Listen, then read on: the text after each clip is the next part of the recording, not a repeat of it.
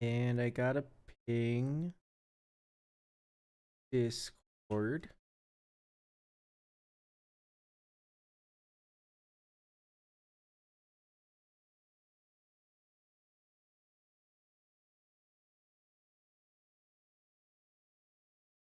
Okay. Get some music playing.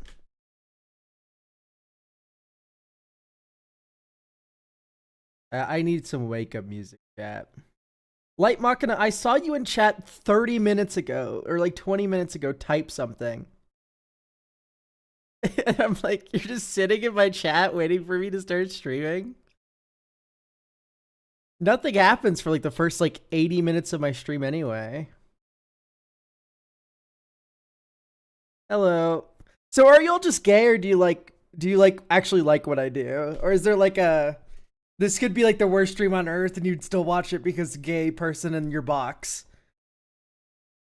I'm playing TF2 right now, so Light Machina doesn't have to answer. They're gay. I'm a straight white male. Lord, how do you put up with it? I just do not get it. Bruh.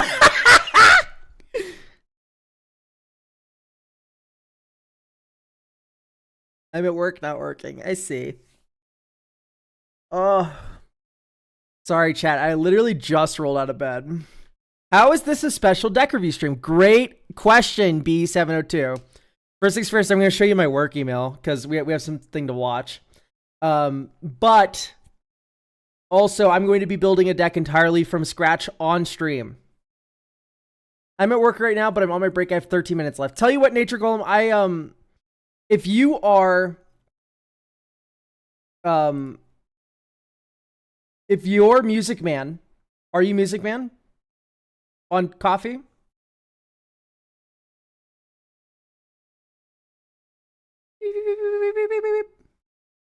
I'm not Musicman.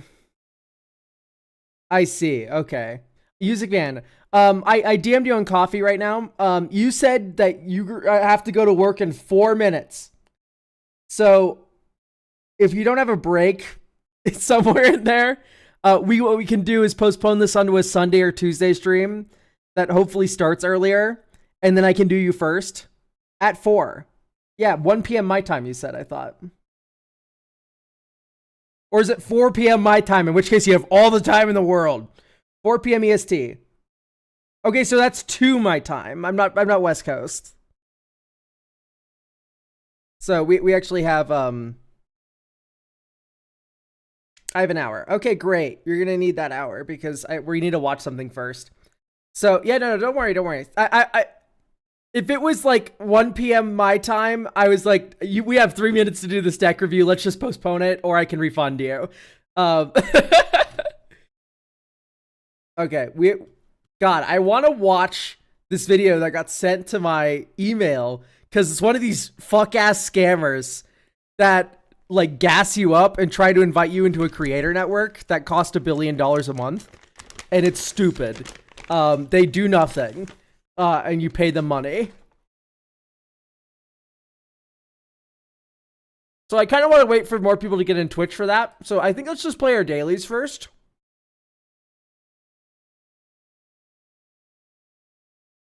Let's play our dailies, and then we can hop on the scam train.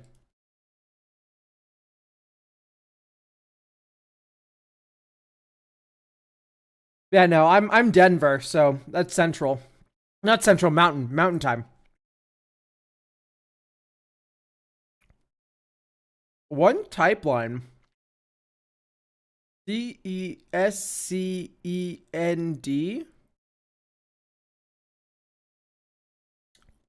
DE.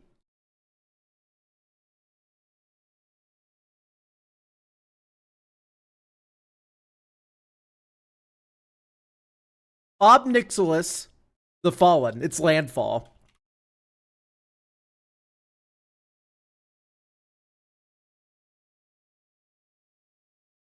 I don't know why I thought this card had flying.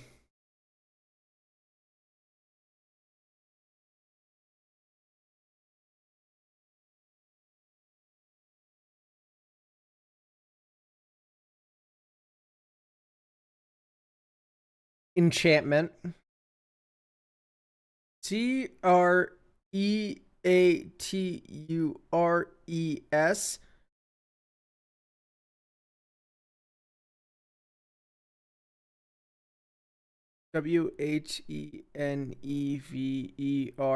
A creature. Attack. Not attacks. Attacks.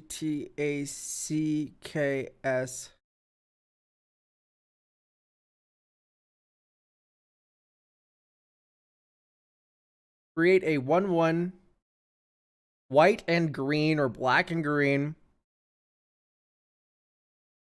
When this creature dies, it's pest creature. It makes a pest.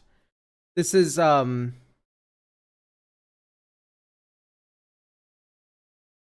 yeah, create a 1/1 green and black pest creature token with when this creature dies, you gain 1 life. Fuck, what is the name of that one pest card? It gives all of your pests +1/+0 and menace. Attacking pests you control get +1/+0 and have menace. No, it's not. It's God, I cannot remember. I know verbatim what this card does. I can visualize the art as well as I can with my horrible, like, no mental eye. Blightmount, thank you. That is a card name I would never get without Twitch chat. Like I saw the snarling pest. Like, I know exactly what this card looks like, exactly what it does. But I just cannot remember the name because the card's so mid I've never put it in a deck.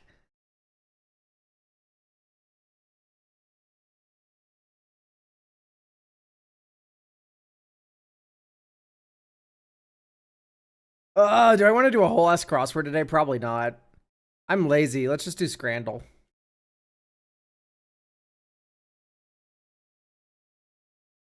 Dude, 25 cents? And it's served by this guy in a cool hat?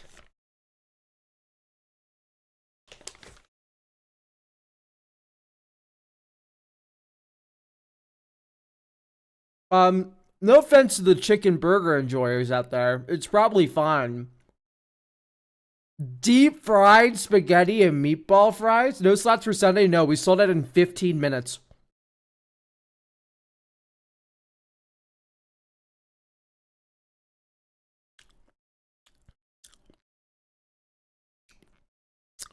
I refuse to believe that people hate British food enough to eat this.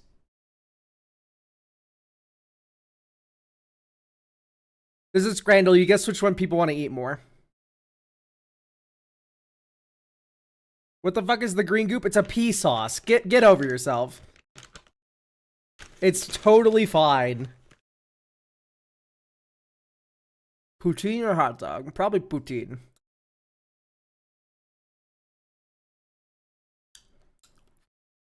Probably not the burnt thing. Look, pea sauce. Pie and peas. But it's just chicken wings win this one.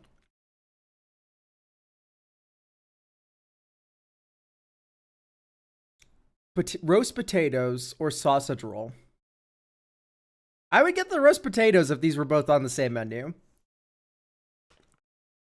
Hot dog with so much mayo or Miami veggie burger with wedges? There's no... Listen, I love mayonnaise. I probably eat more mayonnaise than, like, leafy greens, dude. And I would not eat this much mayonnaise. Who the fuck puts mayo on hot dogs? You need to shut your mouth. Because mayonnaise on hot dog is so good.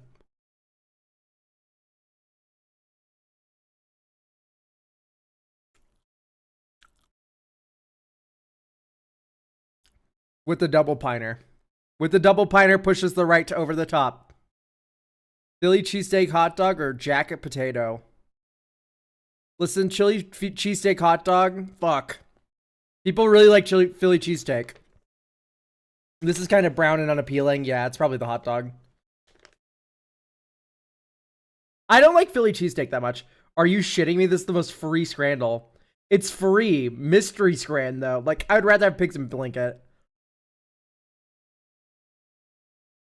You can bow before me, chat, at any time. Mayo and hot dogs is so good.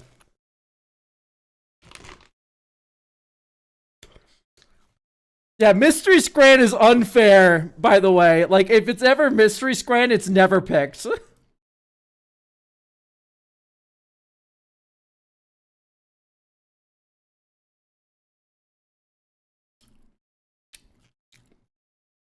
Hang on, chat. You guys are bashing mayo on hot dogs. I just have to prove you all wrong for a sec. I'm pulling something up on Blue Sky.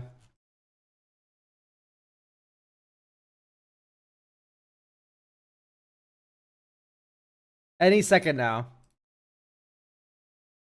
There. This is a street hot dog I had.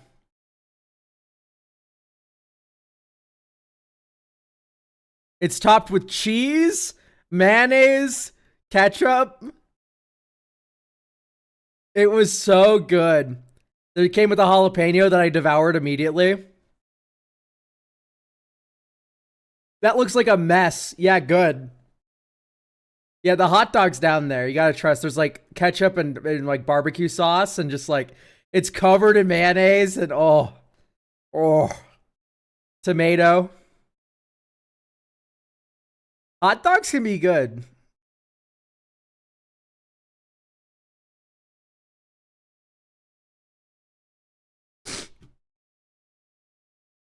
Okay, we have 50 people now. We can watch this video. All right. Hey Elk, I just watched your video about flowchart that finds your commander deck archetype, and I felt like I had to send this message. I'm actually reaching out on behalf of a fellow creator, ZTH Trading. We've got a few million followers across platforms, and our founder Harris helps other creators along our team. We're extremely confident we could help make you extra revenue by launching and scaling your online course, community, or coaching program. We don't know which one it is because we didn't watch your video. And growing your audience by 10 to 50K new people. I know it's a bold claim, but we've got proven results. Other co-founder personally recorded a quick video for you to say hi. We've helped many other creators just like yourself and have multiple case studies. We're reaching out because we think we can do the same for you and that you have genuine value to your audience to bring to your people, blah, blah, blah.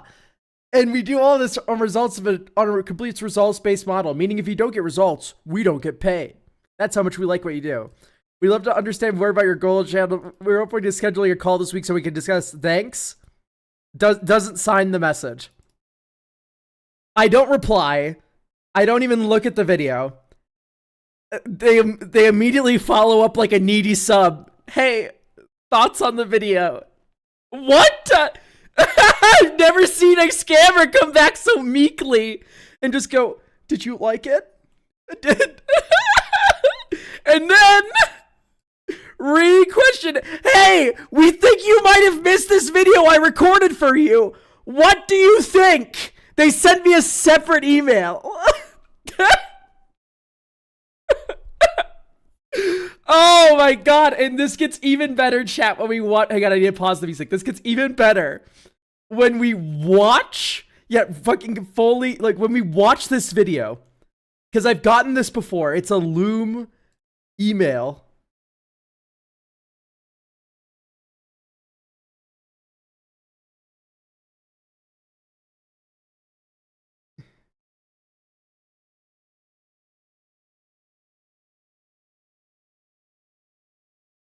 I don't think YouTube can hear it. Hey, hang on, I need to restart from the beginning because I don't think YouTube can hear it.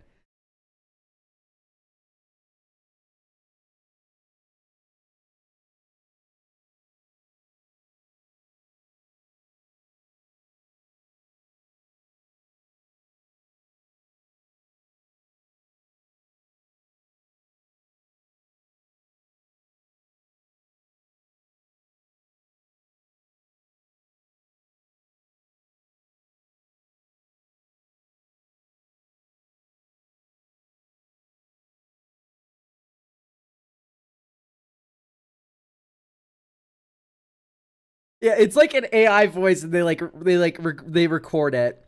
I've gotten one of these before. It's so funny. And so I need you to understand what they do. is they just record the first part of this where they like have like a Mad Libs thing where they like fill out all the relevant information, and they just find people when they get their video like front page recommended. So like immediately when they see a new creator with the front page recommendation, they follow them. Oh my god, like Blood Artist got hit with the scam missile. Blood Artist is right here. He literally recorded Blood Artist right before mine.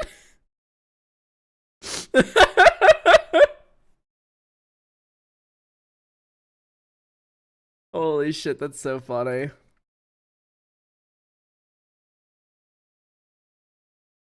Anyway, music back on. I just wanted you guys to experience what it's like in my email. That email is always posts, like emails like that. That's like the main thing I get. And then like the other half is like, just me talking to Forrest to coordinate Void Monster sponsorships as well as Dragon Shield. That's literally the entirety of that work email is scam emails and those two people. Sometimes I'll get one through, like well, here's the thing. I like the video and like all these tells that it's fake. They're actually intentional. Like scammers will have typos in their email and stuff like, oh, I'm a Nigerian prince and shit like that. And the reason why is because it filters you. If you're not smart enough to catch all the spelling mistakes and the grammatical errors and like, why isn't this prince using proper punctuation? You're probably going to get scammed. You're probably like the correct target audience for their scam. If you do catch on to it and delete the email, then you've been filtered. That's the entire point, is they make it really shitty because they don't have to make it good. And in fact, if they made it good, they would waste more time.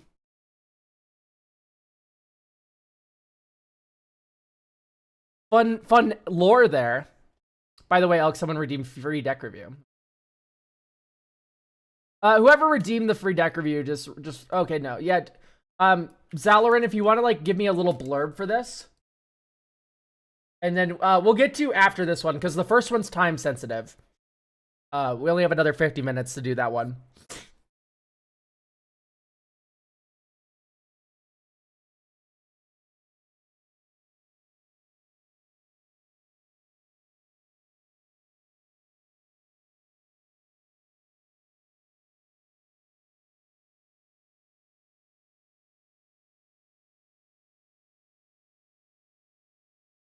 Sorry, I need to pull up the first one here.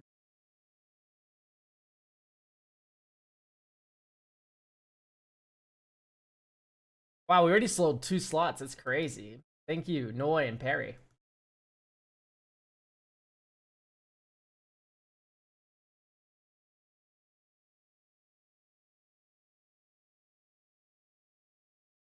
Okay.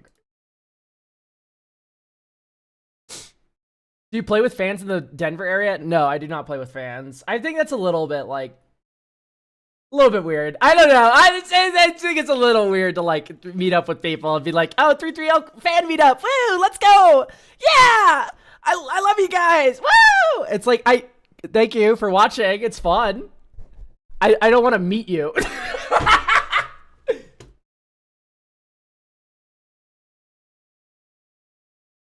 But I will be in Tacoma this March, and I will be in Vegas after that.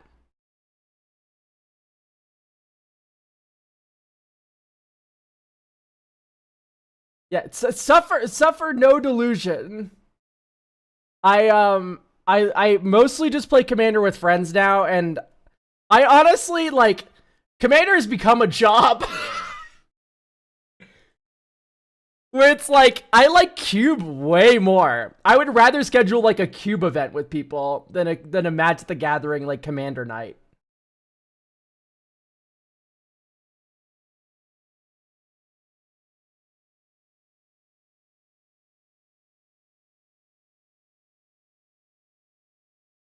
Yeah, I look at EDH decks like all day, and like I still like the format and I'll play it here and there, but like I think every time I've played EDH the last few times I've been like crossfaded. It's like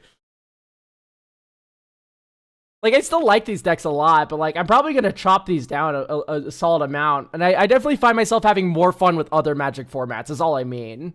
Like, I still like Commander. It's still gonna be, like, deck reviews aren't closing, ever. I'm not gonna leave a not sinking ship, you know what I mean? There's no need for a life raft here. We were, like, in fact, it's better than it's ever been. But, I, like, much prefer Modern. I much prefer Limited. I much prefer, like, interesting things to do with Magic, like Judge's Tower. Like, I might do, like, a video about, like, all the weird formats you can do with Magic the Gathering. An Anonymous Gifter. Bunch of tier 2 subs. Oh my god. Thank you so much. Yeah, dude, at Pauper Night, there's a guy who's just like, oh, it's in between rounds. Who wants to play Judge's Tower? I can support up to 4. Me and my friend Christian, we're just like, yeah, sure. And then we just played Judge's Tower for like 30 minutes because we like both 2-0'd. It was great. What Judge's Tower? So the joke is, here, I'm going to just pretend this is a Judge's Tower. So the joke is you have to do every legal action possible. Your opening hand is equal to your judge level. So this is our starting turn. Soulfire Eruption. I choose myself and you as a target. We exile the top 2 cards of our library. I play Fiery Islet as land for turn. I then Inner Fire, make 0 red mana. Pass. I tap this for 1. I would have lost there if I passed. Tap, pay 1 life, make a red mana. Pass. So, it's now your turn. You go Shivan Reef, pass. You do not tap it for red or blue because you have to do the abilities from the bottom up. You have to do the abilities from the bottom up. So if you don't tap it, if you tap it for a colorless or you just pass without doing anything, you lose. Because you must do everything as early as possible. You and your opponent, yeah, oh yeah, I would lose because I would have to sack the, no. I think, no. You have to do everything in order, but if you can't do one thing, you have to do the other thing. So the whole joke is you have to do everything as early as possible. I cast Hydric Electric Specimen on my draw step. You can't cast it during your main phase. If you wait till the main phase, you lose because it has flash. You have to cast it during your draw step. That's the earliest time you can cast it. And before you cast it, you have to tap your Fiery Islet. Infinite mana. It's infinite mana. It's infinite life total. You have infinite floating colored mana, and you have infinite life total.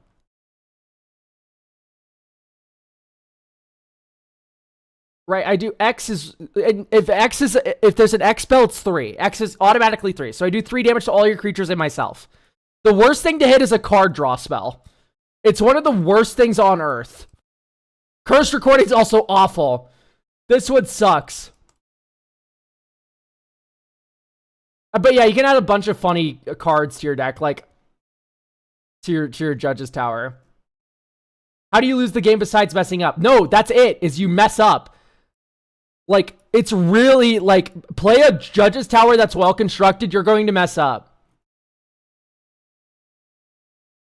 And what's best about a Judge's Tower is you can just build it out of random bulk you have. You can make like a $20 Judge's Tower that's like 400 cards just out of your bulk. And it will be fun, probably, if you like actually have like intentionality while picking out cards.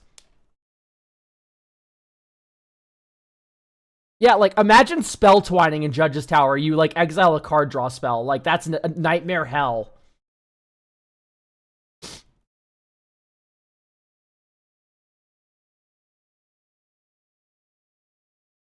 Yeah, you have like ones like cards that have like activated abilities that don't tap, and then you have to activate them every single turn of the game once. I love Moxfield commoners, by the way. Oh, the answer is Planar Nexus, pal. Okay. I've stalled for long enough. Let's look at this first deck, huh? We've yapped too much. We've yapped too much.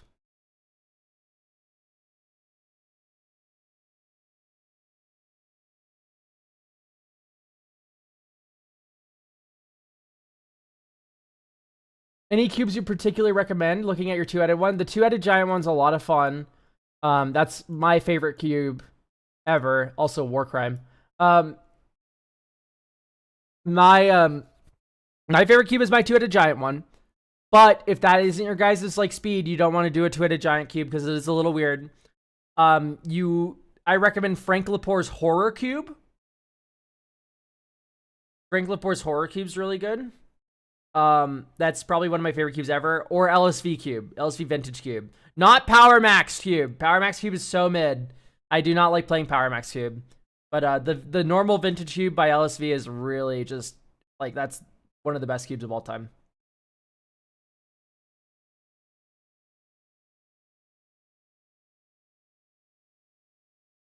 Anyway.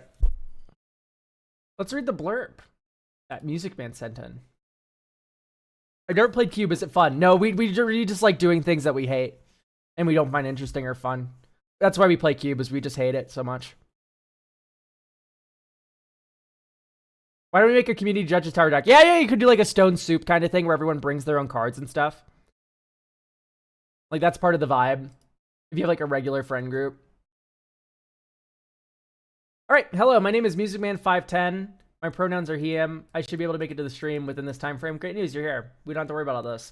The deck's main game plan is to be a modular bracket 3-4 deck. Basically, my plan is to be able to remove some cards that either basically my plan is to either remove some cards that create either a quick infinite you could find in bracket 4, or completely take out the infinite for pods that don't like removing any one card. That one card being Intruder Alarm. I see. Okay.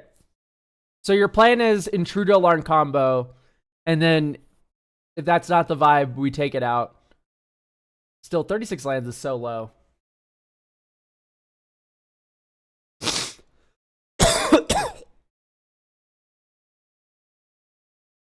I'm good with any cards, but try to keep the price down. After playing a few times, I think I've needed more card draw. Okay. Each creature enters with a +1/+1 counter for each creature on the battlefield that shows a creature type with it.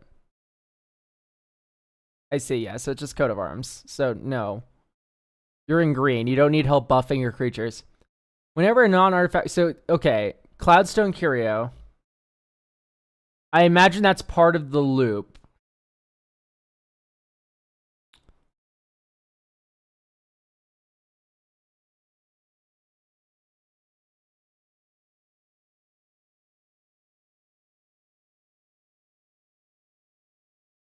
I'm not vibing with a lot of this.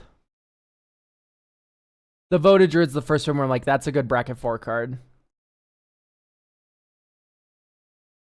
So this will be bracket 4 pile.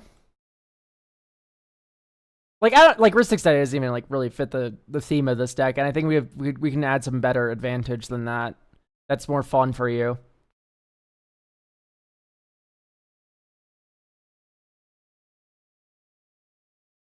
Okay, so considering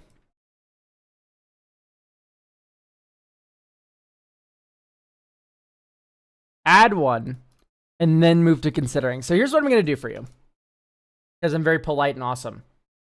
Tags elk. Okay, here, I'm going to enable tags.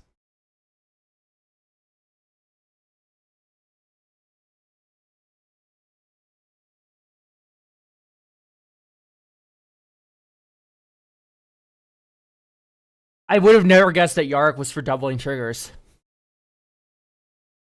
I never would have guessed.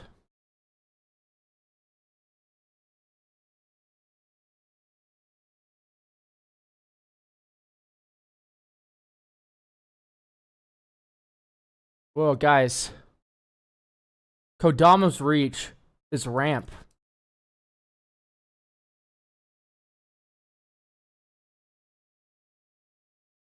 Like that, yeah, like I don't know. This isn't helping that much. The only thing this does is make me not acknowledge the mana curve. I'm not a big fan of Bloodline bidding, mostly because we are playing elves and fairies. 24 fairies, 10 elves. Like, tags are still good to organize. Yeah, they're good to like figure out like cuts in your deck, but when the cuts are this obvious, you don't need them. Like, if I was struggling to make cuts, I might look, maybe. But for me, it's like, it seems pretty easy to make these cuts to me. I don't think I like the ley line here. And I'm generally not a fan of Cryptolith Rite anymore. I would much rather you be on the elk.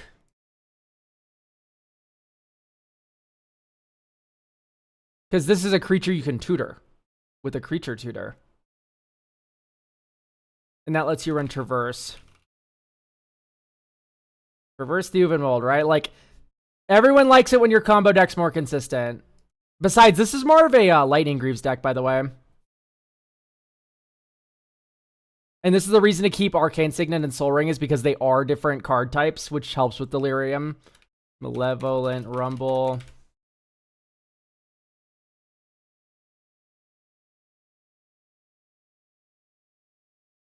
So Malevolent Rumble. Maybe like Grapple with the Past. Or Grizzly Salvage is just always better, right?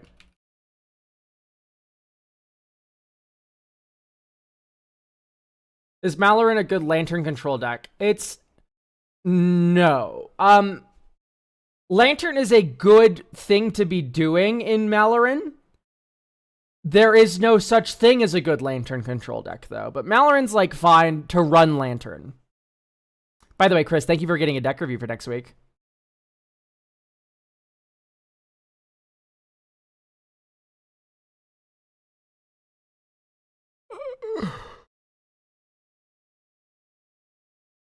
I think we're going to get rid of Fairy Slumber Party here.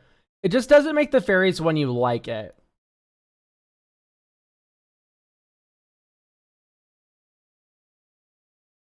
What commander do you think would make a fun Lantern control deck? I like Xanathar.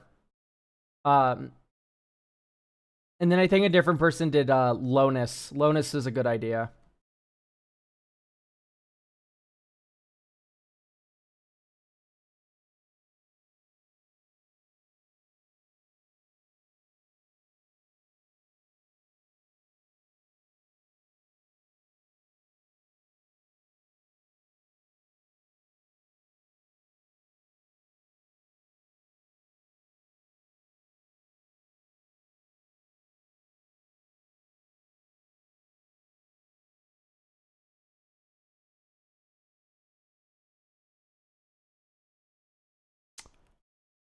I think it might be Yarok.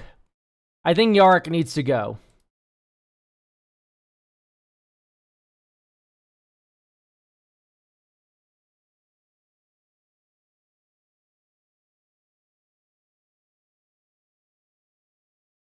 I've cast my 5-mana commander after ramping, chat.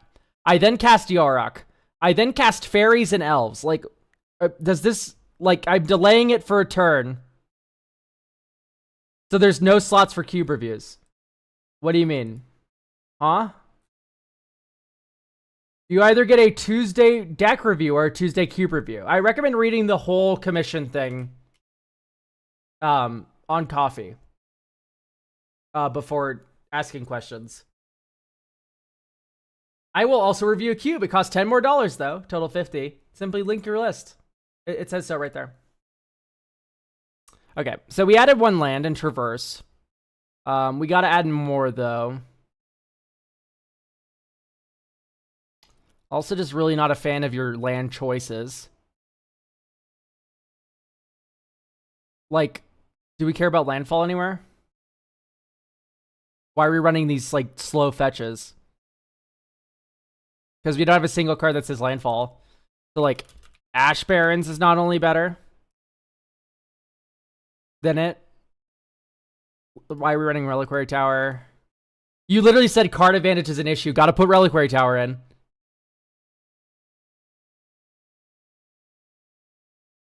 Oh my god, I can't seem to ever draw cards. I need Reliquary Tower in my 3-color deck, though. Type land. ID equals 2. Sort USD.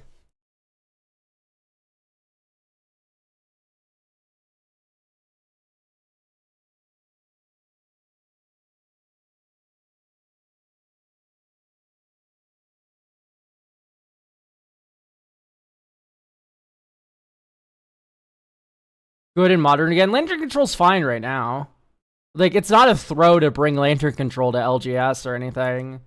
And even then, you can 5-0 leagues with it. It's, like, not doing the worst. So we're at 38 lands now. Let's do, Revitalizing Repast. That is a very good green-black dual land. That is also a protection spell for Malaran. Hello, Erasmus.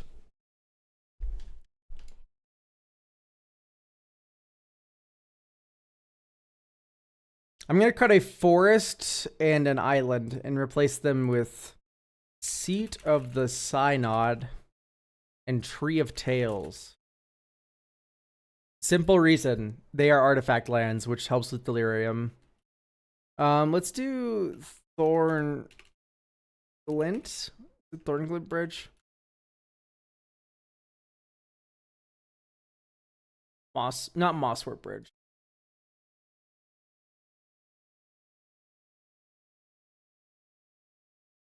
Tangle Pool.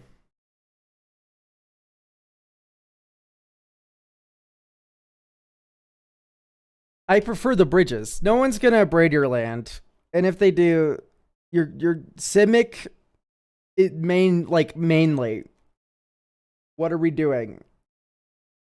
We're mainly a Simic deck. You're not gonna have any trouble with lands, even if one gets Vandal Blasted or whatever. It's really not that big a deal. Besides, it being in the graveyard is not necessarily bad for you.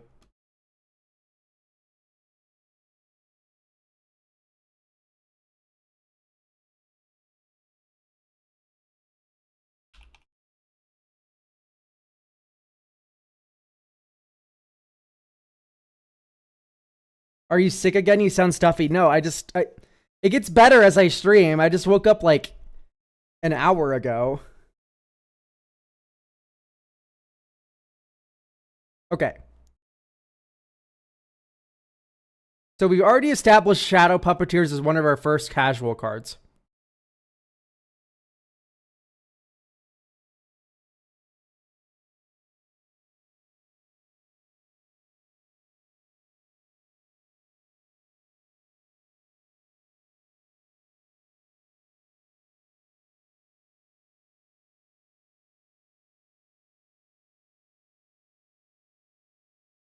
Okay, have you ever made a Bracket 1 deck? I would never... I don't want to say never make one, but like... I am generally not interested in Bracket 1 and its gameplay. I would rather build a cube. I'd rather build a goofy cube than a goofy commander deck. Also, what the hell is this? Like, just run Elves of Deep Shadow, right?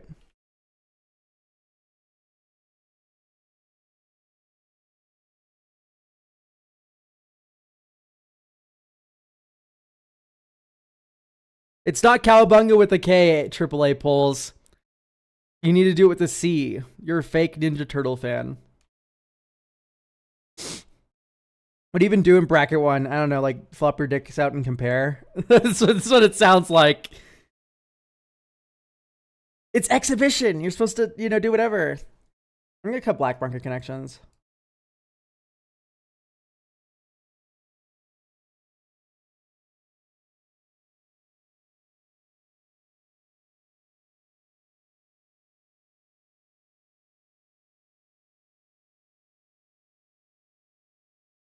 Okay. Thinking.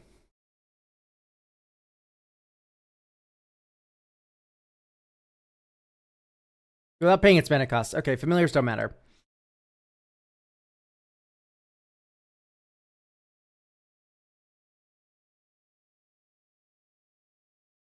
This will be casual card number 2. This will be casual card number 3. Typically, you want to trim off the top end. So, 3 cards you can bring in to make it bracket, whatever. 3 cards you can bring in to make it weaker.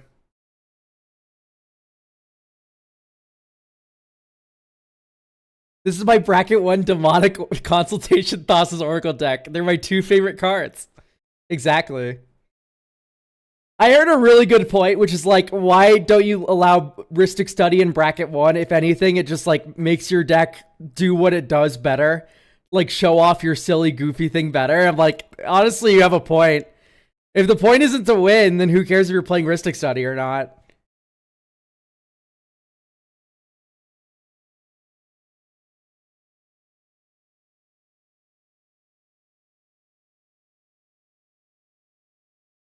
What's your most recommended copying with Firelord Azula, other than Hullbreaker Horror?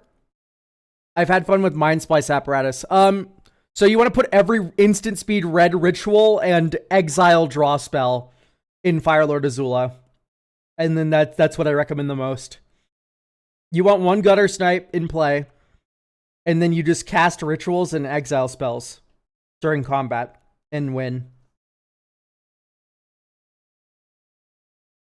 Arena of Glory is the best card in Firelord Azula.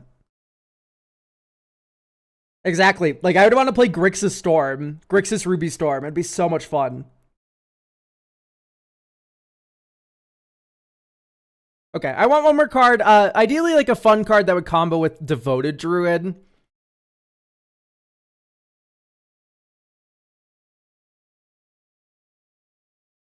Honestly, instead of Devoted Druid, what if we did like Freed from the Real? Like we have Bloom Tender.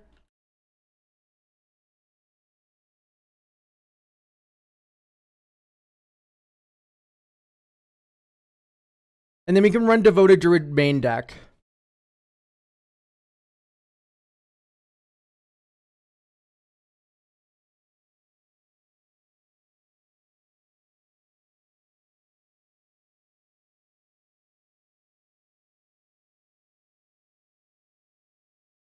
I think generally speaking, we don't have to worry about board wipes in bracket 4.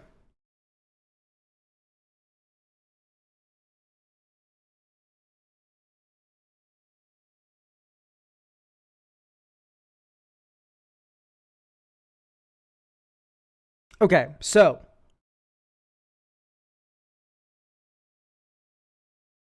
we have 4 slots that are free in here now. And then we can have 4 slots in this sideboard.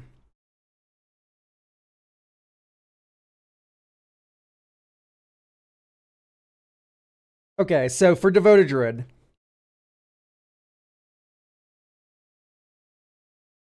Like, I'm thinking of like Luxior. I'd like a creature that combos with Devoted Druid though.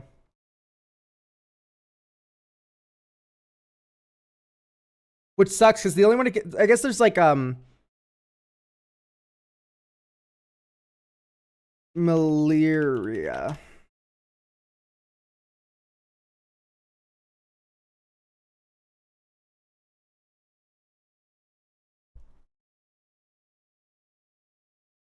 This is not in the this is in the sideboard. So we have 4/4. So now let's add Nature's Rhythm, which is a nice 2-for-1 tutor.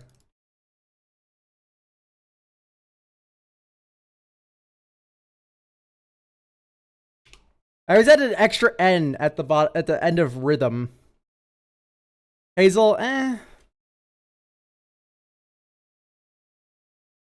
not a fan. I like Melira more because she's less mana. I'd be more tempted if Hazel was like an elf or something.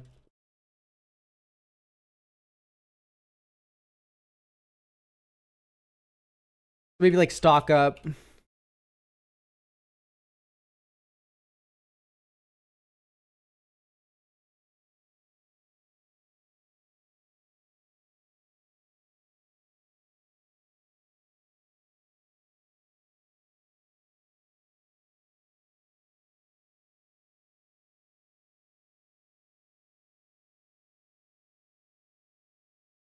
Melira doesn't work with Devoted Druid. You're right. You just can't even... Can you not just pay the cost? Like, you can't even pay the cost even if you wanted to?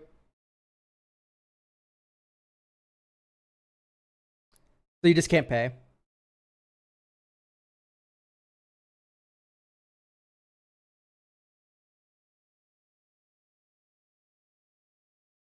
Okay, so instead... Man, what's a better Devoted Druid combo then? Because, like, I don't want to add Luxior.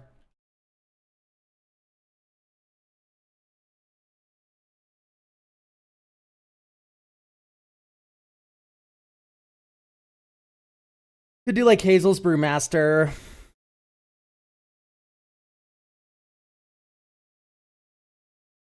Machine's God Effigy. So I'm going to give you a moment to think about why... I don't know. It's like, it's not the worst card. Yeah, let's do Machine Gods. It's just not tutorable. That's my only issue. I guess it's a delirium thing. Machias. I'm not adding Machias to this deck. That's so slow, right?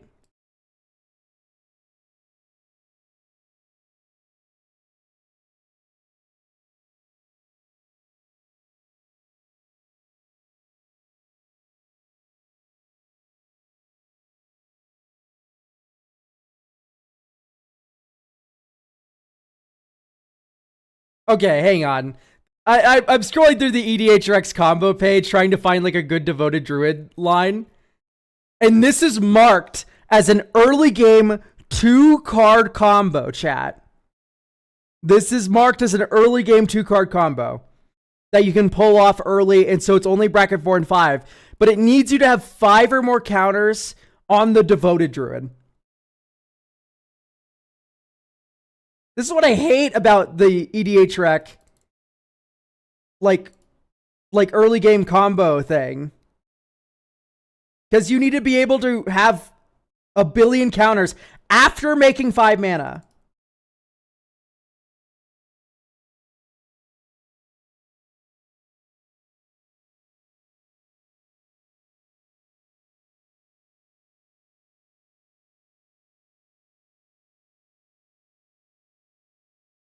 Maybe just put the devoted druid in the sideboard, keep the machine gods effigy.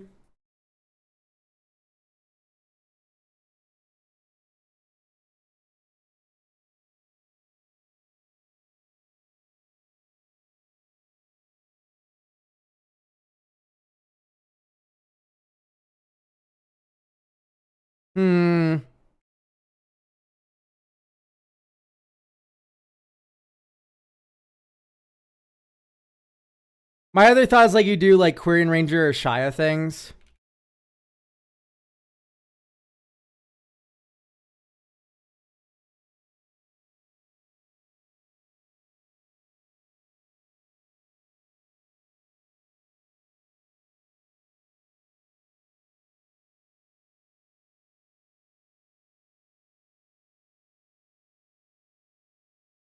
So by adding these two to your deck instead of devoted druid, return a forest you control to its owner's hand, untap target creature. You can untap forever because it'll be a forest with a Shia in play. And then you tap that thing you just untap for a green or more if it's Bloom Tender, right? And then you just go ding ding ding ding ding ding ding ding ding ding ding ding ding. And then each time you exile 2 cards from target opponent's library. Which is like infinite mill. Infinite mill that gets around Emrakul.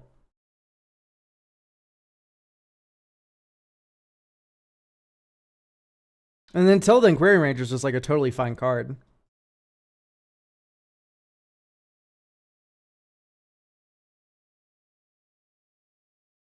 Yeah, not only is it awesome, it's like actually just like good at the power level of bracket 4. It does, but it's not tutorable. A Shia Quirion Ranger isn't tutorable in green? Luxior. Okay, you're talking about Luxior. Yes, it isn't tutorable by green creature tutor. That's why I'm not in on Luxior. This is not an OG Malaran deck.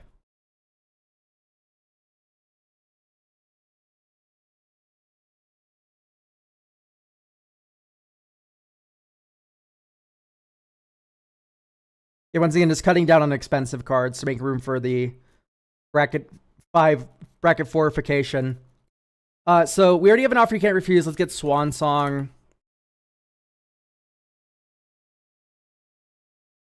And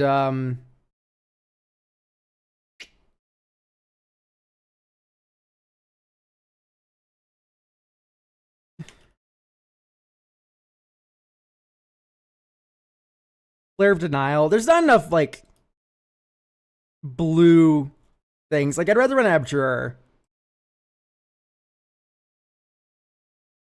This is any blue permanent, not just non-token blue creature.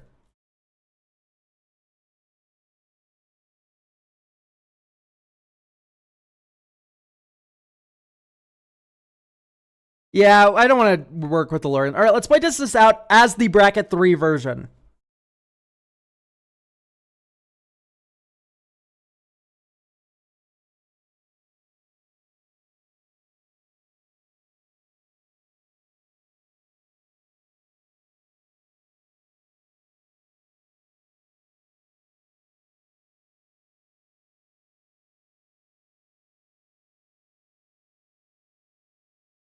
So 1, 2, 3, 4, 5.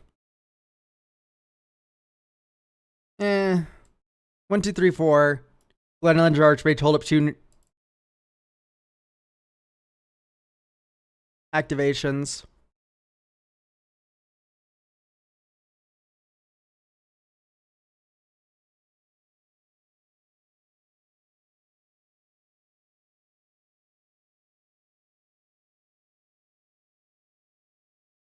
One, two, three, four, five.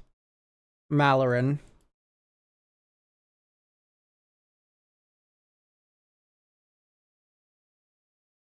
Wood Elves. Under Overgrown Tomb. Chalk it in. Exile the top 2 cards of your library. Exile the top 2 cards of your library.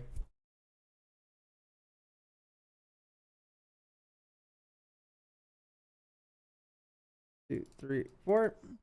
Beast Whisperer. Cast like a creature spell that we got from exile.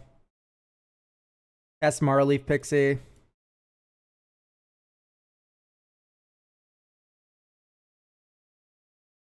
Okay, that's pretty insane.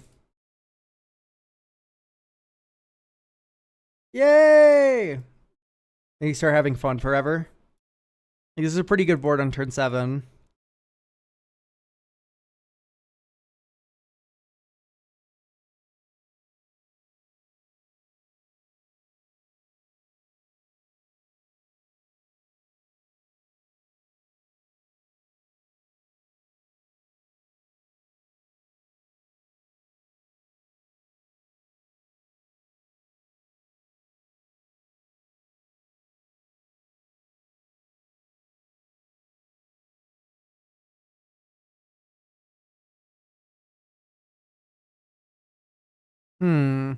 Sorry, I'm thinking, chat.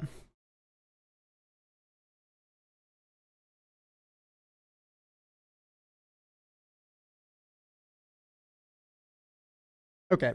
But still, like, watch this.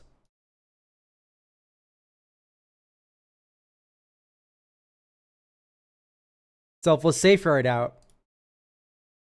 Nimrus out.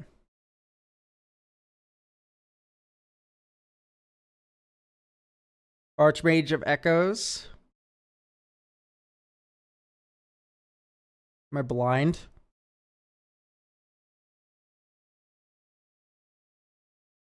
Yes. Willow Priestess.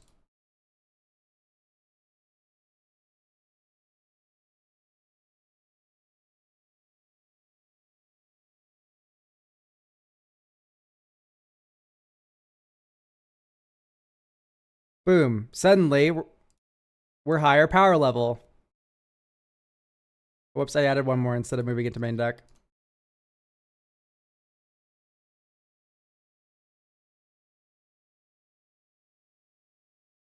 I misclicked. Move to main deck. 1. Okay, great. Hooray! Playtest. Discard. Oop. No, that hand was really good. Okay. This is still a fine hand. Draw. Overgrown Tomb. Land of Werewolves. Blooming Marsh. Bitterbloom Bear.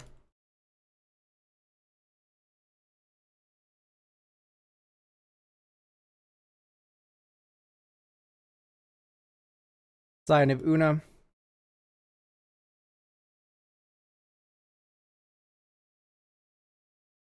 Let's just play Flitterwing Nuisance here, honestly.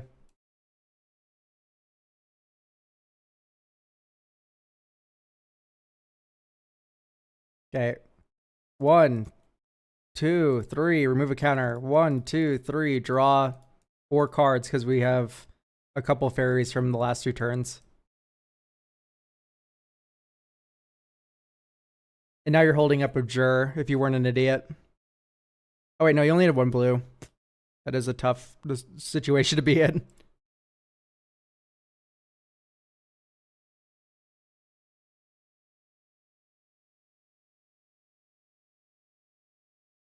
I'm staying with Quarian Ranger in it.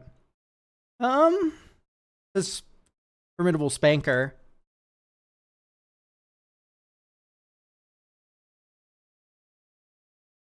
Not a fan of this one.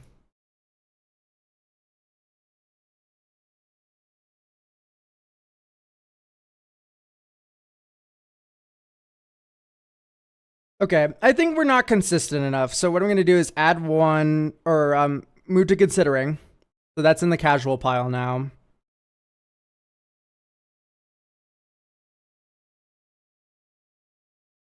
Move to considering. And then we just add a couple more tutors. Like literally it's like the cure-all. So I think we want to do like I don't want to do Green Sun Zenith because we are at a 3-color deck. But I also don't want to do the Kindred one. Would Fairy Artisans be decent? Maybe. I think you just have like an addiction to that card, Christian. It wouldn't be like the worst thing ever. I think it just needs more tutors if we're going to power it up a little bit. And I think what that's going to look like, because we need to just hit these combos like more actively. And I think what that's going to look like is maybe just like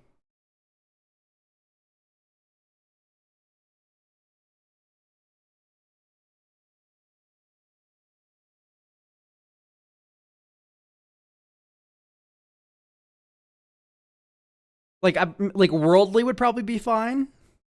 Summon Respect would be pretty decent. Just like put it right in your hand. But it's green only, which is what I don't like about it.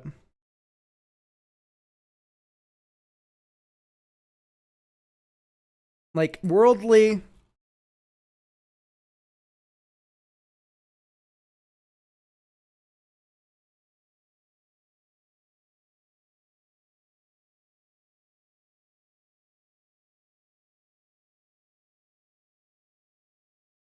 Chord.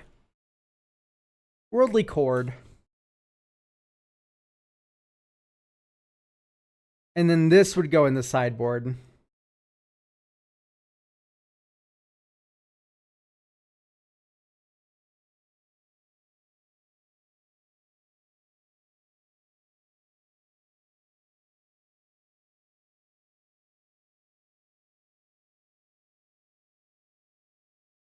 What are you trying to tutor here most of the time? The combo that wins the game on the spot. That one.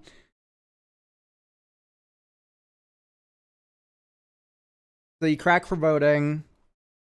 You get Island. Next turn, Tree of Tails. Here's Marrowleaf Pixie. Here's Malleable Imposter. Copy the Marrowleaf Pixie.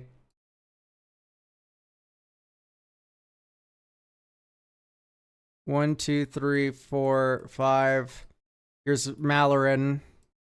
Exile the top 2 cards of your library. 1, 2, 3. 1, 2, 3. Intruder Alarm. Wait. An opponent controls. You can't copy your own mana dork, sadly. But you copy an opponent's mana dork. Intruder Alarm. 1, 2, 3, 4. Glenelendra Archmage. Untap the mana dorks. You're in hell.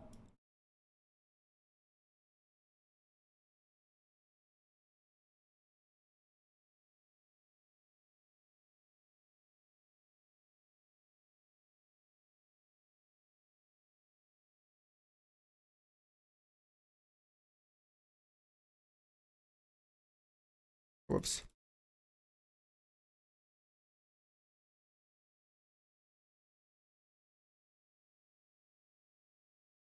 Like, that felt okay.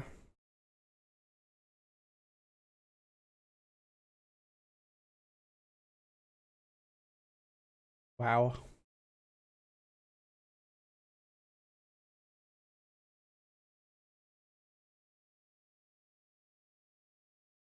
What's the new set ECL type land. Like, cause I don't want you to run that one. But this one's very good for you. The other one. Is it ECC? Yeah, Abundant Countryside. It's Ancient Ziggurat, but better.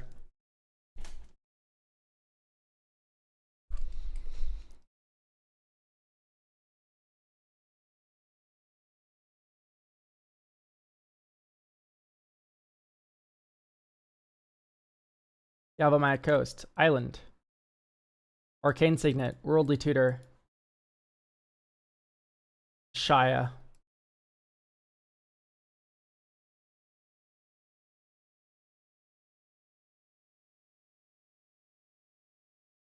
It's Zagoth Triumph. Swan Song Your Win. 1, 2, 3, 4, 5. Malaran. No one cares because it's bracket 4. Black. Scheming Symmetry. You tutor for Quirion Ranger. They tutor for something. You go Malleable or High Fate Trickster to clear their tutor target.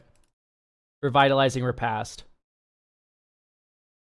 And you go 1, 2, 3, 4, 5. Ashaya.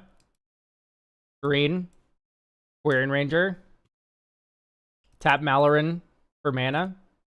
Untap her because you return this forest. This is infinite elf ETBs on turn 6. Like, that's a little slow, but your deck that can, like, still go between those two things.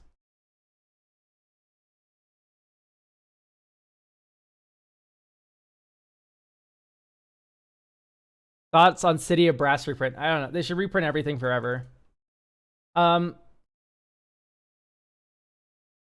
I don't think I like the perfect in the more combo-focused build. Probably should just have more interaction. I think that's going to look like... what will that look like?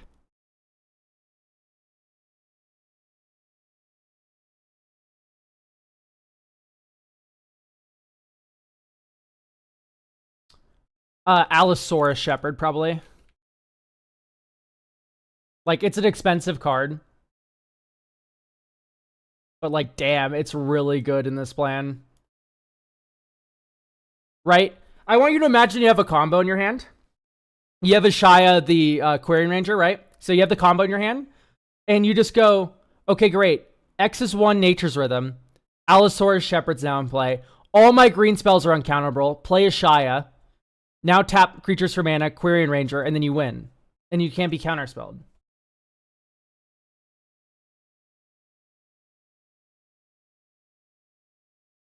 I kind of like that it lets you shove.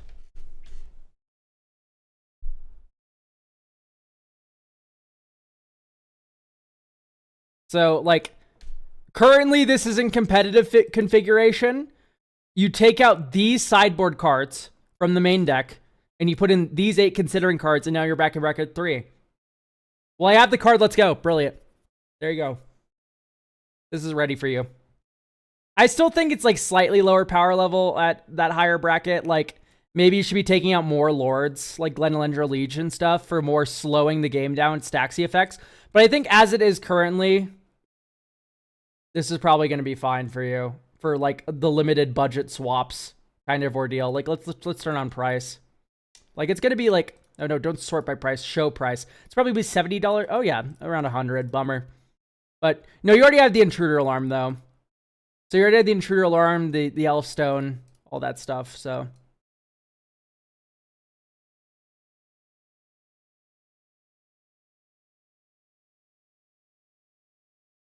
When you count the cards you already have, it's around 70.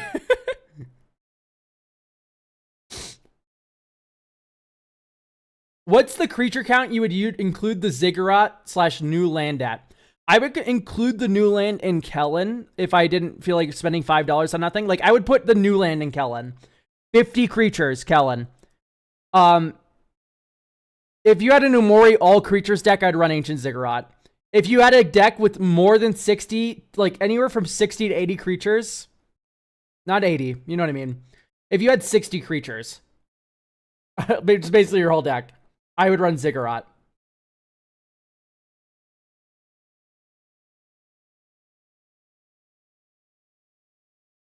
Anyway, thank you for getting a deck review, Musicman. And hopefully the deck is better than where it was at. Okay, we had a free deck review claim. Oh, Christian, I hope you're still here. It's Farad.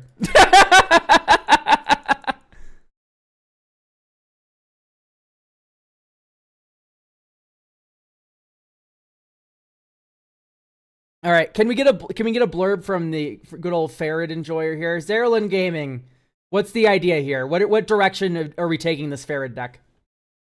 Someone requested. Wait, pause. Someone requested to go next because of work. Who? Whom? It's a mono red artifact deck that wants loot scrap crawler and stuff. Budget doesn't matter. Okay, I'm going to copy this, and I'm going to paste your primer here so we remember it. But apparently someone wanted to go next. Ruby needs to go next. So yeah, we're gonna do Ruby next. Sorry, I didn't see the chat message from Ruby.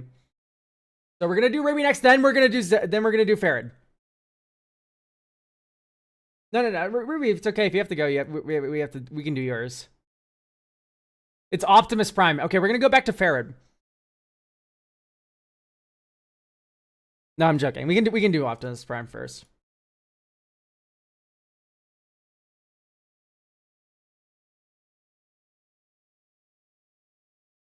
Okay.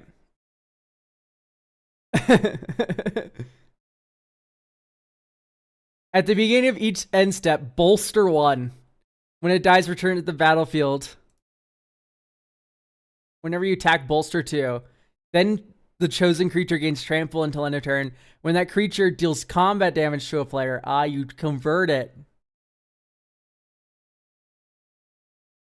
Then you convert it back. Here's a deck I made for a friend who wants to get into MTG. Plan is to get a board of artifact creatures and buff them with Optimus and kill. Simple. I'd like to keep the deck sub $100, like around there. Plus 20, plus or minus 20. Okay. No Transformers can be cut! In parentheses, I'm sorry.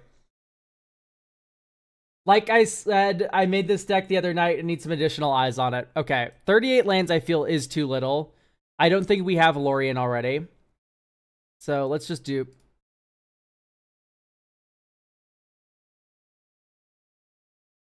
So my first thought is like... I do like the idea of creatures that can remove counters to do things. Oh my god, this makes me want to cry, dude. I'm gonna go to MagicCon Vegas, and this is the deck that's gonna be across for me. This is just what I see.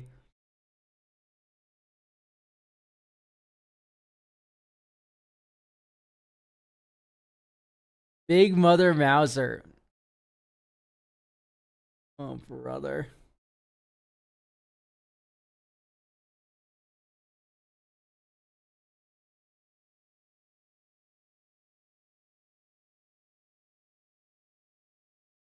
So my question is, hang on, I'm not a big fan of Ethereum Sculptor. I think we have 36 artifacts, so this discounts 1/3 of the deck, about.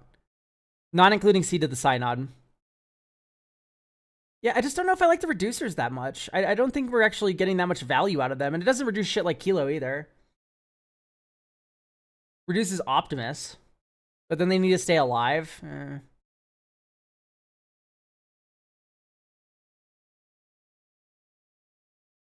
I kind of like the evasive flyers angle.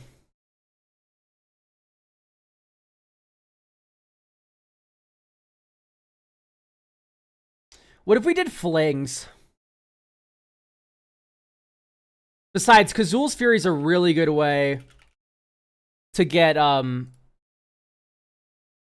another land in the deck. So here's my thought. You fling Optimus Prime. Deal 4 damage to anything. It's converted. You swing with Optimus, and then you put 2 counters on a flyer or something, and then you hit your opponent, and then you turn Optimus back around.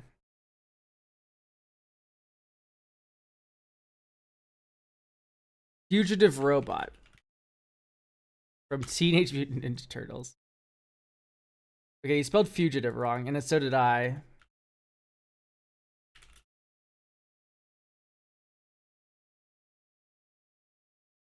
Destroyed.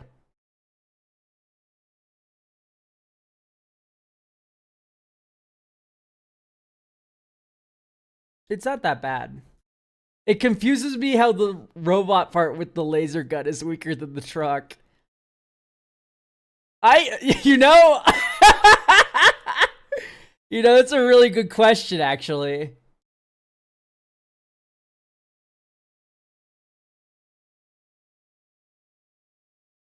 I don't really like Lux Artillery. Seems a little slow. I mean, if there's one place to do slow stuff, it's here, though, but...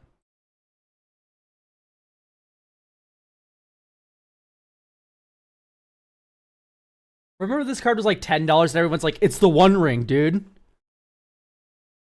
I remember. And as someone who played Techathol, I was like, nah, it's fine. I don't like the dose. Okay. So. Let's run Metastatic Evangel. Non-token creature enters, proliferate.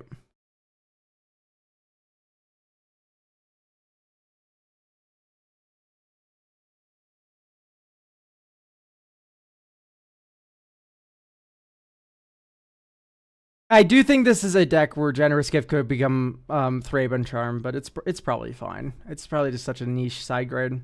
How do I get you to review my deck? Read the description of the YouTube stream aspect. So, 2 more cards need to be added.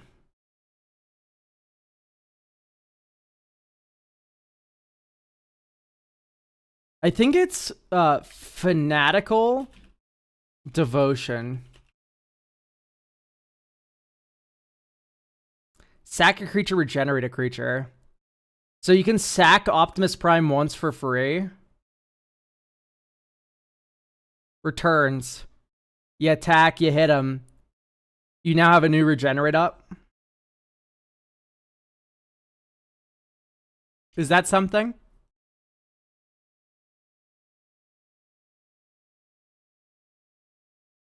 You want an honest to God like second inclusion, it's like gonna be Urza. Like Urza's really good in this deck.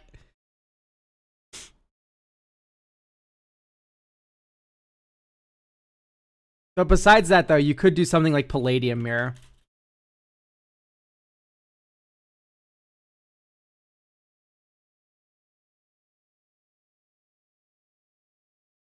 Like I think Palladium Mirror and Worn Power Stone, it just gets you right where you want to be. Where it's like, you play this for 3, next turn you have 6 mana, you play Optimus. Optimus has 1 shield counter on him, basically.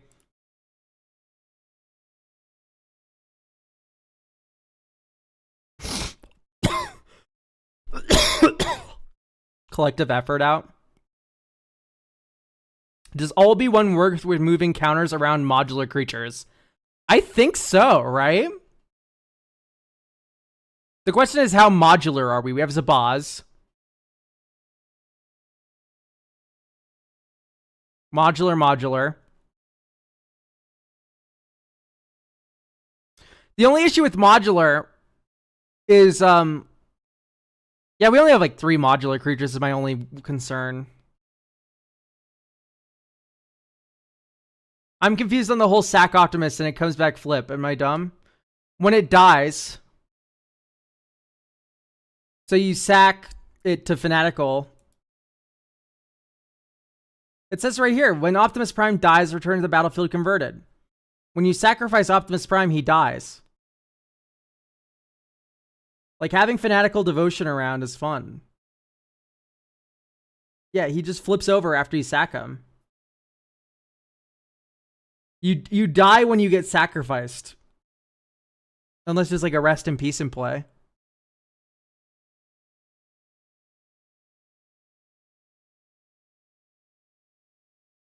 Am I a buffoon?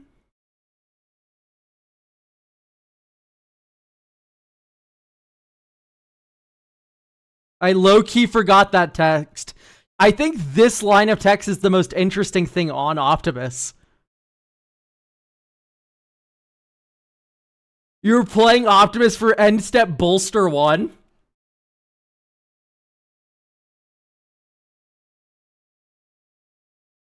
You want to go for more powers matter stuff, or I think we're fine. Like maybe ride you out.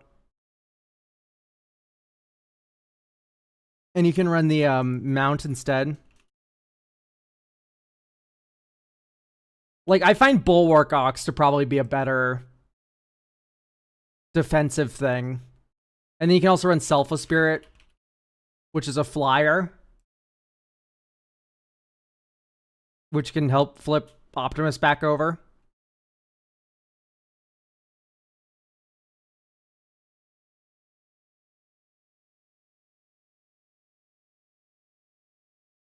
Probably like Thought Monitor out. Rob, thank you for getting deck review. It's talks already. Oh yeah, it is each end step. It's not bad. Arcbound 2, right? No, I literally just do not think there's enough modular to support the modular plan. Otherwise, I would put in like all will be one and stuff. But like, I'm not about to put Arcbound Bruiser in my deck to like meet the modular requirements. You know what I mean? There's only 22 other modular creatures. It'd be like Scrapyard Recombiner.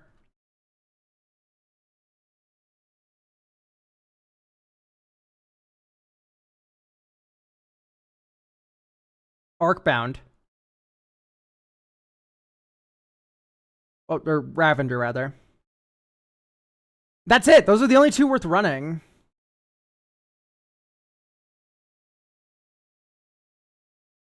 All right. Draw. Monastatic. Mystic Monastery. Temple. Oh, my fucking beloved. I love you, Sand Scout. Let's scry this to bottom. We don't need to draw land anymore because we drew Sand Scout. Okay, so this turn we go 1-2. Think Arid Archway. Bounce Mystic Monastery, replay it.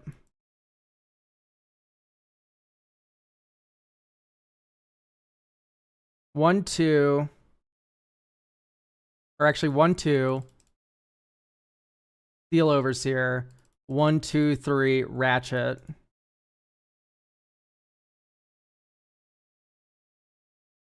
Okay, now I wish I had a land. 1-2-3-4. Big Mother Mouser.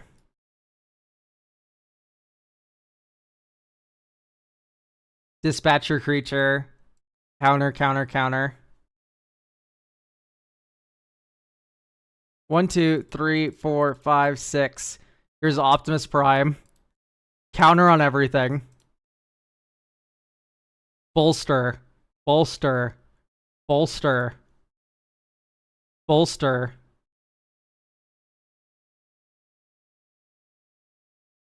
Like, this board's pretty big. Educated Fool, thank you for getting a deck review.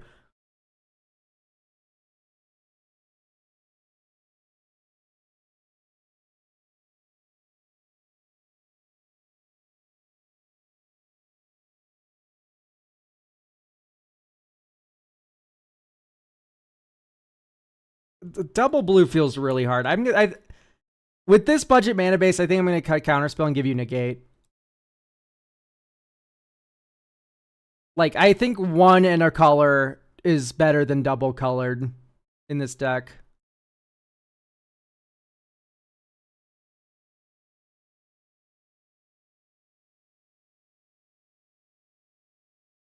Am I an idiot, or is Winged Hive Tyrant just more expensive and worse than Sigarda's summons? Would you do an offline deck review? So no, if you don't want to make it to the stream, what can happen is I can review the deck without you. And you can watch the VOD. Is how that one typically works out. But people do that all the time. Anyway, Sigarda's summons. Creatures control the counters on them have base power and toughness 4/4, have flying, and are angels.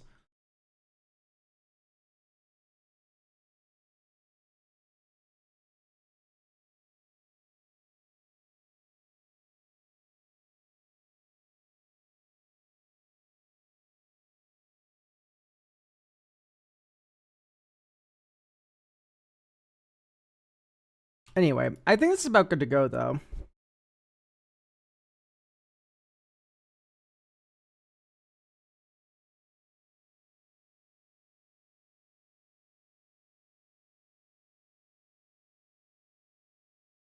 Like, I'm failing to see how this deck can be, like, meaningfully improved too much while staying within budget.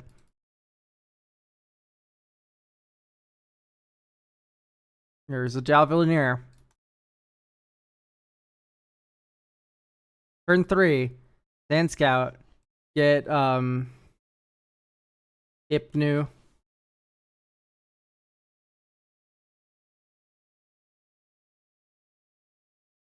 Great Furnace, 1, 2, 3. Actually, let's just do Temple of Enlightenment and then go 1, 2, 3. Worn Power Stone, Scry 1. Like, here's Worn Power Stone being awesome, by the way. Bottom. Next turn. Great Furnace. 1, 2, 3, 4, 5, 6. Here's Optimus Prime. Like, that feels pretty good. End step, bolster. End step, bolster. End step, bolster. End step, bolster. Next turn. 1, 2. Here's Steel Overseer. Here's Inti. Could tap like that. 1, 2, 3, 4. Ah, 3 counters on it. 1, 2, 3. Anyway, combat. Swing with Optimus. Sand Scout, Arcbound. Put a counter on the Arcbound. Oop. We'd have to discard a card to do that. Discard one of our cards. Exile to upgrade your library. You may play that card until your next end step. Whatever. I can say exiled forever. Next turn. After bolstering 4 times. 1, 2, 3, 4. 2, 3, 4. Mindless Automaton. Dink. Put a counter everywhere.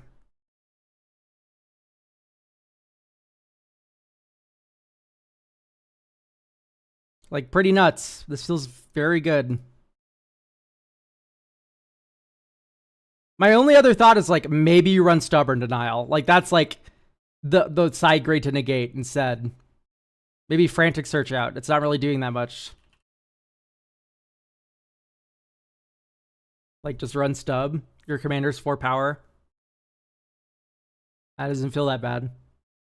Your +1/+1 counter deck, these are all growing.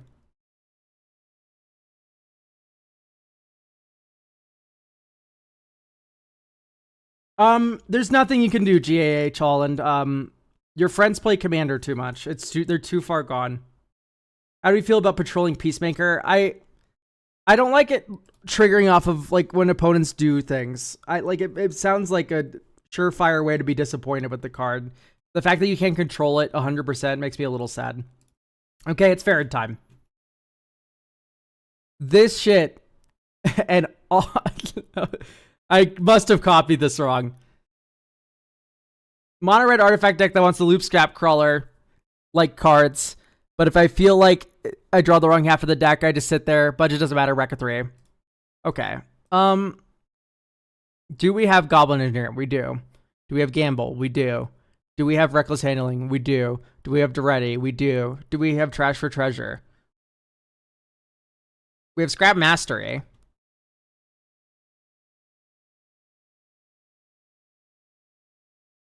I find myself with constant card disadvantage and Gruul. Any tips? Run more green advantage than red advantage. If you're running looting spells, you're doing it wrong.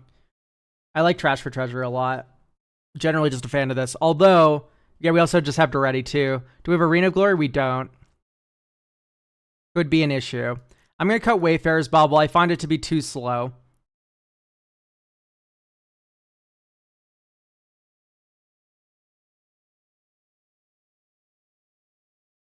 Not a fan of Legion Extruder.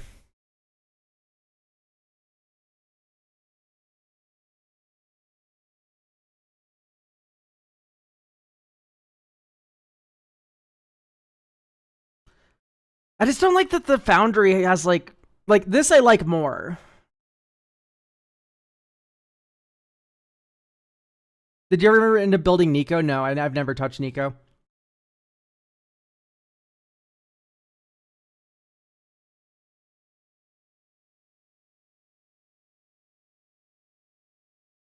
Treasure Keeper. It's cute. I just don't know if it's that good.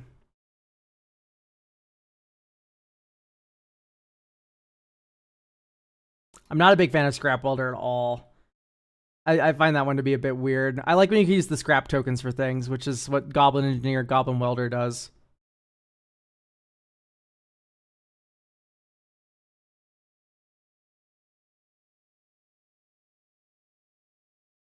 Abigail's death? I had no idea.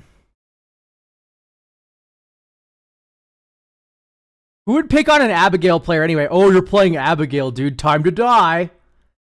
Like, Abigail's not that scary.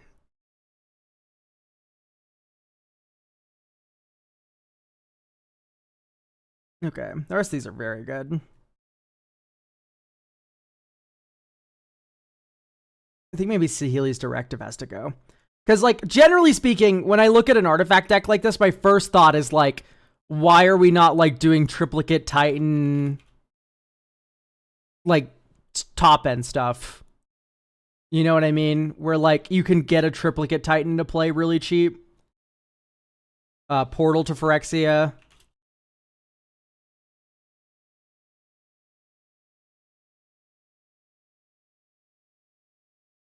Because, like, it serves as a perfect backup plan to the combo. Just cheating Big Thing in play.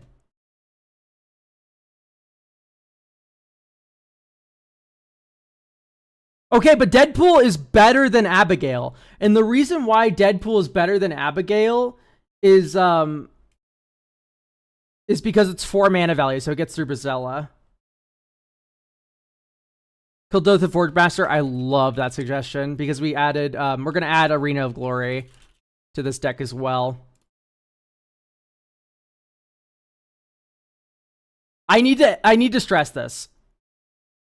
Kuldotha, not Doltha, Dotha, Forge Master.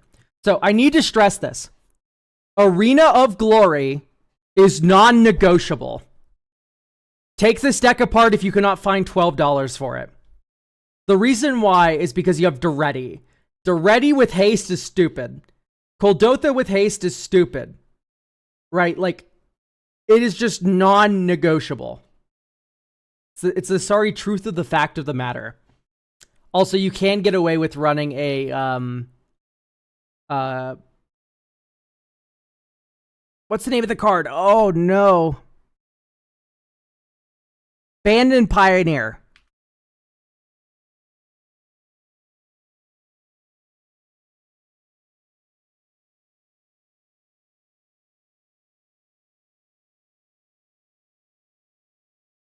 Ramanop. It's a colorless red land. Do you know why you want a colorless red land? For your stupid chud glaring fleshraker.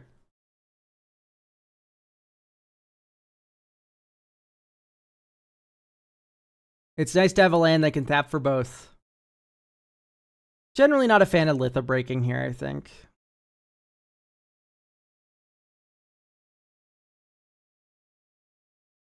Fervor Mass Hysteria would not be worth it. The reason why is Arena of Glory's floor is so insanely low. Is it worth adding Hall of the Bandit or 2? No, it enters tapped. It wouldn't be, like, bad. It also just does a lot of damage. Like, it's actually not cheap. Anger? Anger sucks.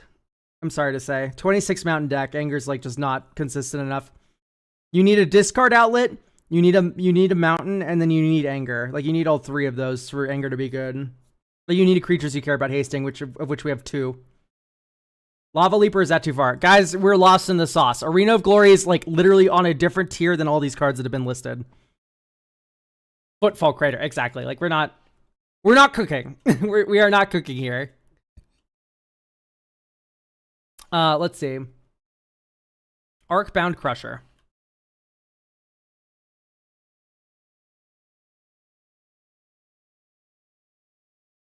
This is funny. I just don't know if it fits the combo angle. Like, we have Moonsilver Key. That's nice. We have Imperial Recruiter. Yeah, Imperial. Imperial Recruiter is just so good. Because it gets 2 scrap idiots. Right, you get Mirror Retriever, you get Junk Diver off of it. You can get Scrap Bird Recombiner.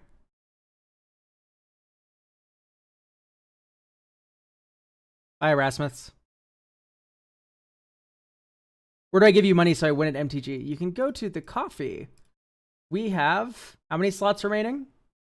We have sold out of Tuesday slots. Okay, this is the second time it's been like an hour and it just sold out, which is crazy to me. So thank you all. Yeah, so slots will reopen on Sunday during that Sunday stream. I recommend joining the Discord and getting the going live role. Just type Elk into Discord. And then you get the going live role. You'll get pinged when I go live, and that's also when the slots refresh. That's what I heavily recommend doing.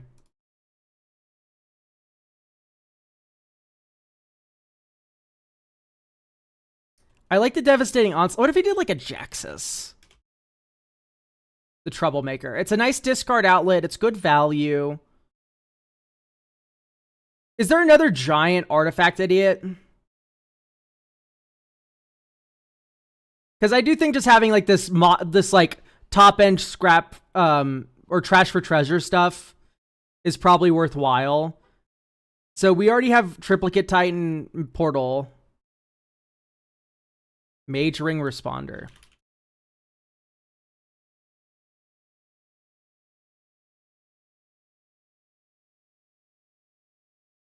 Okay, how are we untapping this for less than 7 mana?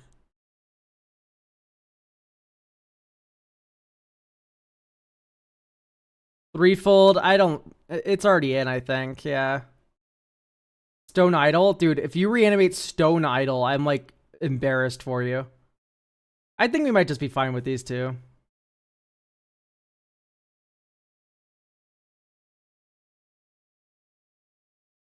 Metalwork Colossus, Okay, here's Arena of Glory. Next turn.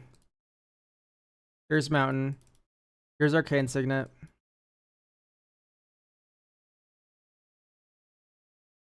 Here's Farad.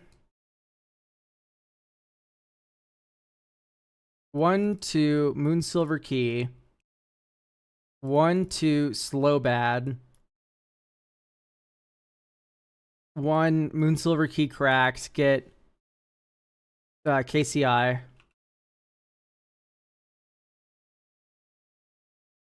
Yeah, Stride Hanger should probably go in. Inventor's Fair.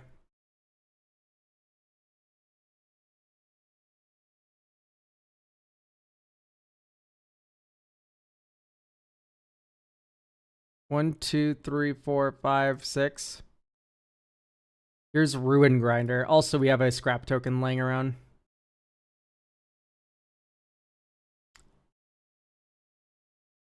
Next turn.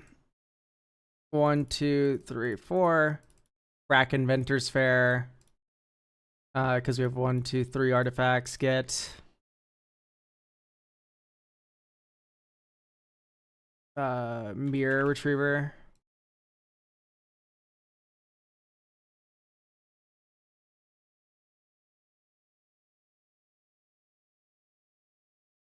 What I like about here, like playing the Ruin Grinder, is like we have the ability to sack it whenever we want, and also we have the ability to protect it so we don't discard our hand right away.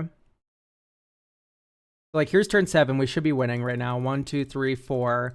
Park Clan. Sack Ruin Grinder. Discard hand, draw 7. We can warp this first. So discard hand. We get a scrap. Draw 7. 1, 2, 3, 4, 5, 6, 7. Okay, and we win, right? Because we go sack this for 2 floating. Sack this for 2 floating. Workshop Attendant. 1, 2, 3. Sack this. 2 floating. We get a scrap.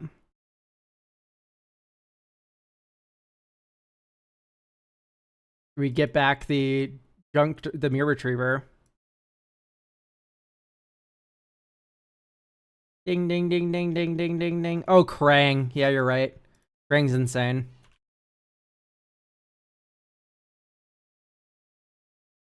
The 9/9 Flying Trample Indestructible Haster.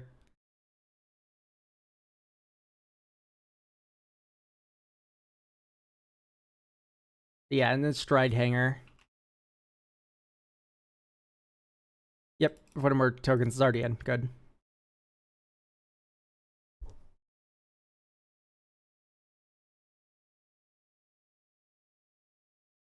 Cityscape Leveler. Oh, you're right.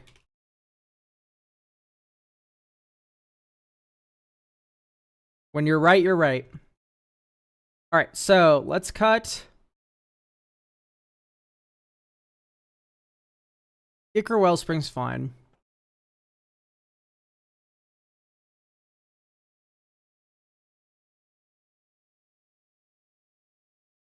I don't like Inspiring Stature. We have too many artifacts.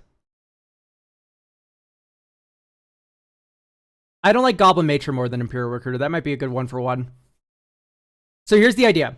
Here's what we added. Imperial Recruiter can get Jaxus, which is a discard outlet and lets you Imperial Recruiter every turn.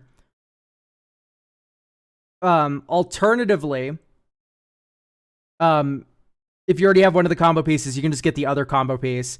It also gets the Warp Idiot. That lets you win. Is it bad that I'm generally not a fan of Brea's Apprentice? I think it is too slow.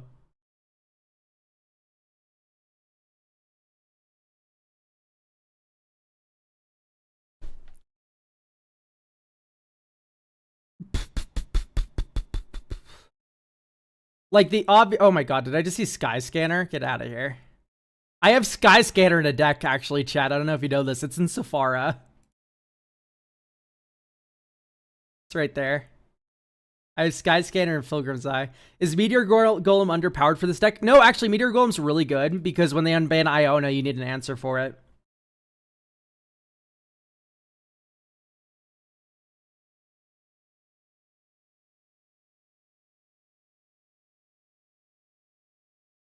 Necron Monolith. I'm just worried about crewing it.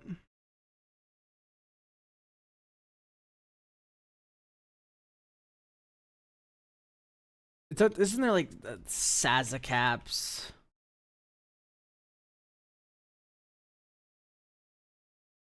Yeah, Sazacaps Baru. Like, this is just a better version of that card. You can get Deflecting Swatted, I guess. Who would play Iona in bracket 2? If you look at a Kark Clan Ironworks deck and say this is bracket 2, you are so wrong. This is not bracket 2.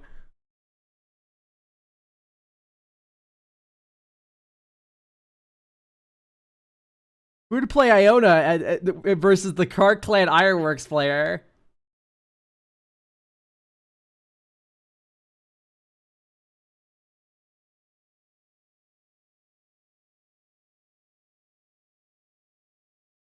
Platinum Empyrean. No. I think we have enough big stuff now. We don't have to worry about big stuff no more. No more big stuff. Maybe just like Faithless. Looting would be pretty nice. Just to like fill up the graveyard with the big stuff more reliably. Would you run Iona Elk? Yeah, I'd probably like try it out in this deck. Please oh please don't bog me. My reanimator deck.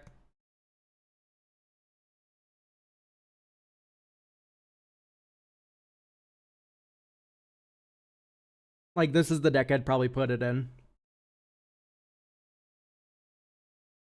In that case, Silent Arbiter. I think I'd prefer a defense grid.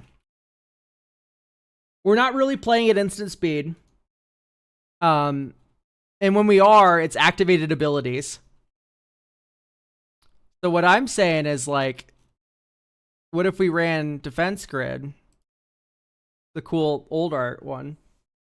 And then now you can't be counterspelled. Oh, you held up 2 mana for your counterspell? Bad news, bud. It costs 5 mana now. Anyway, here's my KCI loop.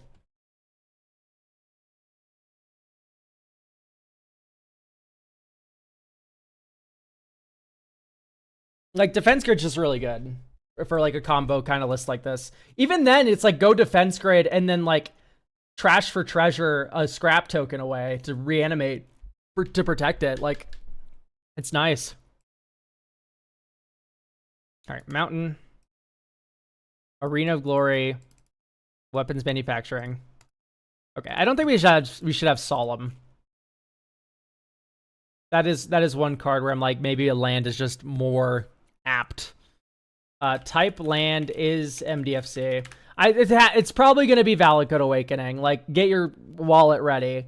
Sundering Eruption's very good. Valakut Awakening's really good. Fomori Vault, if it's not already in, yeah, I'll cut a mountain for Fomori. As an artifacts deck, I will say this matter-of-factly, you do not need as many lands as a different other kind of deck. Right? Like, I think 37 is fine. Poo-poo UFO is such a bad idea, guys. We have 37 lands already.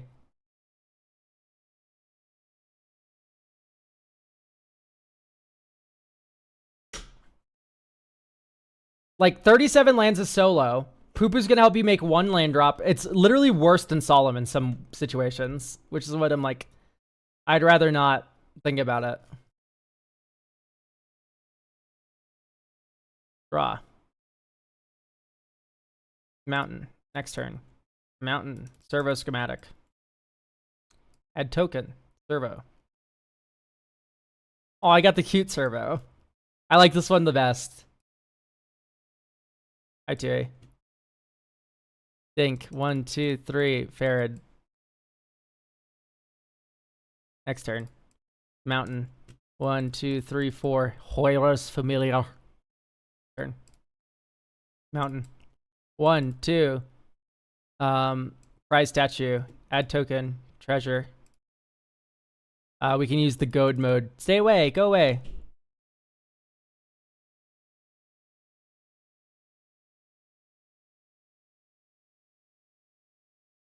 Stay away. Go away. Don't look over here.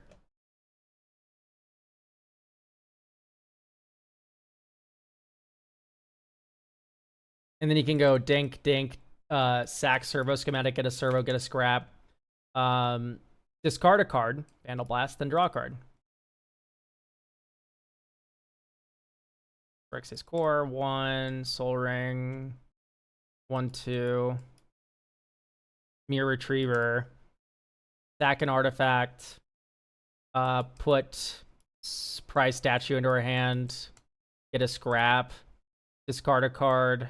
Draw a card. 1, 2. I don't know if I made a scrap off that, but it doesn't really matter. 1, 2. Prize statue, treasure token. 1, 2. Stack prize statue, get a scrap token. Discard a card, draw a card. Next turn. Cityscape Leveler. Like, you can just cast a giant 8/8 here, or we can keep digging, which I think I'm in the keep digging camp. Discard, draw, discard, draw. Discard, draw. Discard, draw. Okay, like, this is kind of why you don't want too many mountains in your deck.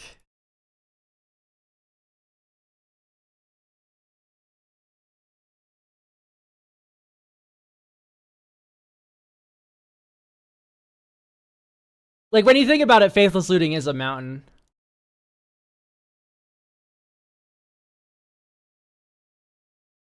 You have to think really hard, though, chat.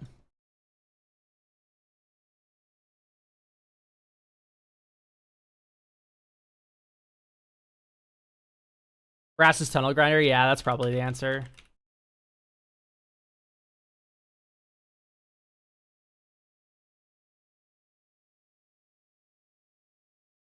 Mountain. I would honestly gamble here. And you gamble for Arena of Glory.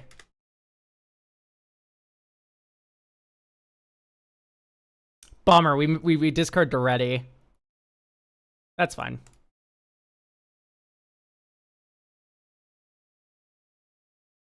Goblin Welder. This is just our second red as well for Scrap Mastery, which is why it's so important to get.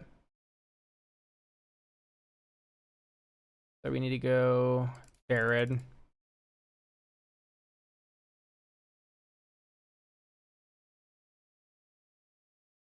Four, 5. Bulldoth Forge Master. Nimble Right.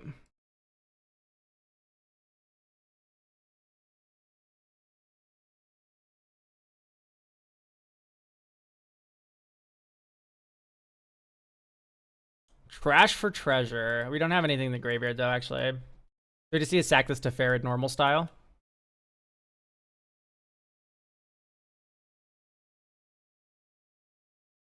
Oh, I would have gotten munitions too.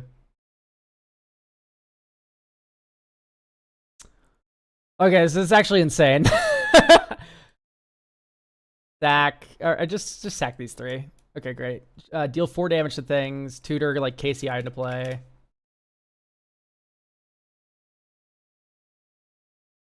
Yeah, we can do yours after Light Makana. Okay, great. Now you sack a construct. Add 2 mana. Red. Trash for treasure this construct away. Get Nimble Right schematic. You get munitions.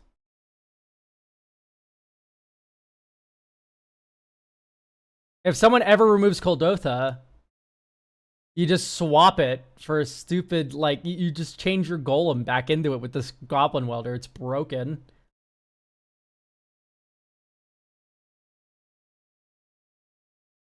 Same thing with Karkland. Like, you need Farewell. This is the only way to answer this. Next turn, like...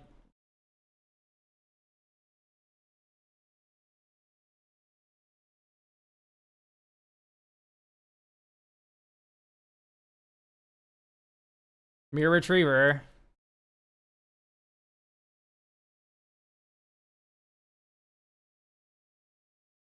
Like, having a way to untap an artifact here would be so insane.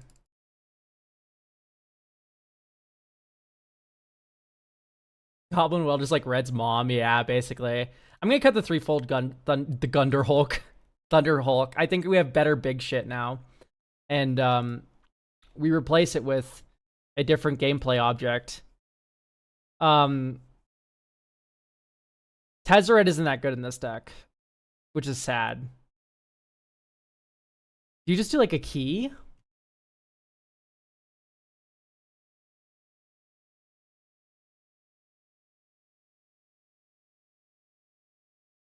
Clock of Omens? Eh.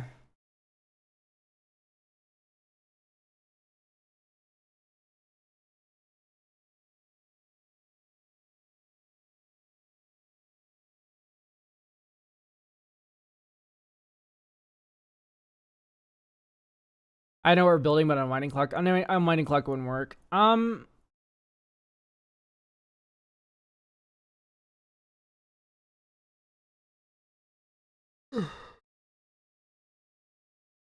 You are reaching incredibly hard, Light Machina.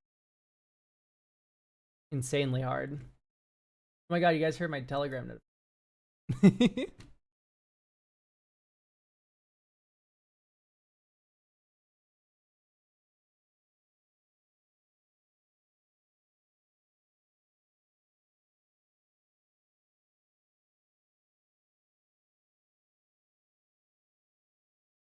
Okay.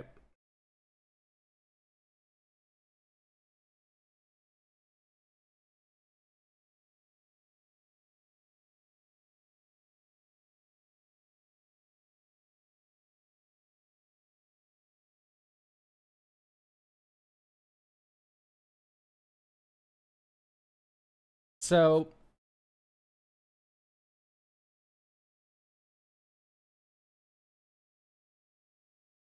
I'm just trying to think what the last edition should be. Type land ID equals CO artifact.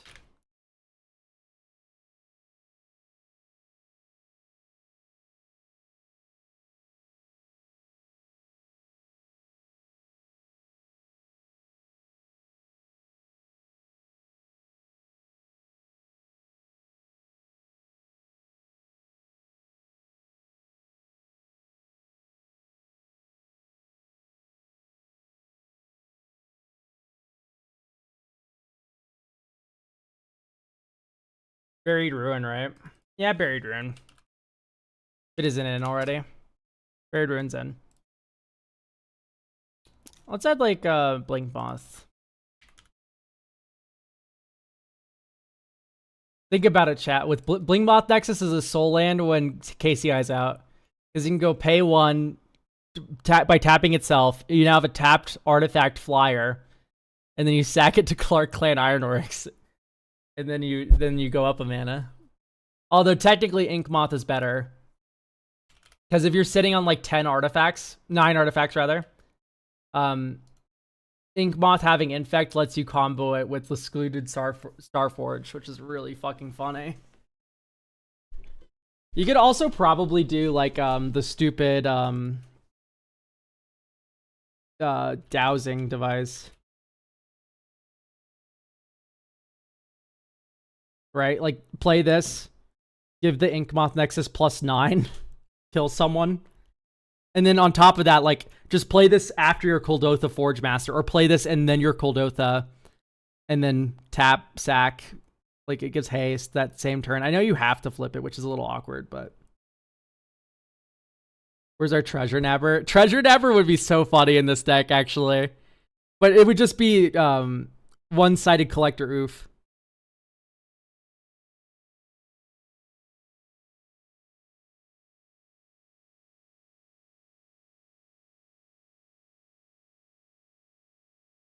Maybe just Cloud Key.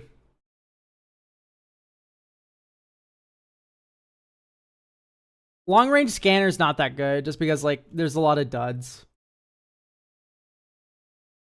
Anyway, I think it's good to go. Who is next? It's Light Machina, right?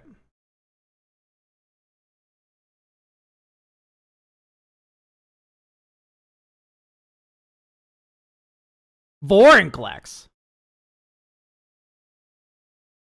Exciting times. I thought this was just creature sorceries. I was so excited. There's instants down here. Terrible. My deck's game plan is just to ramp up stupid fast and gamble using the Saga to get stupid prizes.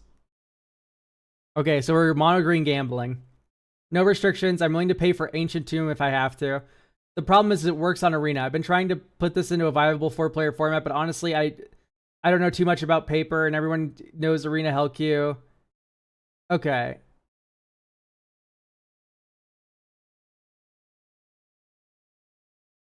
Does this put him into player? Do you get to cast them for free?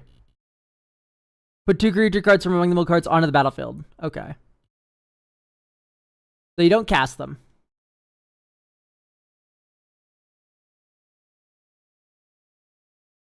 Here's the gist, I think. Vorinclex is vulnerable.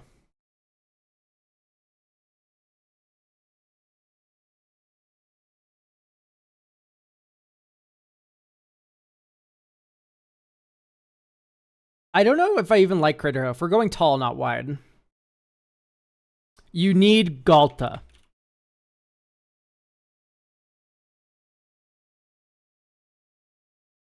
Galta needs to be in here because he cheats.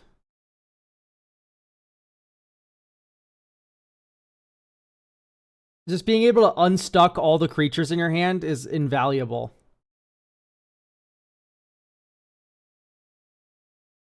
Also, what? Oh, a story weave on the Saga back half of Urabrask. Or not Urabrask, you know, Vorinclex.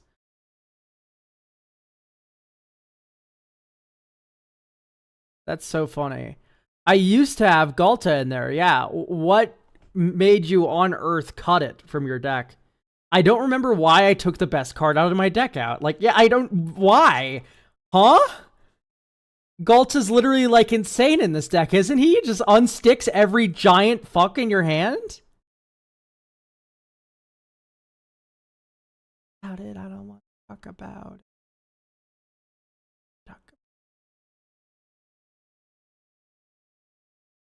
Better be careful. Don't leave home without your mill protection, guys.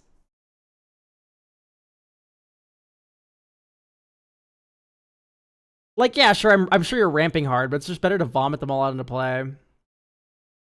Like, I know you shuffle your graveyard in your life. Like, don't you just... I don't know if I like the Guy's Blessing.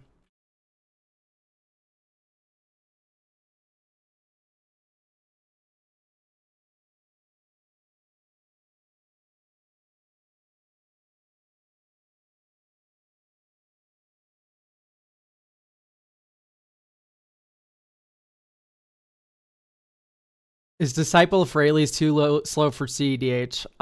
It depends on the deck.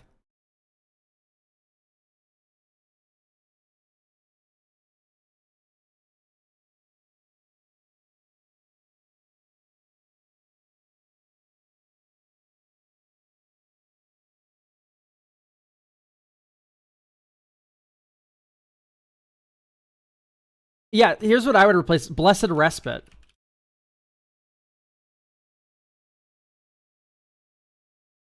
Like if you wanted an effect like this. I don't even know if you need one, though. And here's why.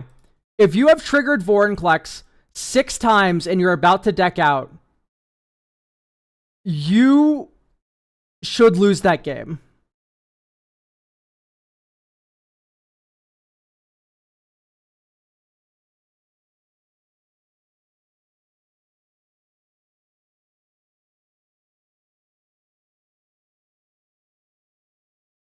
I must keep going. Your opponents are dead already. Okay, here we go. Get ready for this one. You don't have enough protection, I think. And the best protection spell for this deck is Smuggler's Surprise. It's already in. I'm an idiot. It's put it at 2. That's why I didn't see it.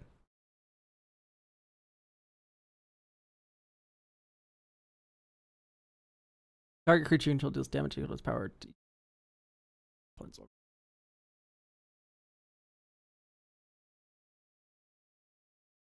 Yeah. It's probably fine.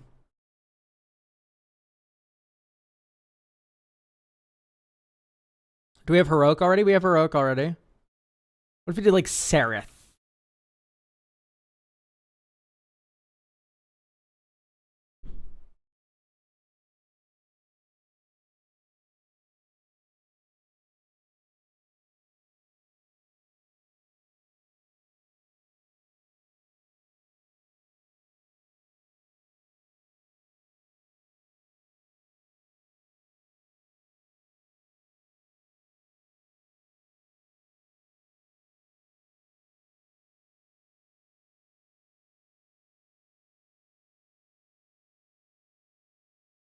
One, two, three. Uncounterable. Green, green, green. Archdruid's Charm.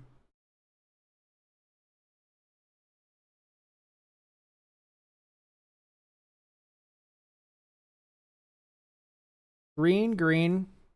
Trigger. Elf to hand.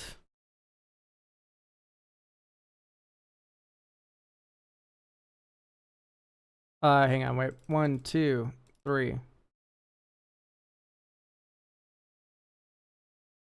Green, green, green. Green, green, green. Elf or Elemental? Elemental.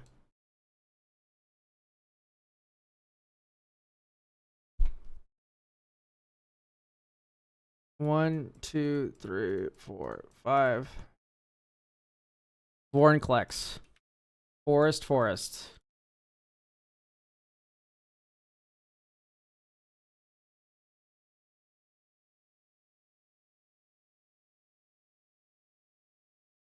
The Heath would be untapped. Put it on the battlefield tapped if it's a land card. So the Heath would be untapped, you said? In what way? I'm stupid. Okay, great. Glad that's resolved.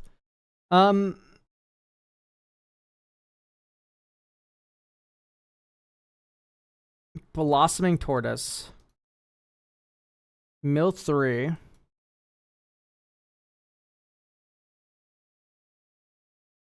Make 3 green. Make 2 green, rather. We have a treasure token. I think we just don't overextend, right? Whatever, just pass. 1, 2, 3, 4. 5, 6, 7, 8.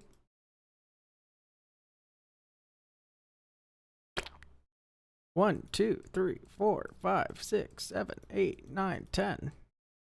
Wow, beautiful hit. Disciple of Fraley's fucking formidable speaker. Those are our hits, chat. Literally, that's the best thing we could do. Zach, Blossoming Tortoise, draw 3. And then formidable speaker, we get to discard a card. Forest. Oh my god.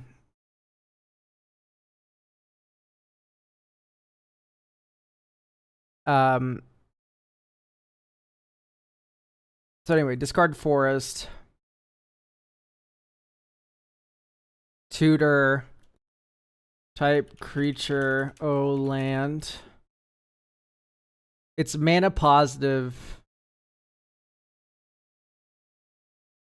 Oh, we don't have a Sakura Tribe Elder. Yeah, like Famished World Sire, Glacier Godmog go both into play with Smuggler Surprise is what I was trying to do here. And then you just win. But we don't have Sakura Tribe Elder to make it work. If we had a Sakura Tribe Elder, it would be done. Because you would discard, play Sakura Tribe Elder, get a forest. We'd make 3 mana. 4/5. Oh, we need 1 more. Bummer. If I played my land second, we'd have Fable Passage. I don't think I'm a fan of Evandu in this deck. Like, I don't know if we go wide enough for Evandu, do we? Like, I guess we try it out, but like, I don't know if I like it.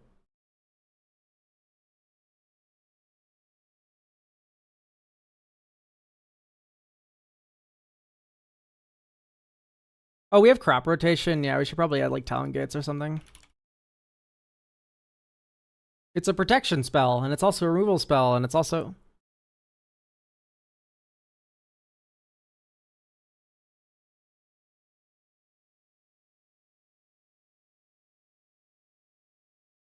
Alright, Evandu. Forest. Forest. 1, 2, 3. Traveling Chocobo.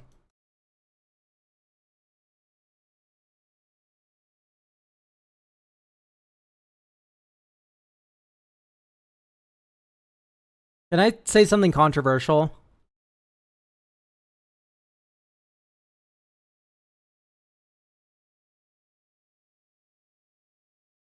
I think this is just better.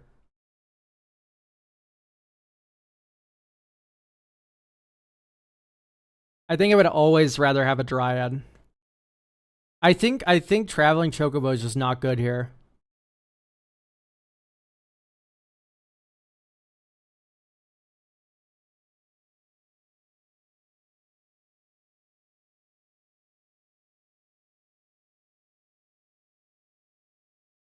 I don't like the idea of natural order in this deck.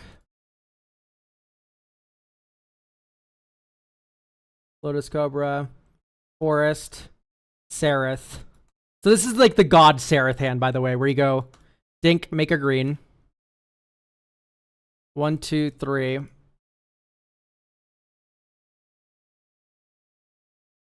Second floating green.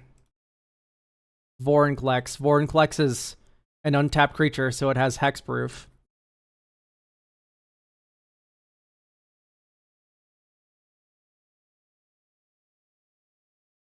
If Sereth, why not add Finn? Or is that just overkill? I think you're reading the wrong part of Sereth. I would run Sereth if it only had 1 line of text on it. Can you guess what 1 line of text that is? Because it's not the tap creatures having Death Touch.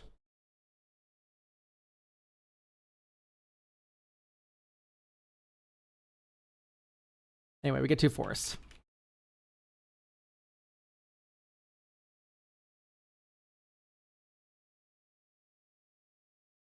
Make a green. Make a green. 1, 2, 3, 4, 5, 5, 6, 7, 8. Turn over. Look, totally protected by Sereth, by the way. You're not getting blown out here. I just paid 8 mana into my activated ability. I hope no one time walks me with a removal spell. Don't even have to think about it. Don't even have to think about it. Boop, we're here. Mill 10. 1, 2, 3, 4, 5, 6, 7, 8, 9, 10. Wow, nice. We whiffed again. All right, your deck sucks. We need more big things.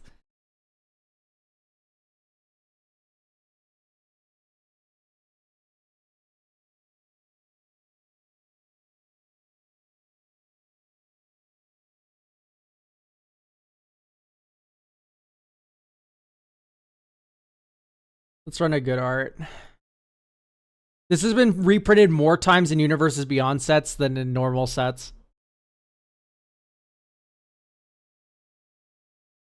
Okay, defend the rider out.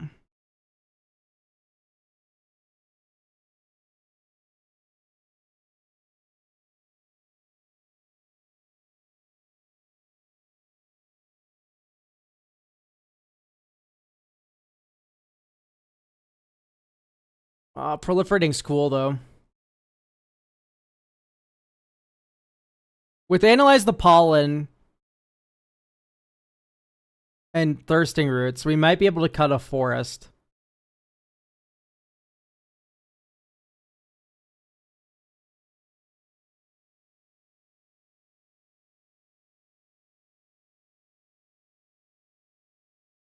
Caryatid out.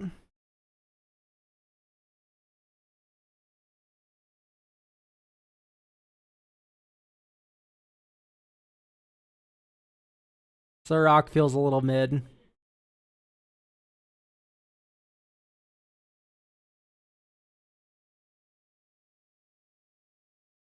Evolution Sage.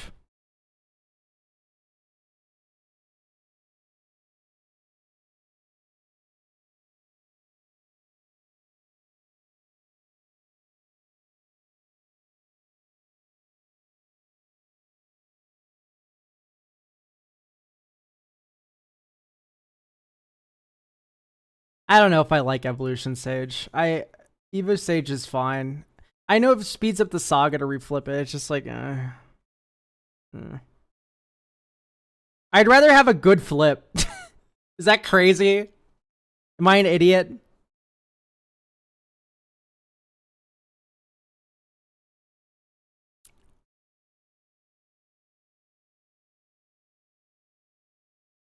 What does Diamond Weapon do? Don't need a good flip if I can just flip again. We flipped twice, Light Machina. The biggest thing we flipped was Disciple of Freyles. That's the deck you want? It's like, I don't know.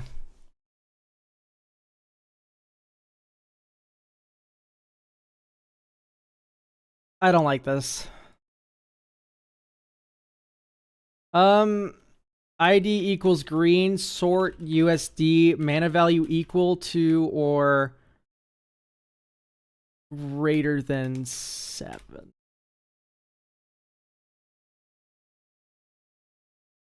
Holy shit. Reserve list moment. It's not even reserve list, it's just Portal of Three Kingdoms.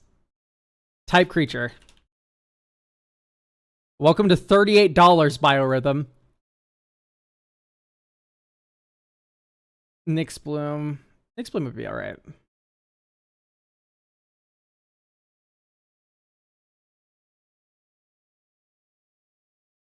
So Pandrel.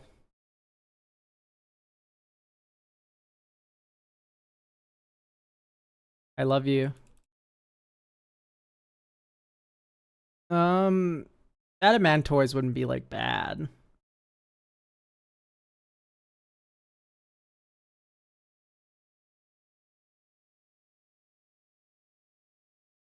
Drosta. I don't know about that. I like Regal Force. Cultivator Colossus is huge. Apex Altasaur is huge. Apex Devastator is huge, but you have to cast it. Emergent Woodworm. I like Archetype of Endurance.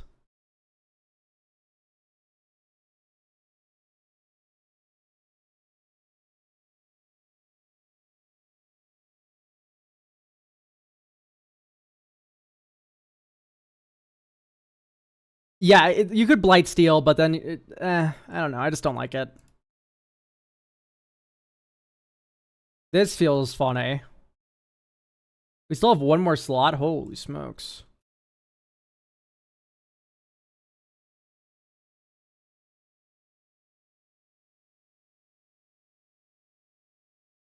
It's a replacement effect for Blight Steel. That's right. It doesn't work. Do we go put Palaka Worm in?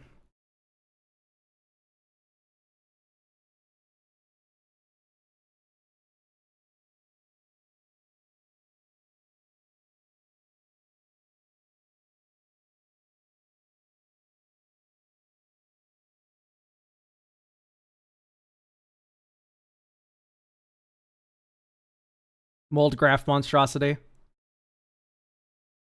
World Spine does work. World Spine, yeah, World Spine. When you're right, you're right. Because that one's a trigger. Contaminator out. I just don't like the proliferation. Like, what if we just, like, actually rushed the Saga and then had the first Saga trigger be good?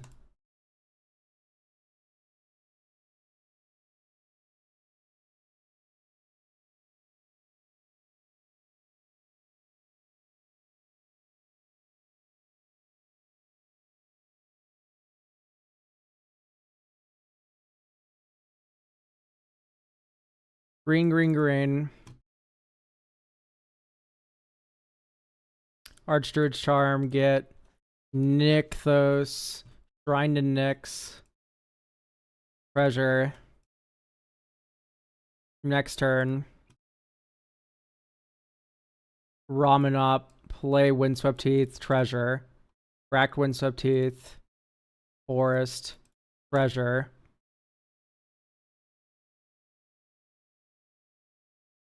One, two, 1, 2, 3, 4 and collects. We could have saved a treasure there. Forest, forest.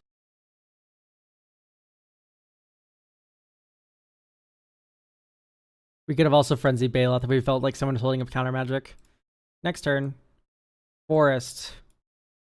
Make a treasure. 1, 2. Activate Nykthos. 1, 2, 3, 4, 5, 6, 7, 8. Flip 4 and collects. Mill 10. 1, 2, 3, 4, 5, 6, 7, 8, 9, 10. Okay, this one's better than before.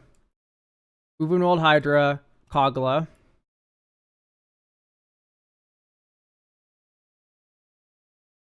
May search your library for a land card, put on the battlefield, tap, then shuffle. Type land. Get Evan do. Does this card Evan do anything? So 7 counters. 10 counters. Number of lands you control, which is 7.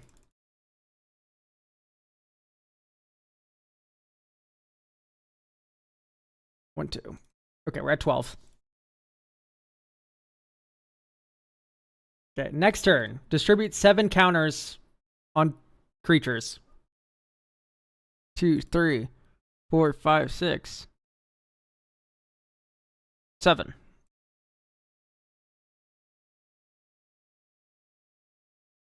We make 1 billion mana, 5. Then you go 1, 2, 3, 4. Activate Karn's Bastion. We can now fight your stuff. Like, we don't need like multiple proliferates. Like, Karn's Bastion literally just worked here for us. Enters, we get 2 forest cards. What a steal.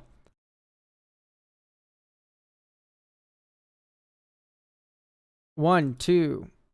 Activate Nykthos. In response, make 4 and collects fight something. Okay. 1, 2, 3, 4, 5, 6, 7, 8, 9, 10. So we actually have 2 mana floating. We can use that to have our creatures fight stuff still. But we mill 10 cards first. 1, 2, 3, 4, 5, 6, 7, 8, 9, 10. Like, dude, we literally whiffed and I added 5 more giant creatures here.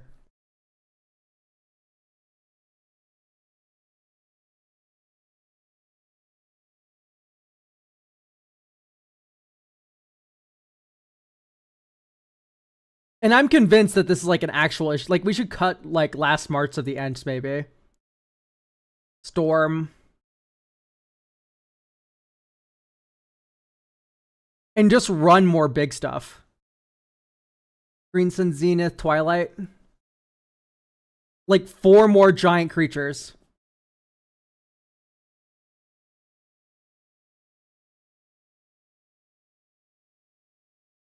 Dawnglade Regent. Permanency control of hexproof. Regal Behemoth might be okay, but... Isn't Green Sun Zenith ramp? Like, I guess, but it's like, we don't need ramp help. Ramping has been the easiest thing so far. Don't cut ramp. Royster, watch the stream. We've never had an issue ramping. We have missed 3 out of our 4 flips. What do you think that tells me about the deck? Royster, brain on. Don't cut ramp, streamer. No, cut ramp. You have too much ramp. We have too much ramp. We need less.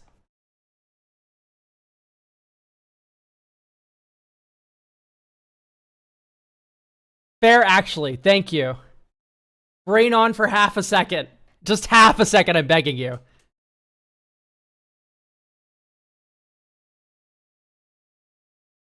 Okay, great. Now that we're on the same page. I kind of like Kinkerbloom. So... I am a little upset with you, actually, now that I think about it, because I want to get Llanowar, or, like, get a different dork out of here.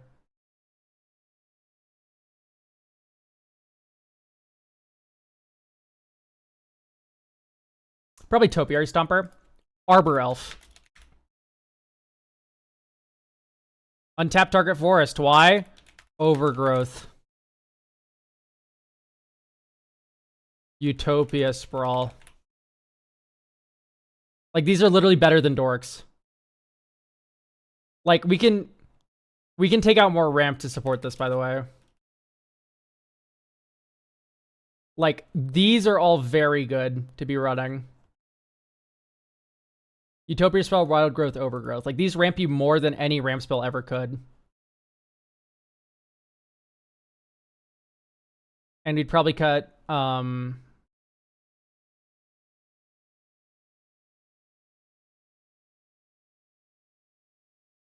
like the ramp spells that tutor a specific land. Like, Beanstalk Giant is a big thing, but I think it's a bad big thing.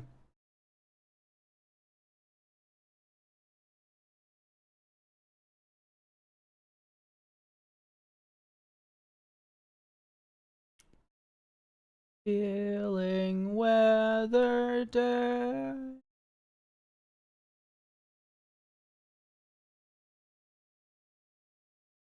I do like none of the 2 mana ramp spells being in this deck.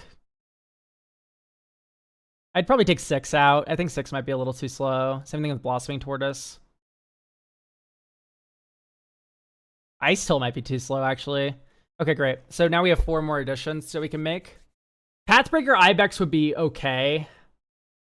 Mana value equal to or greater than a type creature sort power.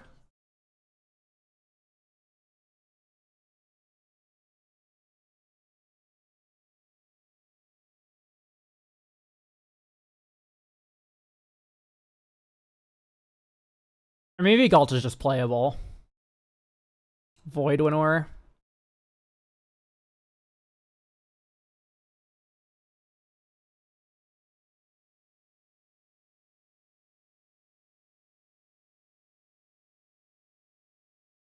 Terastodon. Terastodon's broken. Old Knobbone's already in.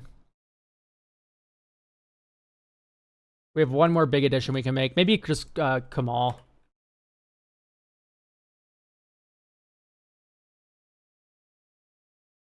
This big overrun boy.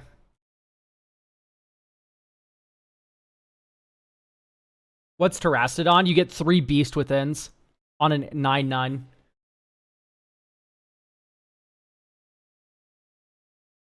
Yes, that can blow up lands, by the way. Alright. Let's play test. Discard, draw. Forests. Next turn. Forest. Next turn. Ictos. 1, 2, 3. Buena. Barnes Bastion. 1, 2, 3, 4. Foreign clicks. Get Forest. Discard to hand size. Get rid of Uvenwald Hydra. Next turn. Forest. 1, 2, 3, 4, 5, 6, 7. Cultivator Colossus. Tap, draw a card. Tap, draw a card. Next turn. Forest. Okay. 1, 2, 3, 4, 5, 6, 7, 8. Flip 4 and Klex. It's turn 6. Mill 10. 1, 2, 3, 4, 5, 6, 7, 8, 9, 10. Okay. Like, see, look. We hit a thing we wouldn't have hit before. Come on. Titan of Industry. Bottom. We're going to make a 4/4. And then we're going to put a shield counter on Kamal. Crack this for a forest.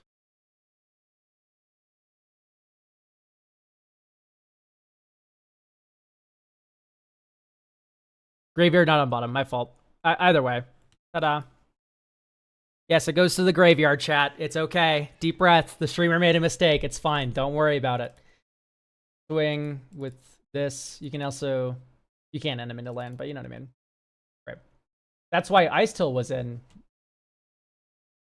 Ramanop Excavator's already in the deck, and even then, it's very middling. I don't just like willy-nilly cut shit without thinking. I hope you guys know. Like there's reasons I cut cards, even though I don't articulate it all the time. Winnower's already in. Pathraiser, I'm not a big fan of. Dreadsire's okay. Like, we're consistently hitting with is Ramanop even worth? Like, I don't know. Like, it saved us one game, so I'm a little bit more partial to it. It's fine. I like that it can rebuy like something, but like maybe just Balligate Recovery's already doing that. But maybe instead we can do... Because we have enough ramp. Like, the enchantment ramp is so good. This is legitimately some of the best ramp in the game. I would add, like, Fintorn.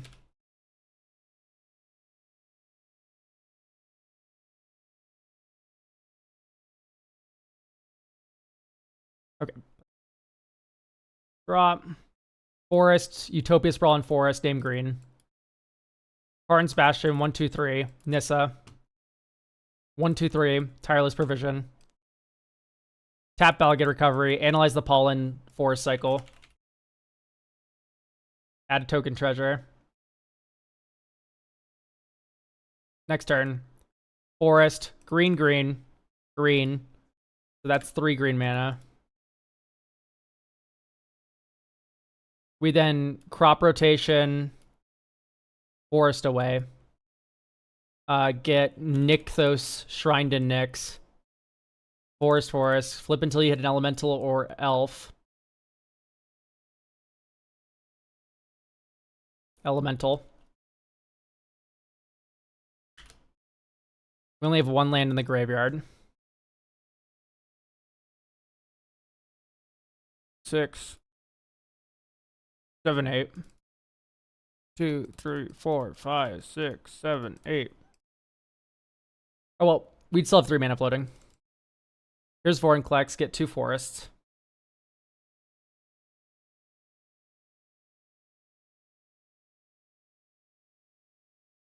One, 2. Nykthos. 1, 2, 3, 4. 1, 2, 3, 4, 5. So we have enough to cast Lumra. Mill 4. 1, 2, 3, 4. We get 4 lands onto the battlefield tapped, which is 6 mana. 1, 2, 3. Suspend the Trailblazer, and then we can just bank the treasures.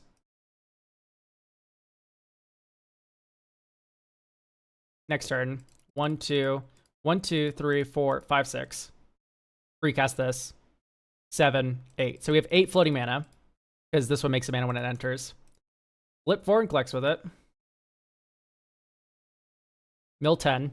1, 2, 3, 4, 5, 6, 7, 8, 9, 10. Okay, there's Terastodon, which we would not have hit if I didn't add more creatures to the deck. And then Glacier Godma, which was in the deck before. Nature's Rhythm is in our graveyard. We just win. 1, 2, tap Terastodon, or 3, and then land drop 4, or whatever. And then you get Famished Worldsire with the Nature's Rhythm. Like, this just kills the table. As you go, think, Famished Worldsire. And then you go 1, 2, 3, 4, 5, 6, 7. 7 lands. Or 7 times 3.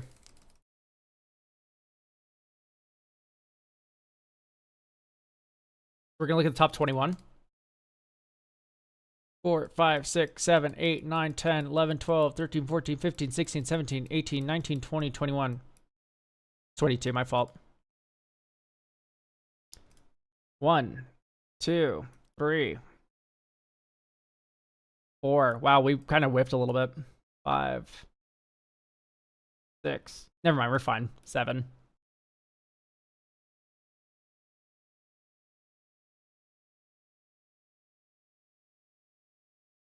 So everything gets +7, +7. We make 14 mana. They all get haste and vigilance.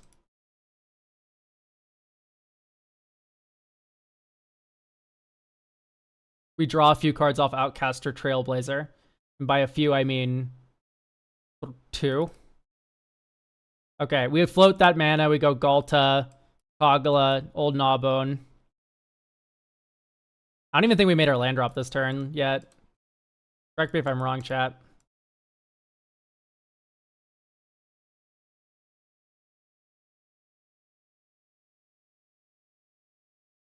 No, we didn't hit our land drop yet. Like, these now have haste and vigilance. Surprise!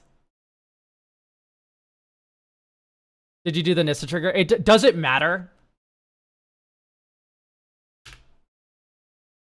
Do you want me to do the Nissa trigger there? Like, it's fine.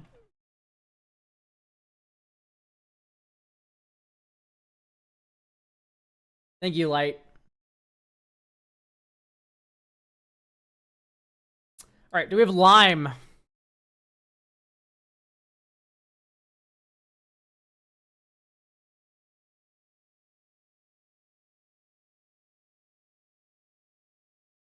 We have Namada. Oh, me! Okay, great. This deck wants to keep Namada on the field to see my opponent's creatures die and make saplings and finish off with drain synergies or overrun artifacts. This is my first commander deck, but suffers from the oops all pet cards problem, and it would like to be spruced up to see it shine. Originally had almost all the spore counter Thalids, but they felt too slow. Yeah, they are horrifically slow. Budget-wise, would like to keep it under $30 of additions, with bonus points for keeping a nature, life, and death theme, otherwise go wild.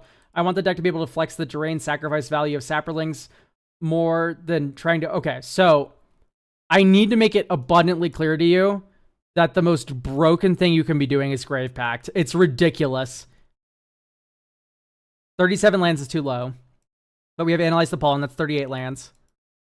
We have a decent card type spread, though, so Traverse is probably worthwhile.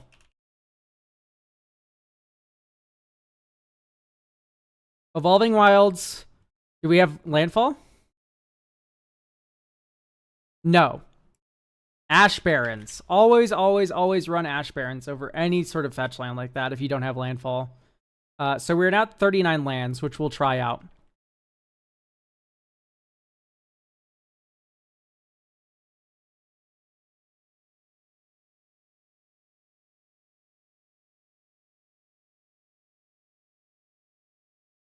Three 1/1 Saproling creature tokens.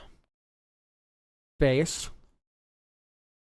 I mostly just want to add, like, more Bright Cap Badgers.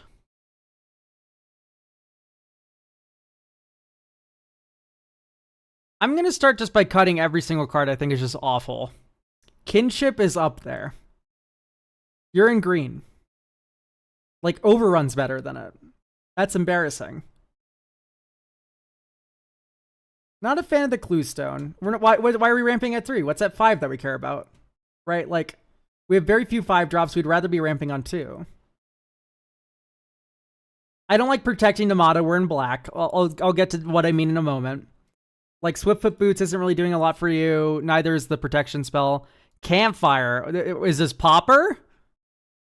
Heraldic Banner out. River Song's Diary out. Like, I don't like many of these artifacts where we're going to place them with more artifacts to keep our card type up, though.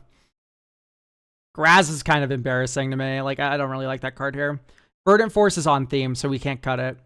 And it's kind of funny anyway.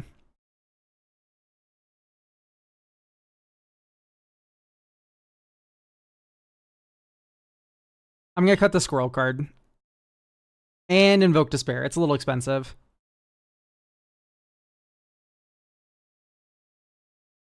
Sure. There's better ramp options. Sure. There's better ramp options. There's better removal options.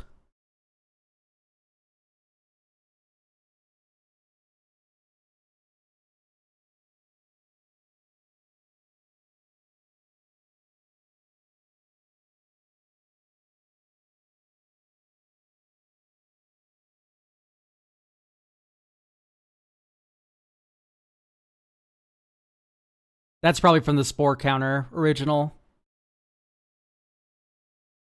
Eaten Alive.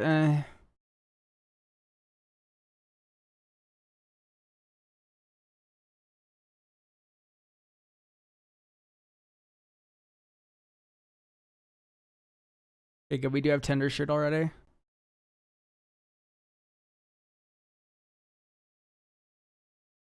Put them in your hand. There's just a lot that leaves to, like, there's a lot of these cards are just not that good. I don't know what to say, really. Beastmaster Ascension's very good, though. Good job. Sylvan Anthem's fine. It could slow the game down a little bit. That's my only concern about this. It's like, every time you make a Sapling, you scry one. It's definitely fine, though. It's just like, damn, that sounds annoying to resolve. I'm happy to see the Westvale Abbey, by the way. Okay. Sure. Okay. Sure. All right, so we managed to cut it down to the cards that I find being okay. I don't think Vraska's that good either. But this is the vibe. We're going to start with Tyvar. Jubilant Brawler. We now have $1 of additions in the deck. What I'm going to do every single time is I was thinking about maybe adding them to Considering, so we can kind of just like mark the budget very well. But like, this is the first of 17 cards I want to add, or the first of 28 cards I want to add. Tyvar. Second card I want to add, another 2 mana, so Talisman of Resilience, and we can turn price on.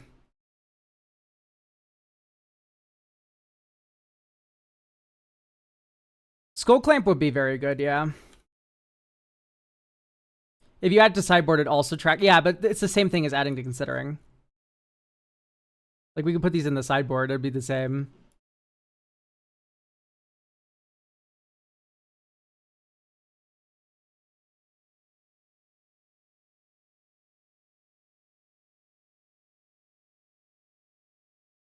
Yeah, so far $5 worth of additions. Let's just do Saproling.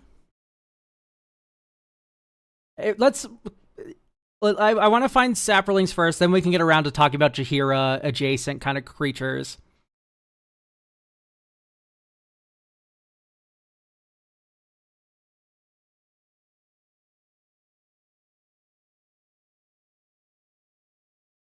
Makes a lot of Saprolings. It's just like inconsistent here.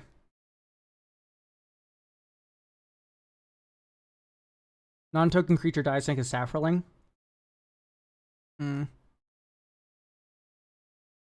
Rhinax is insane.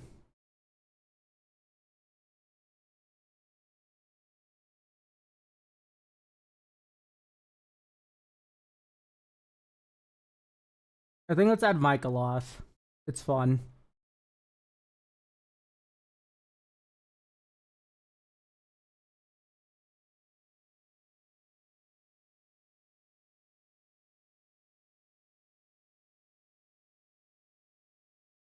Warweb Weaver isn't actually half bad.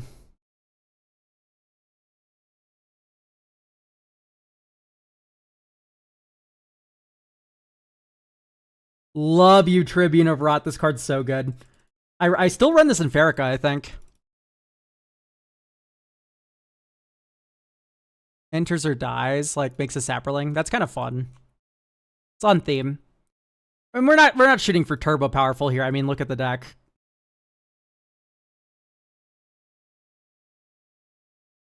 Yeah, nah, we're fine.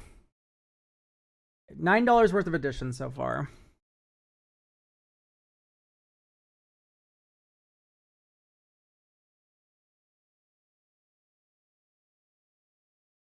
The budget isn't a hard limit, but it's more fun to think about.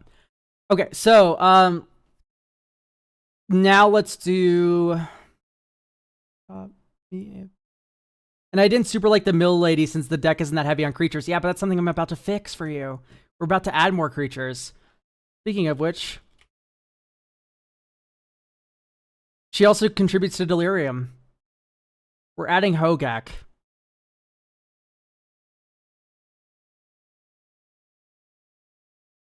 Enduring Vitality. Sideboard. Utopia Sprawl.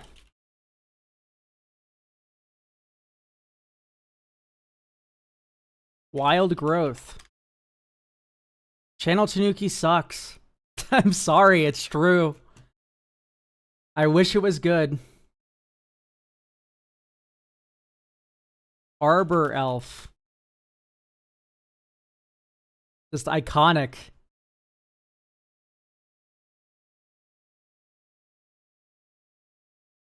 Mindstone.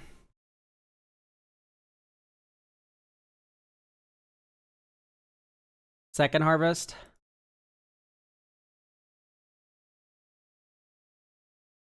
I like the idea of Second Harvest. And the reason why is because we can then add Timeless Witness, and that's really funny as a loop. Fanatic of Ronus, which I think is too expensive, but we'll add it to considering. We can do more 2-drops, which is probably gonna look like Skull Prophet.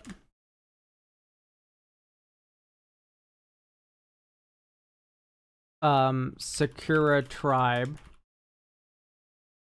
Elder. 17, so we're at 97 cards right now. Bogart Trawler. Sideboard.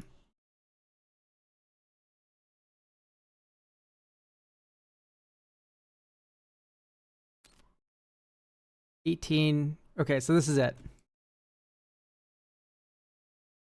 It's under $30 of additions here. So what do we have? Diversified card types for Delirium. That's number one. Number two, we have more Sapling generation and more creatures to help support that Sapling generation. Third, we have Tyvar and Second Harvest and Timeless Witness and Hogak, which all are combos. And I'll explain those combos in just a second. They're very funny combos, though, so I hope you're not too combo adverse. So here's the idea. With Infested Thrynax online, if you have any sacrifice outlet at all, if you sack Hogak, you explode the game. It's legitimately so dumb. Because you go, Thrynax makes creature tokens equal to that power. You sack Hogak. Thrynax goes, aha, make 8 Saprolings. You recast Hogak, you sack them. You make 8 more Saprolings. You get the gist, right? For that reason, I think maybe I'm gonna cut Soul Ring. For that reason, I think a Viscerous here is in order. And if you don't really like Viscerus here, that's okay. We'll also add Woe Strider, which can come back from the graveyard. Maybe over a Putrefy. I'm not a big fan of that card. Very slow. So now we have 39 creatures. Here's another thought. I'm going to cut probably Sylvan Anthem. If you want to splurge for this deck, there are 2 cards that take this from like, you know, you're never breeding a bracket 3 deck to like, it will actually work against bracket 3 as well. And those 2 cards are Dictate of Erebos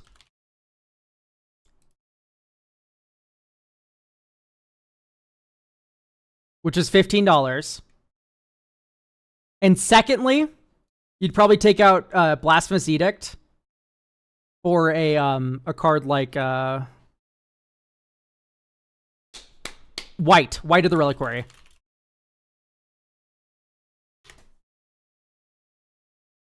That's 17 more additions above your budget that I heavily recommend.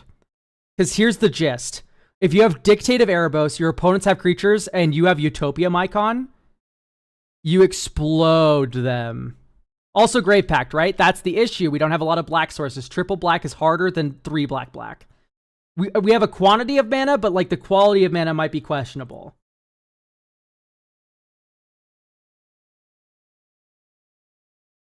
The Dictate is so insanely broken with Namada. Whenever an opponent's creature dies, you make a Saproling. You sack 1 Saproling to Utopia Micron, you get 3 back. You get a Dark Ritual every time you sack a creature, and it kills all of your opponent's creatures. It's legitimately the most stupid thing you can be doing with this commander. You know, there's like, I think Pact is worth it as a second copy. Here's the thing. Chat physically recoiled when I added the Dictate. So here's my recommendation. Maybe you just do it some games. Maybe just some games you accidentally find the Dictate. Okay, great, let's go. So you don't have your play group want to regularly rip your brain out.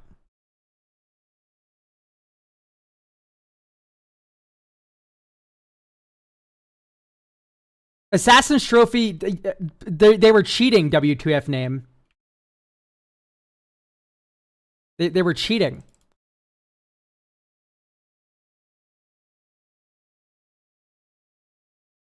You can't target your own creatures with it. Feed the Swarm out. Holy shit, that sucks. Yeah, do not run Feed the Swarm in Golgari. Please, please, please, please, please. Okay, draw. Forest. Utopia Sprawl. Name black. 1/2. Talisman. 1/2. Secure a Tribuilder. Sack Secure Tribuilder. Get a Swamp. Next turn. Thriving Moor. Name green. Why are we running Thriving Moor? We could be running like Temple of Milady. We're not even running Temple of Malady. Yeah, like what are you doing with the Thriving Moor? It's a black-green land anyway. This one gives you Scry 1 though. Oh, it's already in. I'm blind.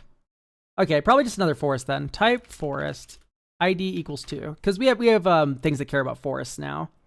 So I'd probably add Festering Thicket. Vernal Fen. Are we on the Surveil? I'm not sure. Probably removing Mage Ring Network. That's probably from the previous Fungus build where proliferating was good. As it enters, choose a color. It enters tapped. Okay, this is factually worse than a tap dual land. Why are you running this instead of a tap dual?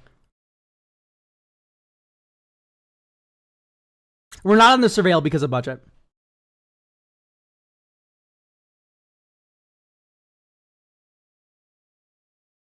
Cuz town smile. That was there for the town ramp. It's just so bad.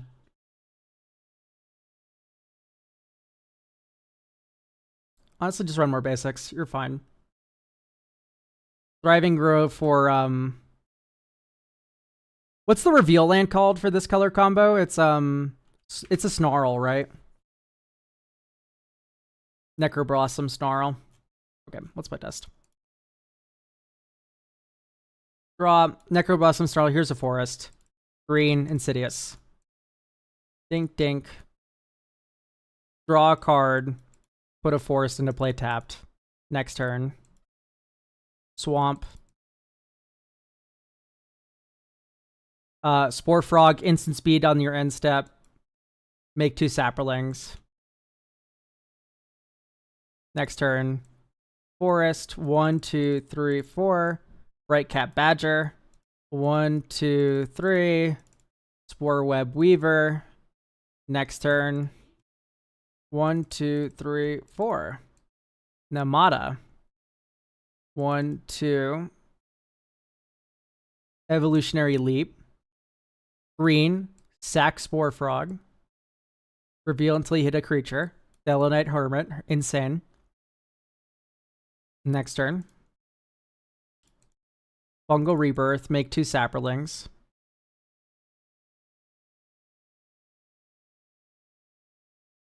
Fists of Ironwood. Make 2 Saprolings. Probably put that on Namada. Okay, I'm mainly just worried about your, like, how we're protecting Namada now.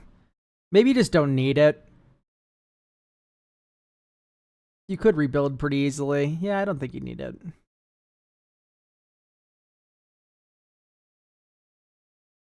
Attacking a Sapling to draw a card. We added Skull Clamp. I don't think I really like Ascend in this deck. Like, you could run Vonus Hunger. Like, this is the Ascend card I would recommend, but it's also $5. Each opponent sacrifices a creature.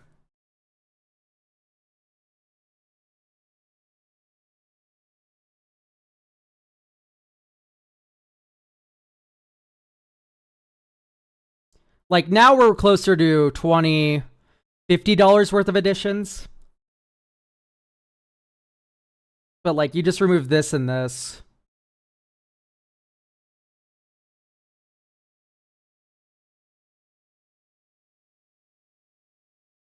Then you're back to par.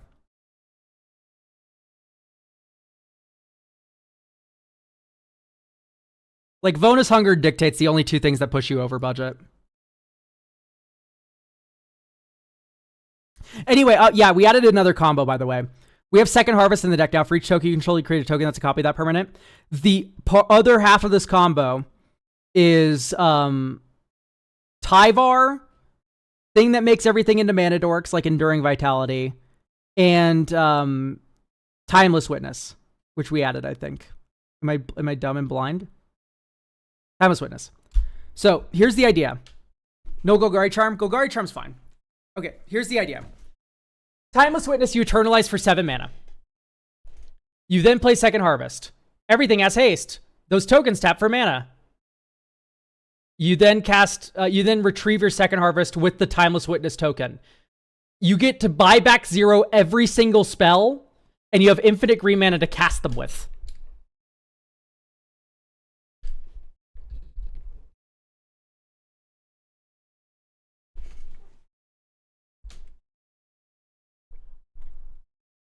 You might want to run a Lightning Greaves too, to make it more consistent.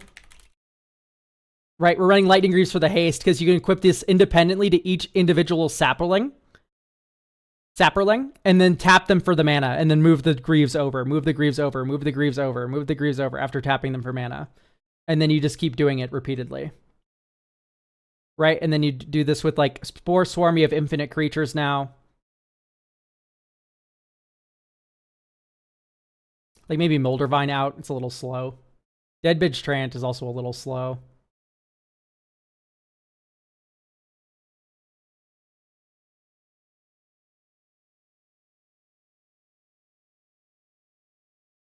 By the way, we don't have to add more lands, because we have Analyze the Pollen and Traverse the Uvenwald. I would rather add something like Grizzly Salvage. Right. Or is Malevolent Rumble in already? No, it isn't. Malevolent Rumble's better than Grizzly.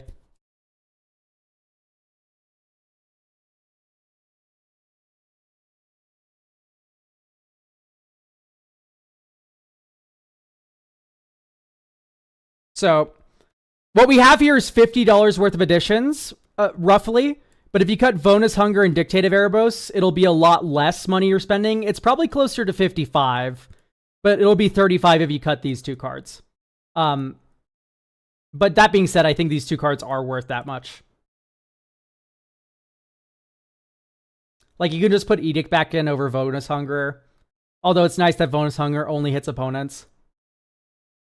There's another good... Like, I can recommend other cards, but I'm not going to put them in your deck. Make an Example is one of those cards. Each opponent separates the creatures they control into two piles. For each opponent, you choose one of their piles. Each opponent sacrifices the creature in their chosen pile. So you make them decide how they want to split their creatures, and then you pick the pile that's better for you to sack. Which is typically the bigger one, because you'll get that many Saprolings. And then you can Utopia Mycon, sack those Saprolings, and then... Like, it's a pretty good deal. Grim Servant... Saw in half, right? So this would be a very good thing to add if you end up going, if you like the combo route a lot. Because what you can do is you can go Grim Servant, get Saw in half, Grim Servant.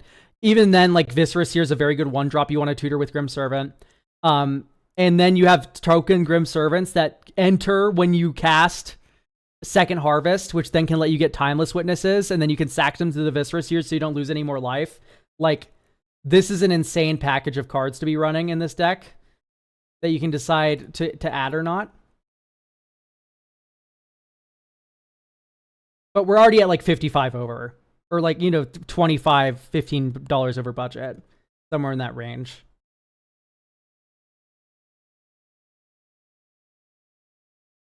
Okay.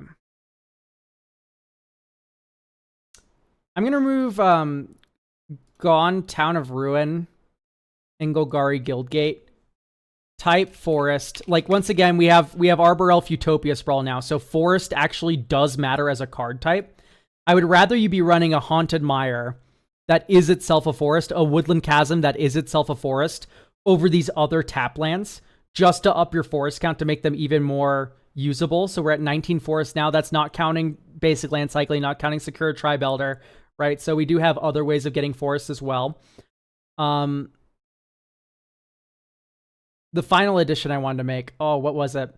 Revitalizing Repast is probably worthwhile over, like, Jungle Hollow. Like, this is another $1, but $1's nothing. It's a dual land that protects anything you want. Ridiculously strong.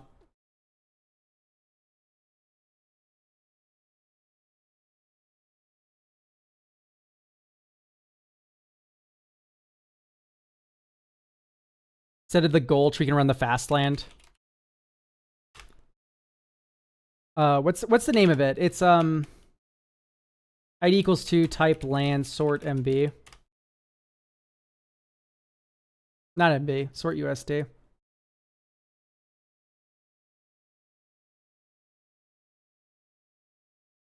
Unless you control a swamp or a forest.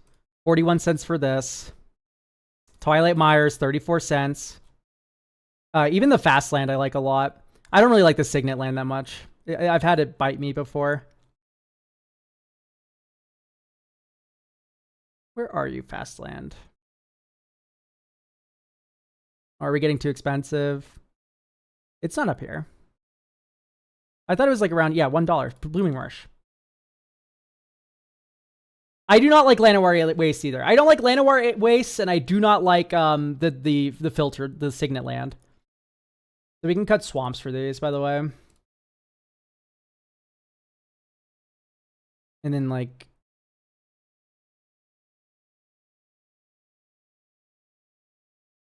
one forest. Painlands are excellent, though. Like... I think... So, there's Llanowar Waste...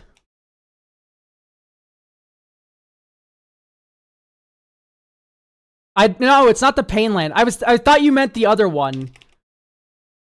Tainted Wood. I thought you guys meant Tainted Wood. I added the other one. I would not add Tainted Wood to this deck.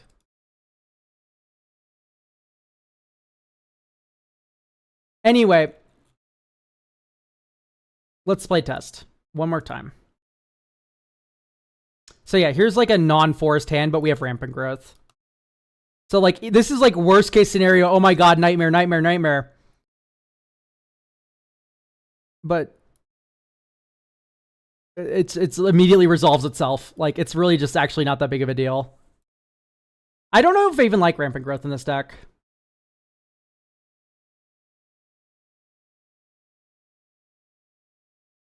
Great, 2 saplings.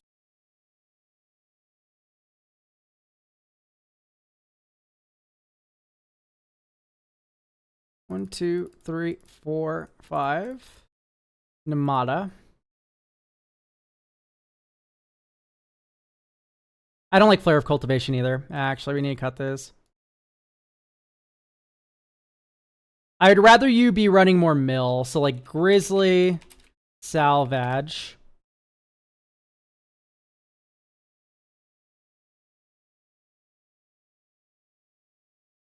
And these are pennies, the cards I'm adding. Grapple with the Past. I don't know how to feel about Westphale in all honesty. Westphale is broken and should not be cut from this deck. Why do the Reliquaries in the deck? It turns 5 Saprolings, which you can tap for mana. Right? Because you have a bunch of things that turn them into mana dorks. You tap them for mana. And then you sack them to the Westphale. And then you've turned 5 Saprolings into a 9/7 flying indestructible haste. I do not like Stitcher Supplier.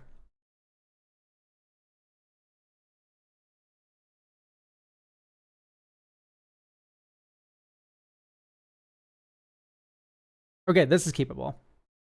Draw. Necroblossom Snarl. Here's my forest. Next turn. Forest. Pass. Woodland Cemetery. 1, 2, 3. Like, here's the lands being untapped. It's actually so much better. 4 Web Weaver. Swamp. 1, 2, 3, 4. Namada. Next turn. Llanowar Wastes. 1, 2, 3, 4, 5, 6, 7. So if we go Fists of Ironwood, make 2 Saprolings. We now have the City's Blessing. 1, 2, 3, 4, 5, 6, 7, 8, 9, 10. We have the City's Blessing exactly. So on an opponent's turn, we can go end step before our turn. Sack half the creatures you control, rounded up, all of you. We get like 3 creatures per player. So 1, 2, 3, 1, 2, 3, 1, 2, 3.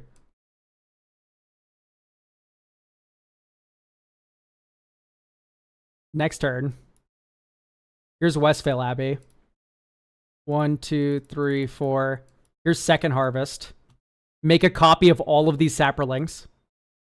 And then if we tapped correctly, we could sign in blood now. So we have a billion Saprolings. We have 22 Saprolings in play. 1, 2, 3, 4, 5, 6. Here's Namada. We kill someone. It's turn 7. That's pretty on par in a vacuum. Westvale just seems so extremely mid and overhyped. Okay, here's the floor of Westvale Abbey.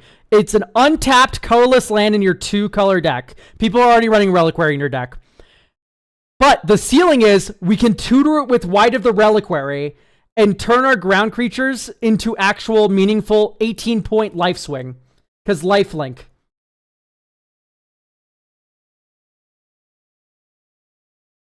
Like, you're just not analyzing the floor here. The ceiling is very low. It's not that good. The ceiling's mid. The floor, though, insanely high. It's so hard for this card to be awful.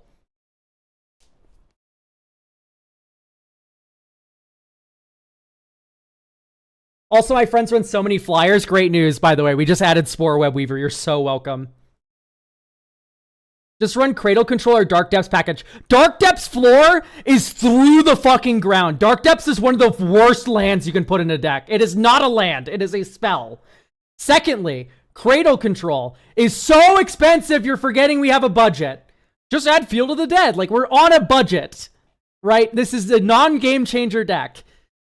Westvale Abbey is perfectly fine. You guys are nuts. You guys are crazy.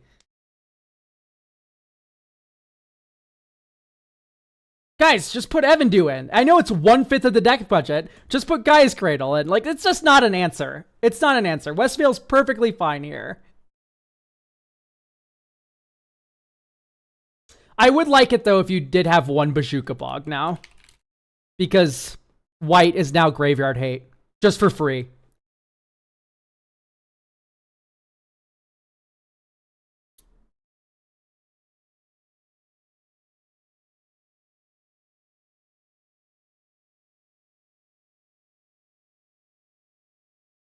So, I think it's good. Like, legitimately, I'm not sure what else to add to this deck to make it, like, better. Like, there's some, like, smaller things you can do. Like this package down here. But, like, it's gonna make it more expensive. I'd rather just give you back the deck. We're already a bit over budget anyway, but you can cut Vonus Hunger, Dictative Erebos, right? To, like, make it up for that. And then you're basically back on par. We're probably $35 if I had to guess. 40 maximum.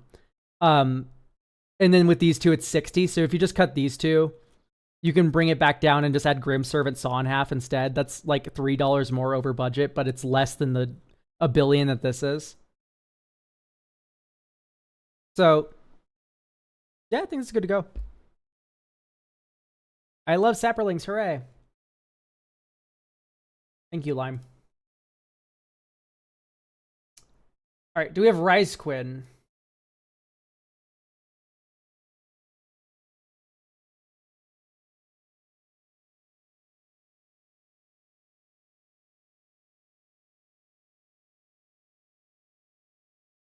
Ringing Rice Quinn.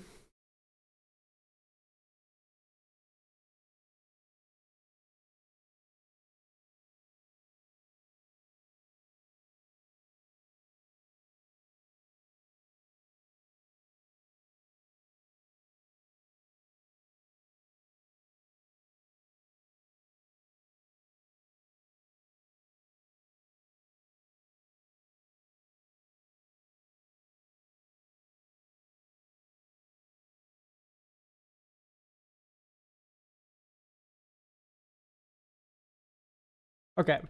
We don't have Rice Quinn here with us.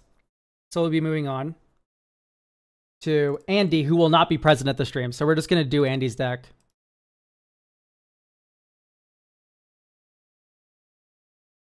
No, yours best. You cannot add Thopter Foundry. You can't add Thopter Foundry to your Golbez deck. It's against the spirit of the format. Yeah, no, if you do it, you're killing Commander. Stop having fun. By the way, Alec, do you have a tutor package that you like in every monocolor? Yeah, so blue, Archaeomancer step through, yes. Grim Servant black is with Saw in half, or you can do Hoarding Broodlord. Hoarding Broodlord, by the way, very good addition to the last deck, Lime. Hoarding Broodlord should be on your radar. Make sure that you mentally note that one down. If you add Saw in half, it's basically non-negotiable. Court of Calling as well is also very good. Those are very good ways to power up that deck. White, Thales Lancers, Recruiter the Guard Felia. But what about red and green? So red-green would be Imperial Recruiter Jaxus, or Imperial Recruiter Kiki Jiki. That's a good way to tutor chain in red that I rather enjoy. You can also do like Goblin Matron, Goblin Engineer, like insane artifact stuff with that. Like that's a lot of fun. And then green is Formidable Speaker. You can do some really ridiculous things with that card. Although I don't know if there's like a necessary like a tutor chain in green. Like I really enjoy like Squee plus, like I know Squee's a red card, but you never cast it. Like Squee plus a Fauna Shaman's a lot of fun. Like you discard this creature and then like it comes back to your hand. And you just get a free creature tutor every turn. Like Fauna Shaman's a lot of fun. Big fan of Fauna Shaman. Although another big one is like you can Court of Calling. Court of Calling is my favorite tutor in green. Court of Calling for Eternal Witness. Eternal Witness picks up Court of Calling. You then Court of Calling for Timeless Witness. Timeless Witness picks up the Court of Calling. Then kill your Timeless Witness. You can then, you know, like, and then you can like start looping stuff with Second Harvest and Court of Calling. It's ridiculous. Anyway, we have a deck to look at. It's Tifa. Hi, Andy. The game plan is to ramp aggressively in the early turns, then begin playing creatures starting around turn 4. Well, this song rips and it's not in my playlist. Oh, it's from MG Ultra also. I love you, Machine Girl. Okay, turn outline. Okay, plan is to aggressively ramp in the early turns, playing creatures starting around turn 4. From there, the plan is to build a threatening board state and buff with protection shells, trying to maximize Tifa's ability to generate multiple combat phases. Turn outline. Turn 1 to 2 ramp. Turn 3 ramp. Turn 4 big creature plus ideally a haste enabler. Turn 5 big creature. Tifa 2 to 3 extra combats. Big creature leash. Okay. And we are not running Arena of Glory because we're too cool. Cards I do not want to see added. Gaia's Cradle or untapped duels. Budget isn't an issue as long as it is an unreasonably expensive card. Problem. Since NTG is my first card game, I really don't have a concept how much protection ramp removal lands there should be running. From goldfishing, the deck feels inconsistent. There's ways to smooth out the deck to make it more consistent. I really appreciate the help. Much love from the sausage and sauerkraut land. Okay. We're going to duplicate this list. Okay. So we're going to sort by mana value. I'm not a fan of this. This doesn't feel proactive enough. We're trying to kill people. I think we should be curving out a little more.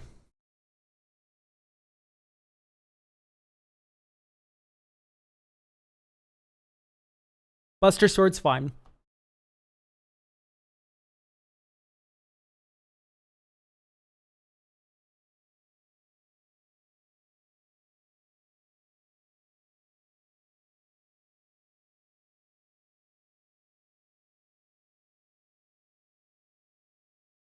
Beast Within. I'm not vibing with the removal in this deck. This feels too pricey. We're trying to like ramp into giant creatures and then you're expected to hold up 3 mana removal spells. Yuck. You know what I mean? I like that Night Charm can push creatures through, but I don't know if it's that exactly like that good. Bitter Work, sure.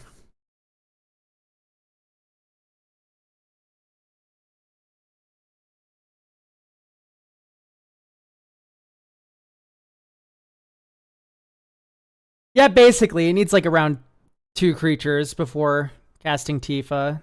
It's a good way to look at it. Anytime I see Mirage, I immediately think we should have Sundering Eruption. Simple reason. Sundering Eruption can blow up one of your own lands, get you a landfall trigger for Mirage, and then everything's unblockable. Very annoying play pattern. I don't like the 4-drop ramp in this deck. Am I crazy? Like, I think all of our ramps should be on creatures, and it should be 3 mana.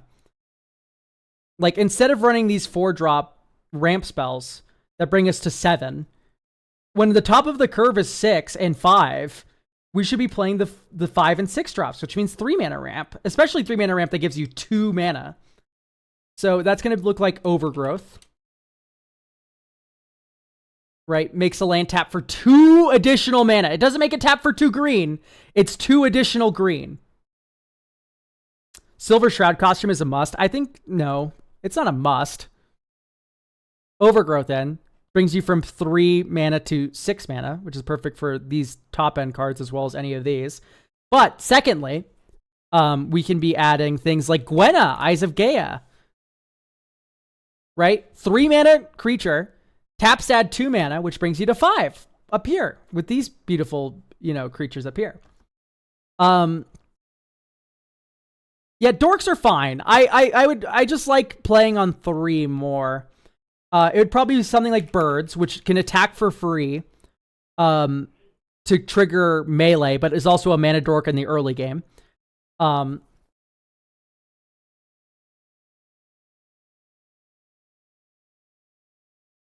We can also run Wild Growth, maybe. I don't know how to feel about it.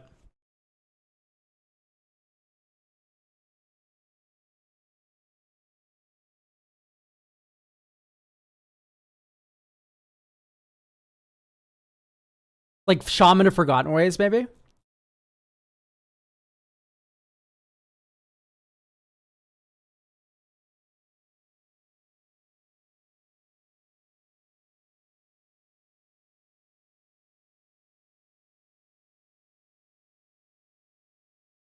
A deck that wants Tifa ahead of curve and 2 creatures on board already, right? No, we're going to play big creature, Tifa. Tifa can trigger off any creature with 7 power or greater hitting an opponent. Like any like if you have a Xenagos pumped creature or something, that'll work. By the way, I'm gonna be cutting a probably Rogue's Passage. It just seems a little expensive, and we're gonna add Arena of Glory. I'd like to see this Blasphemous Act become a Mizzium Mortars. I'd like to see this Fling become a Kazul's Fury. In Commander, this 1 mana increase from a 2 mana spell isn't that bad for a finisher like this. And it being a land is just so nice because we're not even that high of a curve of a deck, actually. But we could cut a mountain for it. Would Adept Water Shaper not be good? It'd be fine. I just hope our creatures are big enough in the early game. Like, we have Iroas too. Like, I don't think we need it. And Iroas fits the theme better. Because 7 power, lol. Power equals 7. Sort USD. Mana value is equal to or less than 6.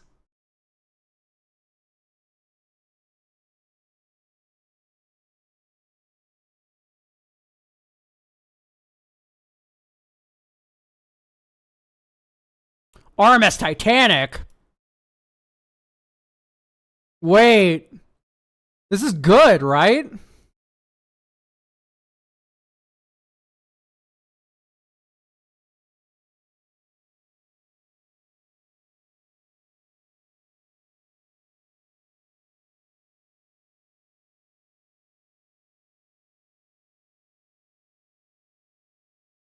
Pagliadaro.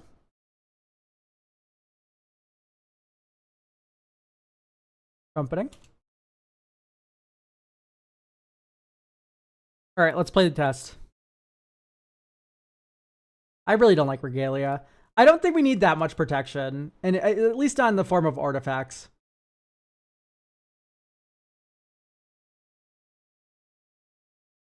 Not a fan of Dolmen Gate.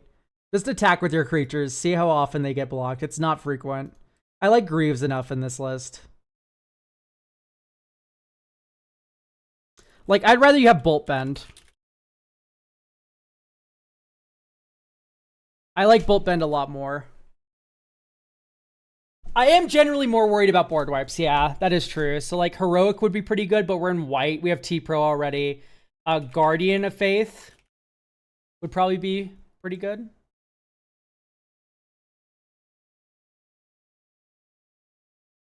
Tybalt.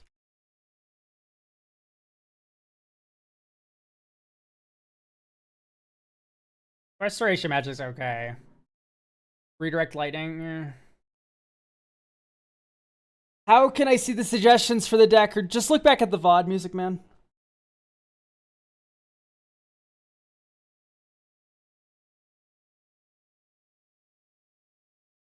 Lever Concealment. I think we have enough protection now. Aven Interrupter before Tybalt's. I think you're crazy. I like Tybalt's more than Aven.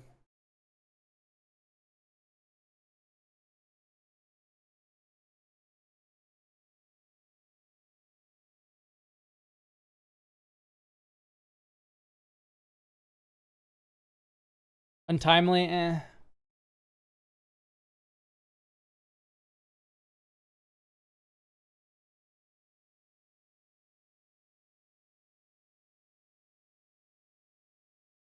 I probably just want another 1 mana dork. Let's do like Findhorn.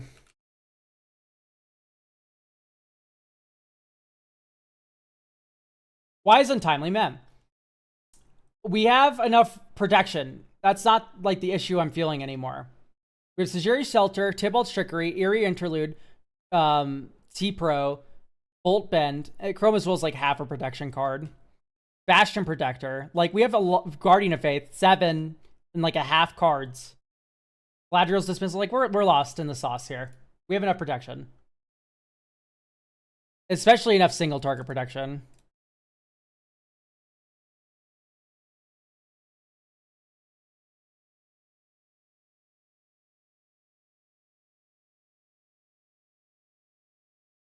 Two, three, four.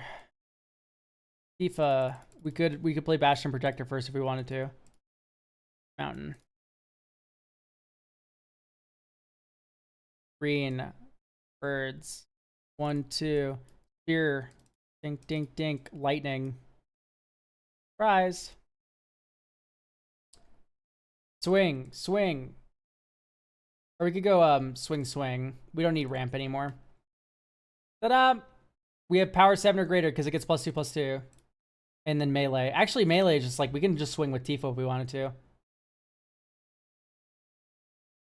Great. Here's Kessig Wolf Run, you're dead.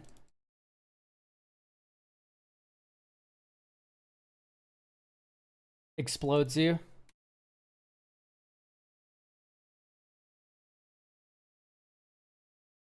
Like, holy shit, you're dead. You're so dead, it's unreal.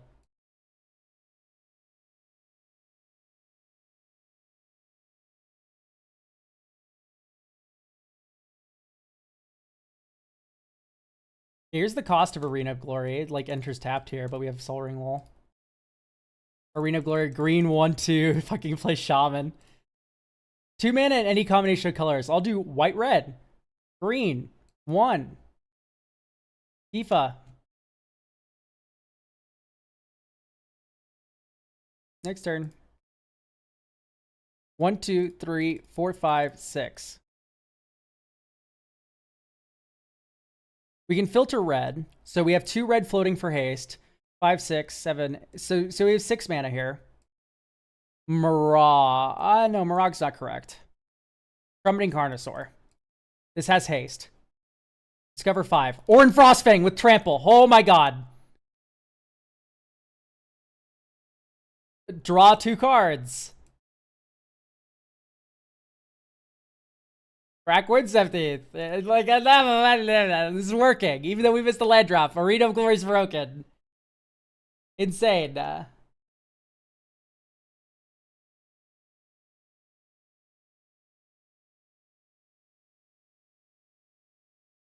then Titanic's hilarious. Because you crew it. You swing. You make 7 treasures. Tifa goes, up. Extra combat.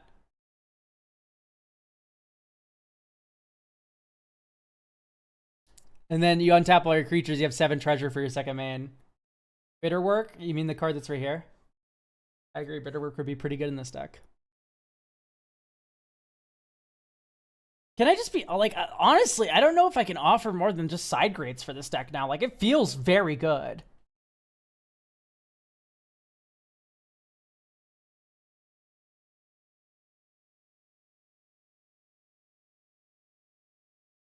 Vincent might be too slow. That's my opinion.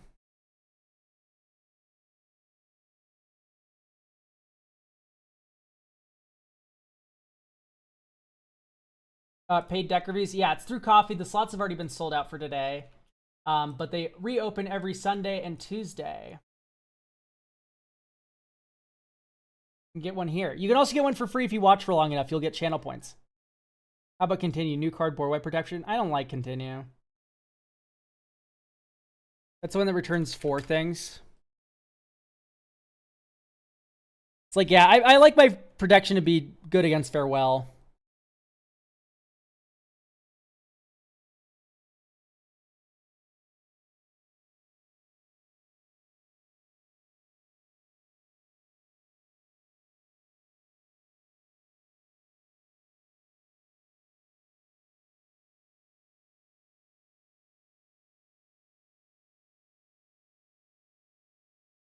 So we have Toski, we have Orin Frostfang. Farewell's a game changer now. It's less of a concern, I figure. Like, Teferi's protection in this bracket 3 deck. Like, we're going to see Farewell. It's bracket 3.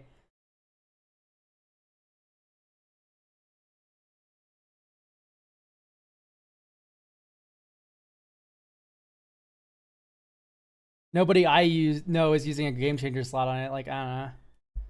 Like, Chad, you're going to see Farewell just as much as you were before in bracket 3.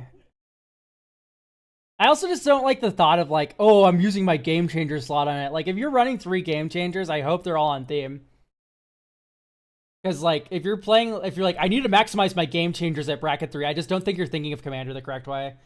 Like, I guess there's different philosophies for different folks. But, like, none of my decks have 3 game changers. Sometimes they have 0. Like, this is bracket 3. And I don't run a single game changer in it. There's so many decks like this. Like Kellen, I think runs one game changer. Yep, I have Dranith Magistrate, and even then I don't need to run it. It's my only game changer, and it's like not even particularly like synergistic. It's just because I hate my friend's Grimgrin deck and it counters me so hard. So I just want to stop him from playing Gravecrawler and Grimgrin.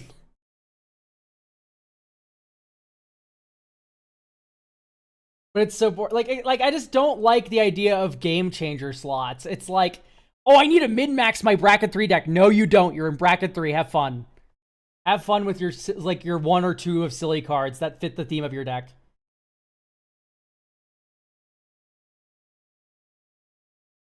Like, Worldly Tutor, hooray. You know where I want to see you put Farewell? That's saying it like that makes it sound like I'm preempting it by like up your ass, you know. But no, like there's so many like interesting like Kaya Exile Matters stuff. This is funny. I run Mystical Tutor to tutor for Temporal Vester. Yeah, exactly. I love Mystical Tutor. Mystical Tutor is very fun to set up like with stuff like that. Yeah, Ketchermos cares about things in exile. Like, I don't know. I kind of like Farewell in certain cells, but like I don't have a single deck that has 3 game changers in it. Safara has 0. This is bracket 3. Erica has 1. It's Seedborn Muse, and this is bracket 3. I don't know. I'm asking you to stop optimizing your bracket 3 decks and just optimize for fun. This one has Bolsa Citadel. This one has no game changers. Kira has a few game changers, just a couple. Judith has 1. 0. All these also just don't have Soul Ring, basically. I think it's exactly in Kinesis and Kira.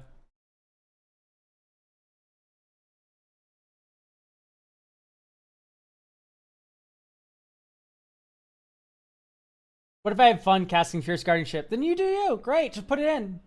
That's so obviously not what I'm talking about, Royster. It's so obviously not what I'm talking about.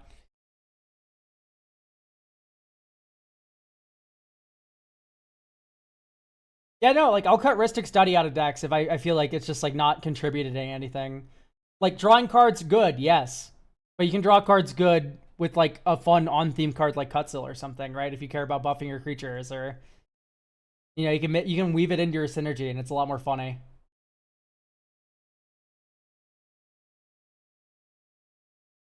Without game changers, how do you tell bracket 2 from 3? Mostly just the pace of the deck. Like the Saproling deck we reviewed earlier, this is kind of giving 2. If I played this at a 2, I don't think anyone would really like bat an eye.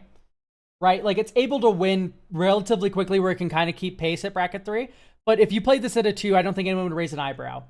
If you played Safara at bracket 2, someone is going to raise an eyebrow. Like, watch this.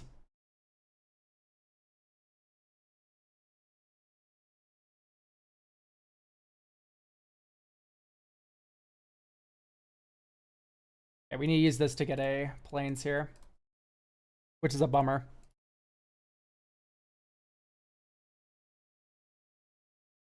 One, two, three. Hang's Executioner. 1/1 flyer. 1, 2, 3, 4. Safara.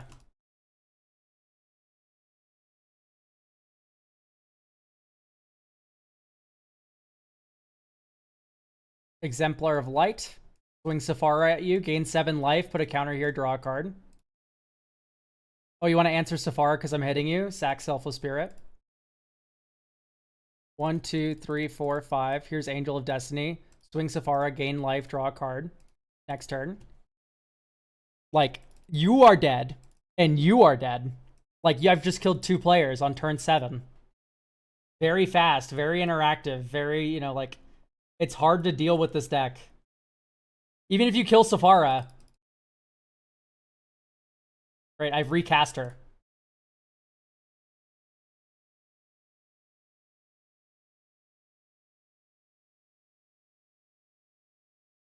Asking if Cloud is still good in the deck because a bunch of equipment got removed. Probably not.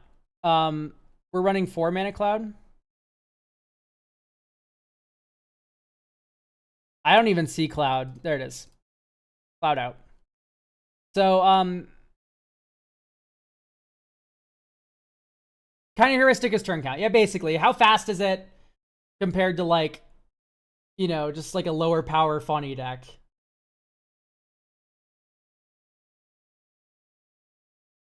Okay, I think Raven Charm or Stump Stomp is in order. I like Stump Stomp. Brings us up to just so many lands, which I kind of enjoy.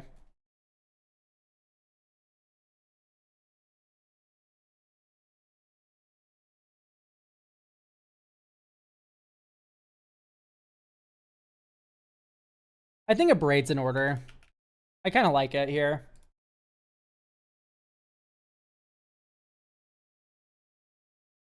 I kind of want to see this RMS Titanic hand.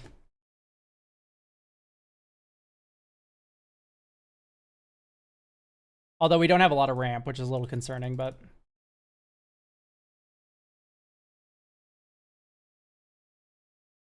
Who needs ramp, though?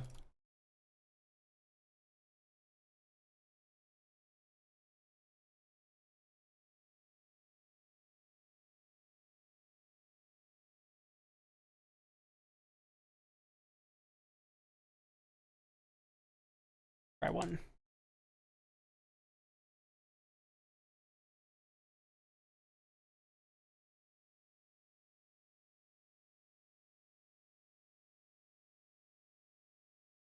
A little tough that we don't have, like, more power pumpers.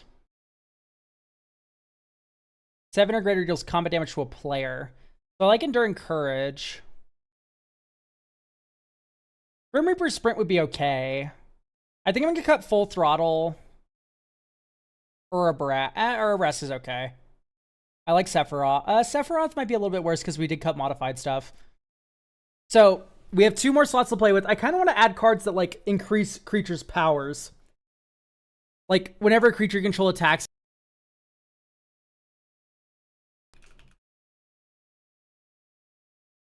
Oh, what's the name of the one stupid idiot?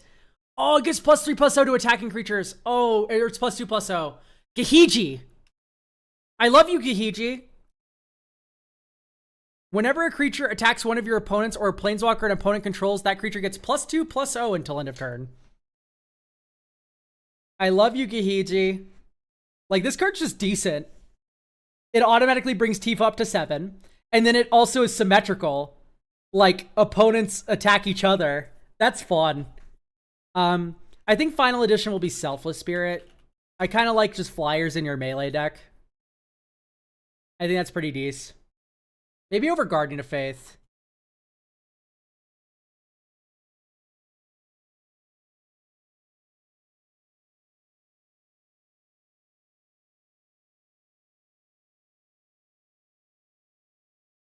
Alana and Elena. Alana and Elena's already in the deck.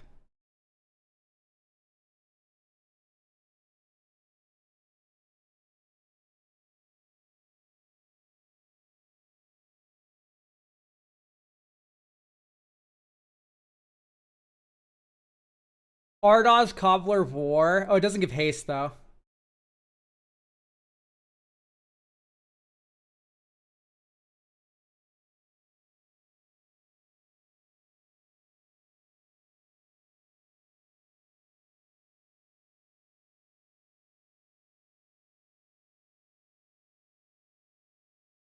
How red is our deck?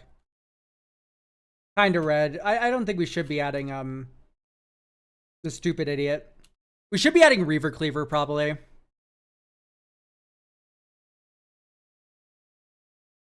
Like, Reaver Cleaver is just the most stupid thing you can do in this deck. This plus Old Gnawbone. Oh, we don't even have Old Gnawbone. Smuggler's Surprise. Okay, I've hit my stride, guys. I love you, Titanic, but I think Gnawbone's just you, but better. Thinking Smuggler's Surprise, Gnawbone plus Giant Idiot into play, win. Seems very strong. Isn't Gnawbone costly? There's no budget to the deck besides cards that are not too expensive. $44 is a lot of dollars However, it's worth $44. I'd run it over the Reaver Cleaver.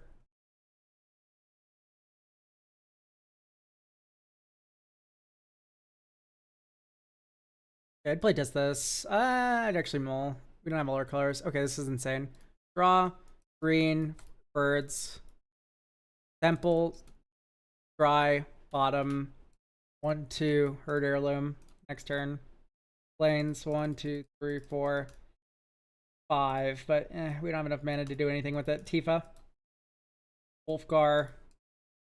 Hey, nice. Happy we cast Tifa.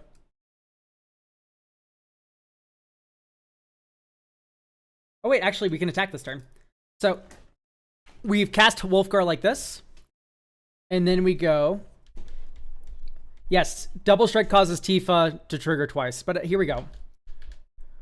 We swing Tifa. Melee, melee. Melee, melee. Tifa's 8 power right now. Because we attack with birds. This is what I like about Birds of Paradise in this deck, is you can attack with it for melee triggers. So we hit someone for 8, untap all our creatures. We're now attacking for 12. That's 20 damage on someone that doesn't have blockers. This is turn 4, by the way. There's Gahiji, but we can do Ibex instead to set it up. Gain's Trample. 1, 2, 3, 4, 5. Gahiji. Attack, attack, attack. This gets +1, +2, +3. +1, +2, +3. +2, +0. And then that happens again. Untap. You attack again. This happens again. You've killed a second player. You've drawn 2 cards. Gahiji wins, dude. Oh my god, Gahiji. Gahiji birds. Carry.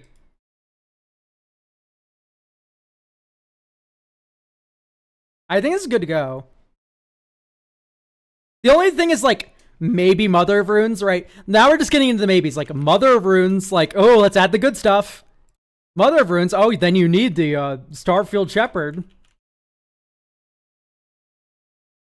Oh, great. Cut a Plains. Because that's a land cycler. And we already have 40 lands anyway. Oh, I guess I'll also cut a Chroma's Will. We definitely don't need it. You just saw what happened.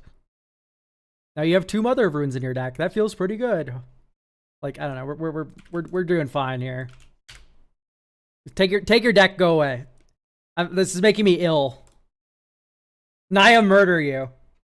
Do we have Rice Quinn? Has Rice Quinn finally made it, by the way? Thank you, by the way, for getting a deck review.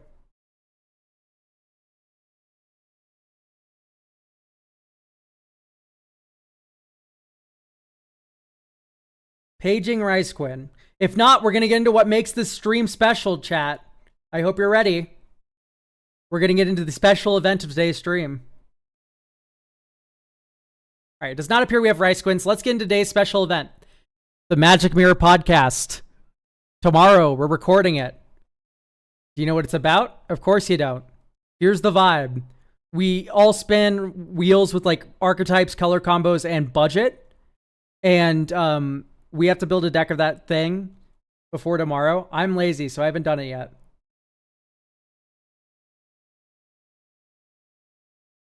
So let's pull up what I have to do. It's really funny.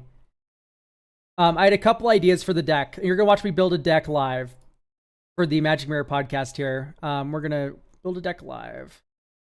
Dimir. $250 budget. Dimir Stompy tokens. So my first thought, chat, was Crothus. Runa Stormkirk Crothus was my first thought.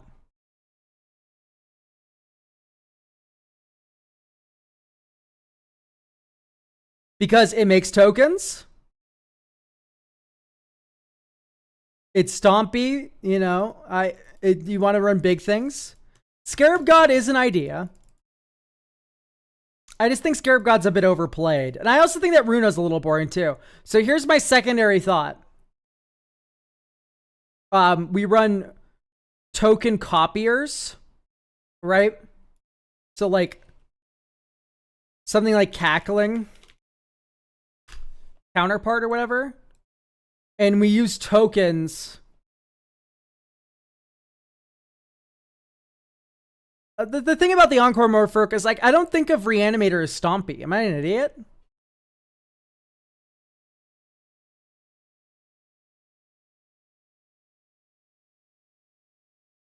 But, like, I was thinking, like, maybe we do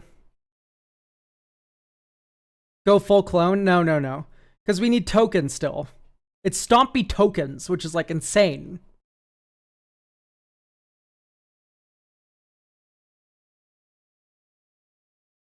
Yeah, I think Reanimator is, like, Stompy adjacent. Like, Arumi could be doable. I don't know if I really like Arumi for the Stompy deck. It's just kind of, once again, like, just not my speed. I like, how popular is Runo?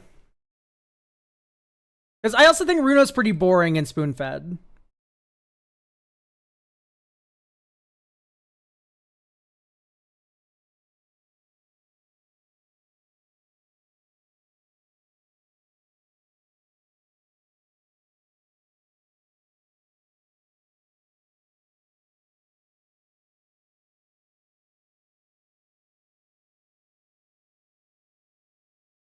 Okay, so Demir's Stompy tokens. Here's the thought. I want big mana value things. How do we get big mana value things? Probably reanimating. $250 budget.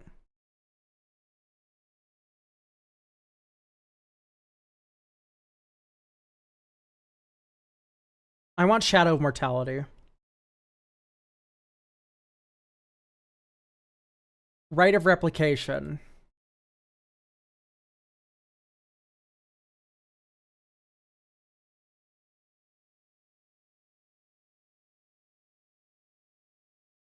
I kind of just want big giant creatures.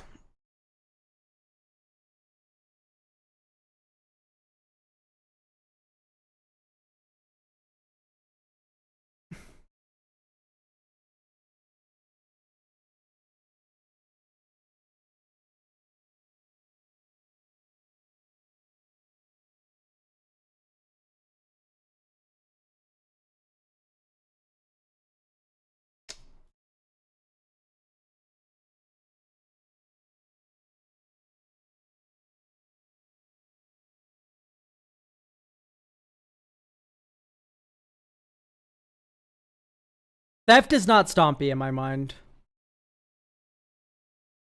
Is Commander, rather.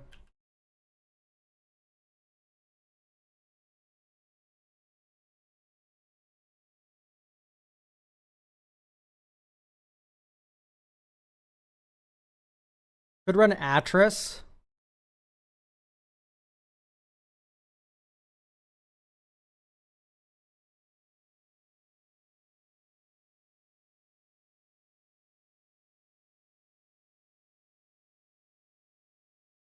Dragonlord Siligar, steal your creature, make token copies of it. Is funny.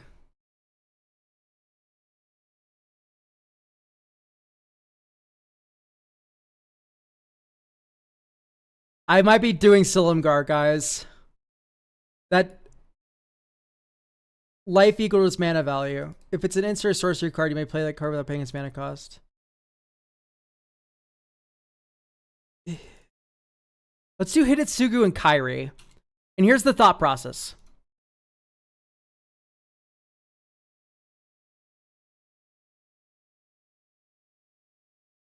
Here's the thought process. We're going to be Brainstorm. Brain Surge.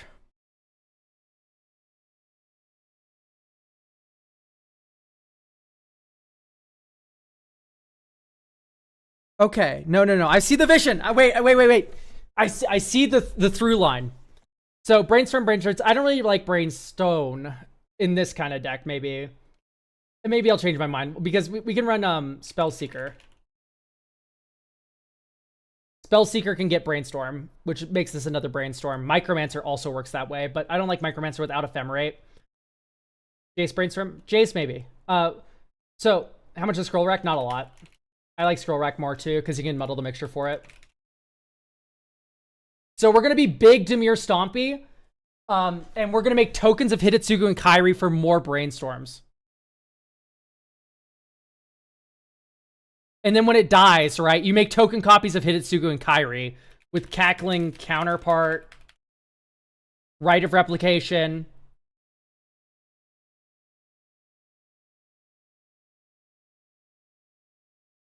Donatello from the precon. I don't play with Universes Beyond cards. That would be very disingenuous, I think, to put it in this deck just because it's good. Because, like, I wouldn't build a deck with Donatello from the precon because I don't like Donatello. Trust me. It could say if you have this card on top of your library and reveal it, you win the game. I would not put it in the deck. When it enters, tap up to 3 target creatures, put a stun counter of each of them. That one? One or more tokens we created, put those tokens plus a mutagen instead. That one? No. I'm not adding it. Oh, damn. Mirror box? I want them to die.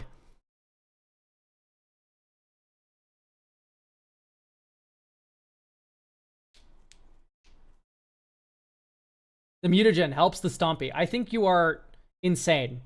I'm not adding it. I get to pay 1 mana for +1/+1 counters. Are you shitting me? That's the big plan. Like, I want to put Keen Duelist and Parker Luck in this deck. Parker Luck is the exception to the rule. Parker Luck I do run in one deck. Like, there's certain cards I do run. Oh, look, Keen Duelist is a wizard. Guess what we get to Wizard Cycle for? Step through. You're in Demir, you need help for Stompy. No, I don't. Stop yelling. Perplex. Perplex can turn into Parker Luck.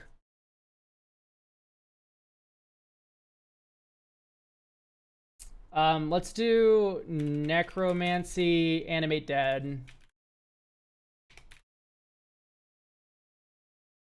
I like these whenever I'm running Perplex or Reanimate. All right, now we're gonna have Miracles.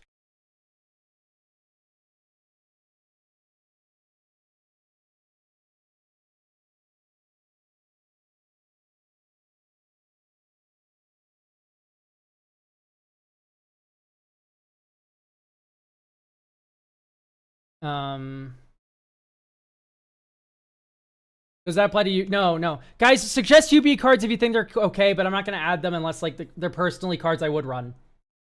Like, I would run Parker Luck. I do run Parker Luck. It's just because the card effect's really cool. I'm not adding Donatello because it makes mutagens, because I make token copies. Like, that's not... No. Silumgar.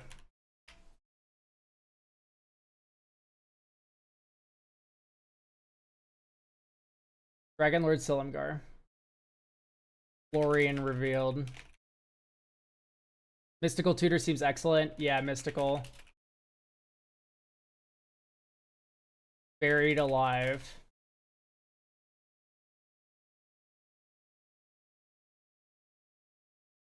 Hullbreaker. Yeah, Hullbreaker's very good. Do you want non-companion Garuda? I don't know. Token. Copy. We can run Saw in Half. Saw in Half means we can run Archaeomancer now.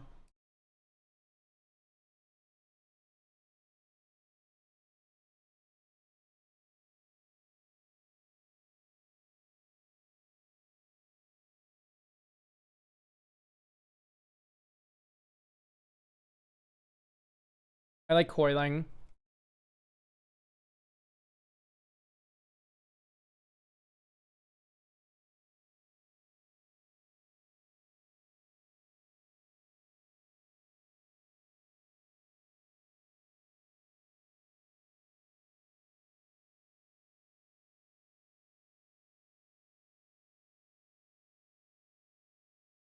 A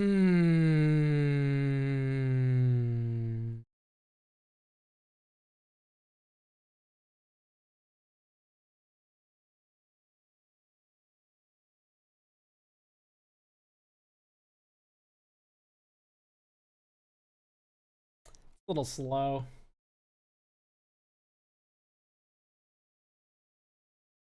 I like Reflection Room.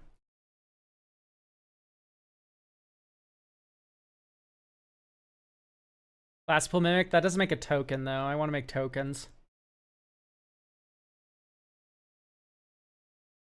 Create a token, and it also lets me discard a card. Holy shit, quasi-duplicate based. I also like the instant or sorcerer one. Yeah, create a token that's a copy of it. I like these a lot because I can free cast them off the top of my library.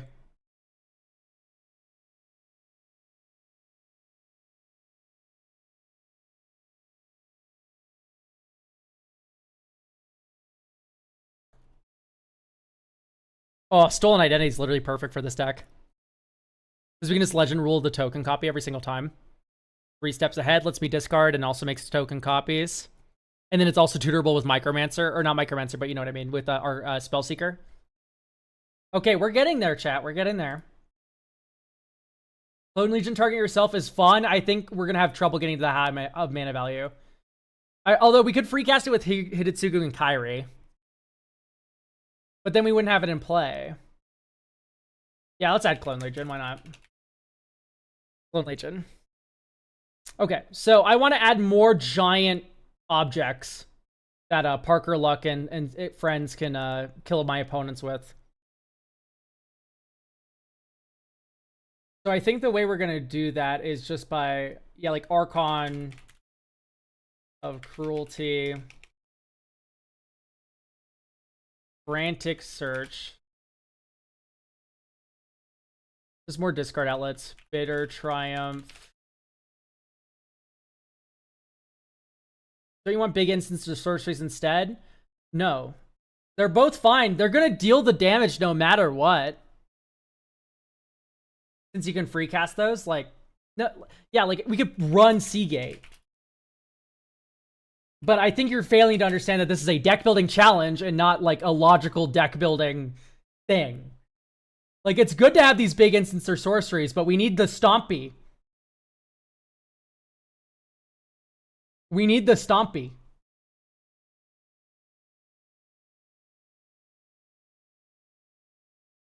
Rexiel. I don't like Rexiel that much. Counterpoint. Hullbreaker. Hullbreaker. We don't have anything that returns from graveyard except for like the couple reanimates we have. I do have Hullbreaker already. Born Egotist is dog shit. It's so bad. No. I'm going to refer to my reanimator deck. We could run Villas or Valgavoth. And then reanimate. Yeah, reanimate Entomb is probably worthwhile. Reanimate. Entomb.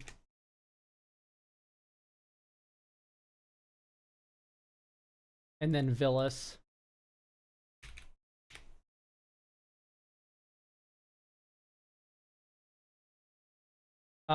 Phyrexian Delver.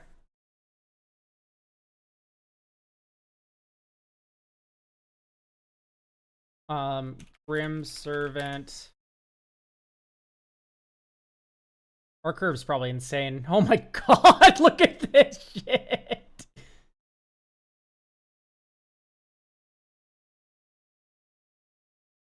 Scholar of Lost Trove. I kind of like that idea. I'm not going to run Arden. I wouldn't put Arden. I wouldn't play it.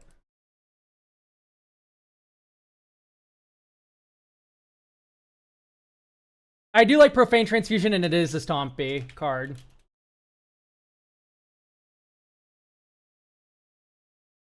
I like that the Brainstorms double up as giant mana cheaters and also double up as ways to set up these miracles that reanimate. I think those are very fun. Sphinx. I'm not going to run Sphinx to the second sun. I'm sorry.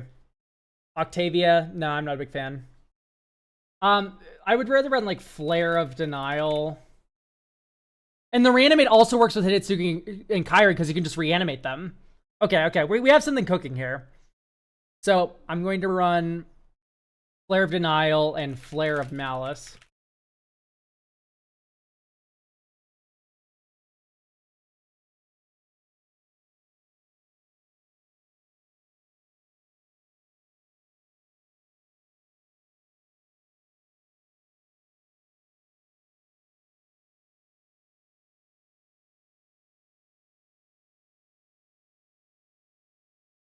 Lively Dirge.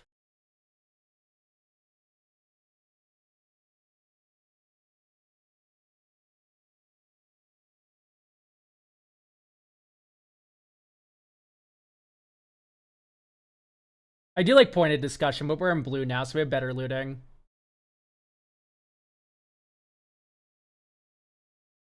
Pure best the sea god? Huh? No. How are we ramping? What do we need a ramp for?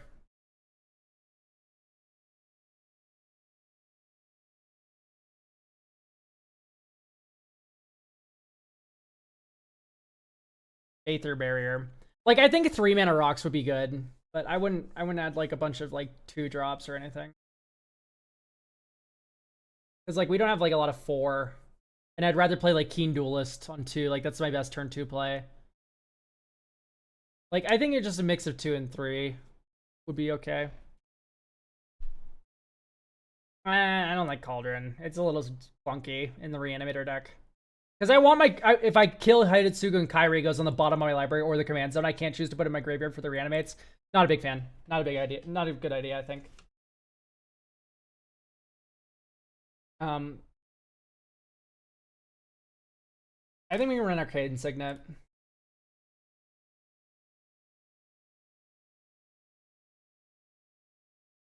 Talisman of Dominance.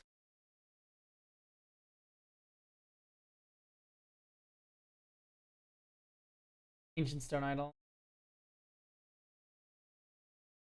Bohar. I'd rather run Malcolm.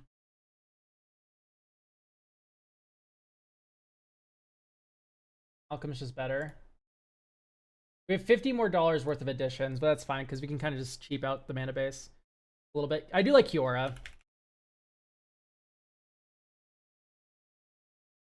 Kiora's a good suggestion. And it's a wizard. Or no, it's a noble. Bummer. Rise of the Dark Realms, nah. Sire. Sire's pretty decent.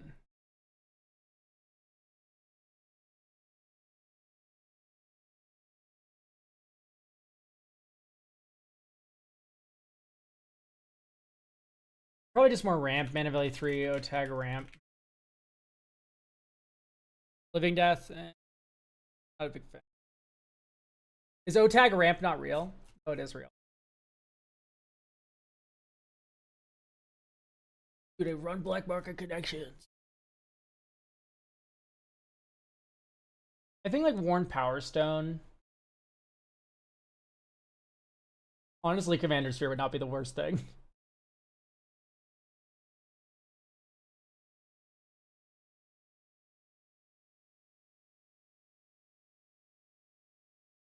This actually works because it's a dragon, our commander, and we're making token copies of it. Okay, yeah, Dragon Stash is really cute.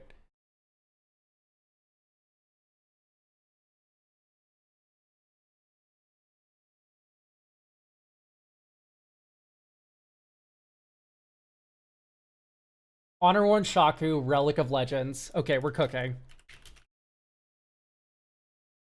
Because every time we clone our commander or something, we get another mana. Misleading Signpost is way too cute. It's fine. I think the Dragon Orb for blue sucks, right? It doesn't give hexproof or anything. Yeah, you just scry 2. Dog shit. I'm not vibing with this song.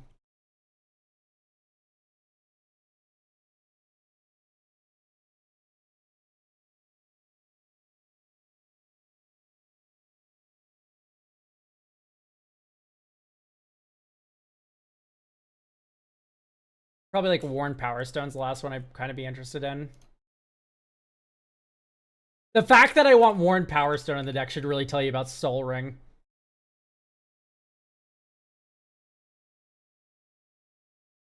Burnish Shard. I'm not putting Burnish Shard in a deck. I'm so sorry.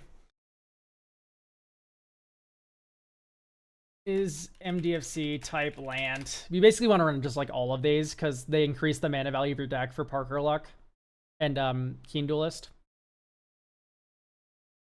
So you kind of just want to run all the good ones. Even if they have like remote niche utility.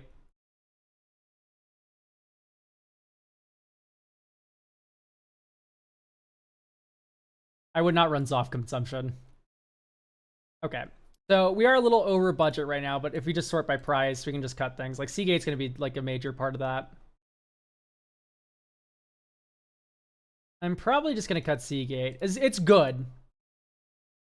It's good. It's just also like I'd rather have $30 more to work with the mana base. Type land ID equals 2 sort USD. This is like the secret tech to like making a good mana base for your deck, by the way.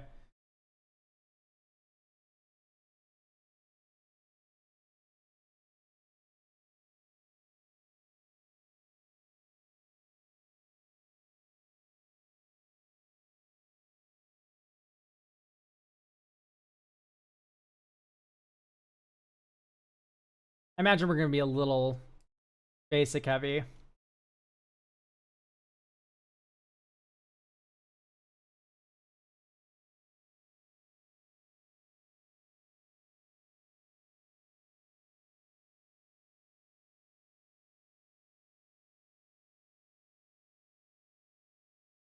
We're over budget. Can sort by price. Spellseeker needs to stay. Hullbreaker's fine. We don't really need it that bad. I don't think we need Mystical Tutor either.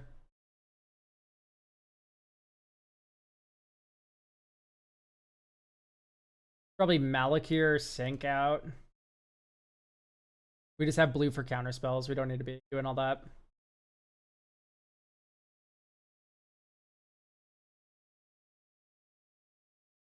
We can maybe take out Gloomlake Verge. It is just pricey. And then you can do Island. No, I like $10 for Watery Grave. It's pretty worthwhile. Then you can go...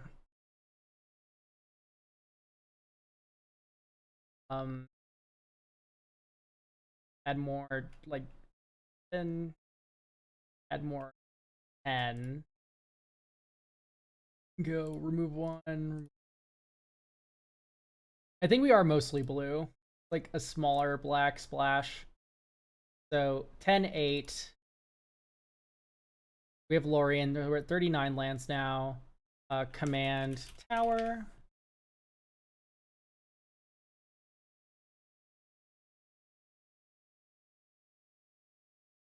Okay. So we have 8 more additions. Let's try to get away with Seagate. I think Seagate Restoration is like actually pretty good.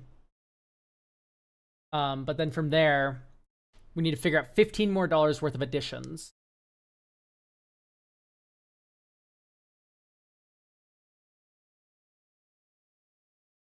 Aqueduct, no, leave the lands alone. Lands are fine now.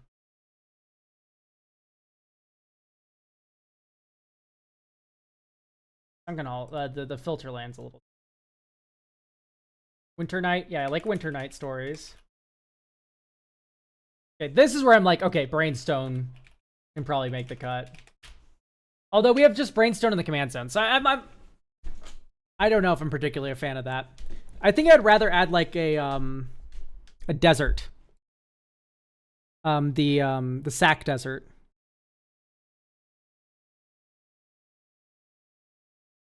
Lazatep Quarry. Took me a second.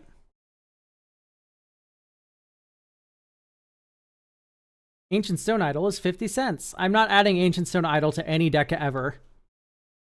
All right, let's add Stubborn Denial.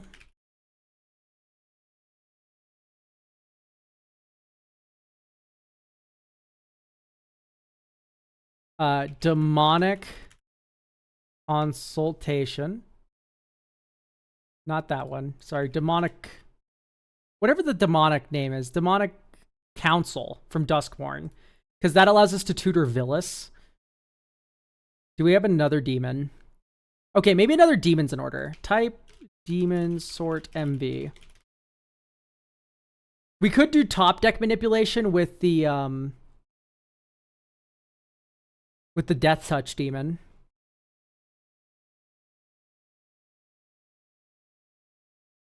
Varragoth.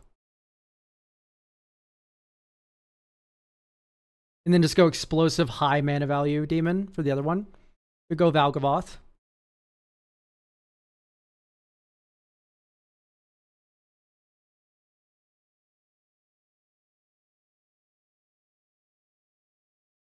Delve cards? Yeah. I like that idea.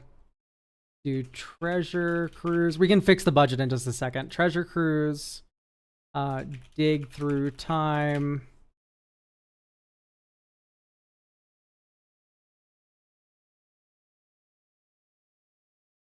Diabolic tutor. Let's go bone shards.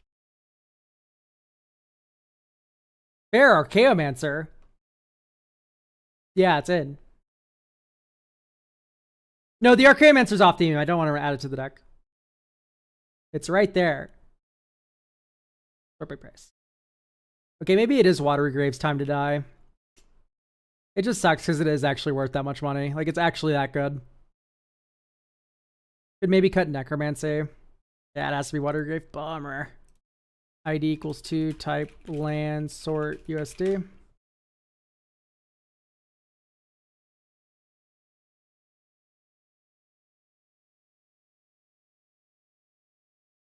Said Port of Carfell, that's fun.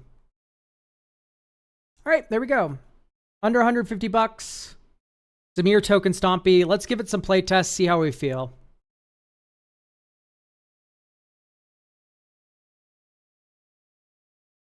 I would keep this. So next turn, Island 1-2, step through. Let's get Spell Seeker. We could get also Keen Duelist. I think Spell Seeker's better because it gets us reanimates.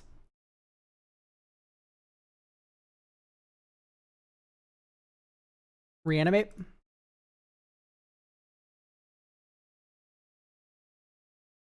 So here we go. 1-2, Bitter Triumph, discarding Dragonlord Silumgar. Black, reanimate Dragonlord Silumgar. Steal your creature.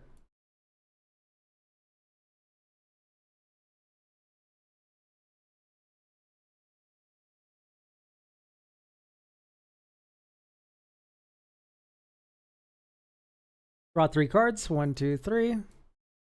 Discard a creature card. Port of Carfell tapped. Next turn. Island. 1, 2, 3. Dragon's Horde. Pass. Then you go 1, 2, 3. Brain Surge. Draw 4. 1, 2, 3, 4. And then you go Seagate, Archaeomancer on top. Next turn. Clearwater Pathway. 1, 2, 3, 4, 5. Hit it Sugu and Kairi. You draw 3. 1, 2, 3. You put Season of Weaving Seagate on top. You then go 1, 2, 3. Saw in half, hit it Sugu and Kairi. We have a death trigger, but then we also have 2 ETB creatures. We can stack them in any order, right? Because they all happen at the same time. Especially since this is also dying to Legend Rule. So we have let's figure out the stack here. So these are our triggers. The ones upside down are the death triggers. So we have 2 death triggers here. And we have 2 ETB triggers. I think the death trigger that happens here is always first, right?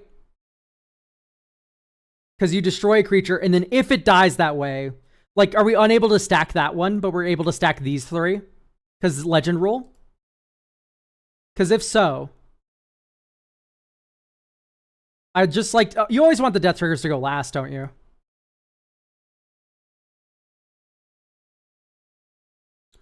Or well, we know we want the top card anyway. So, draw, we have the death trigger. No, I don't want the, I stacked this wrong. Season of Weaving first is what I wanted. Choose an artifact creature you control.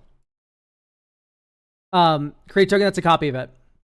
And then you can draw 2 cards. Oh, we have a Legend Rule. We have a new death trigger. And we have a new brainstorm trigger. So now we're going to brainstorm. Let's just brainstorm once. Draw 3. 1, 2, 3. Put Self-Reflection and Relic of Legends back on top. Then Death Trigger. Cast Self-Reflection.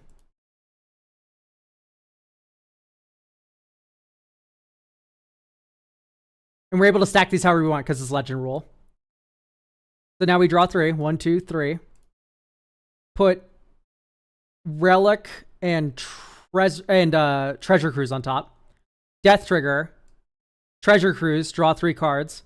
1, 2, 3. And then we get to go Brainstorm again. 1, 2, 3. Top. Draw 3 cards. 1, 2, 3. Top.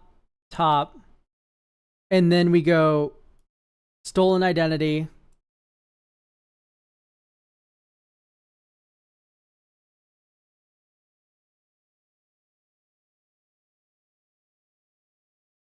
And then we're going to go Brainstorm. 1, 2, 3. Put Quasi Duplicate and Swamp back on top.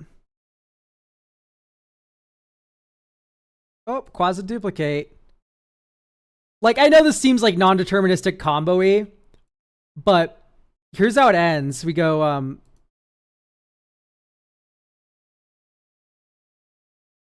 like, we've only killed 1 player here. We have a billion counters on this thing. Okay, we get to draw 15. 1, 2, 3, 4, 5, 6, 7, 8, 9, 10, 11, 12, 13, 14. All right. Next turn. We've killed the most threatening player. We now get to do, like, insane shit with, like, Entomb and Reanimates and stuff. Like, we're doing stompy stuff after all that. Discard to hand size. Someone doesn't read what Seagate Restoration. You were the one who recommended this card, Royster! You were the one who recommended we added Seagate Restoration. You don't even know what it does.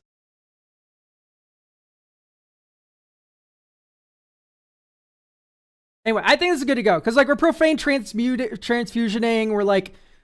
We're moving shit around. And then we have giant creatures and reanimates and stuff. Like, it's probably going to work out fine.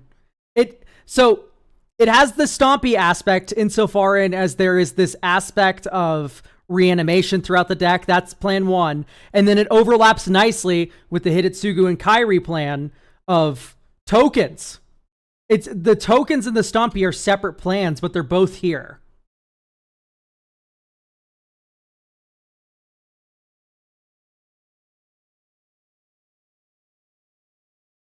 Because we can do Valgavoth on turn 2, or we can do the tokens part of the plan. Like, it has both. It doesn't need to be a token stompy deck. It's a stompy token deck. You know what I mean? Like, there's a long pause in between. Plus, like, once I take a billion damage from my own spells, I can just go. Here's my 39/39.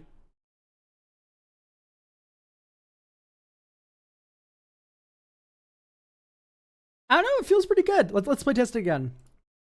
Maybe we'll see the more stompy half this time. Right now, I'm just not seeing black mana. Here, actually, I need to add Mortuary Mire, by the way.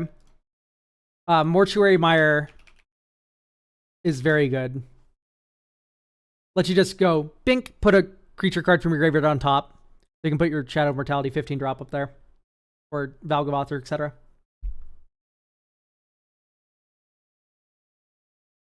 I guess this is also just hitting on nothing, getting counter remove. I have counter spells myself. Stubborn Denial, 3 steps ahead.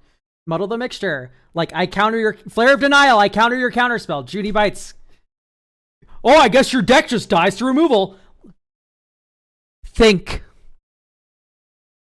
Think with your brain. You can do it. What about just actual counterspell? No. None of these are that good. These are all better than actual counterspell first. I would add actual counterspell first if I thought it was better than any of these in this deck. Not even in terms of power, in terms of synergy and everything.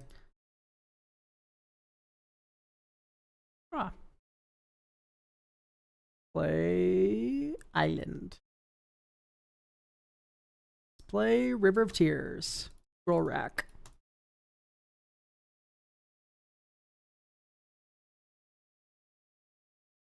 Sunken Hollow. I think let's spin for a ramp spell here. Sure. We'll stack it like this. That was 6 cards. 1, 2. Oh wait, whoops. You have to do it in the other order. So we have to do 1, 2, 3, 4, 5, 6. There we go. Right? This could be a lot worse of a card if you had to do it the other way. 1, 2. Talisman.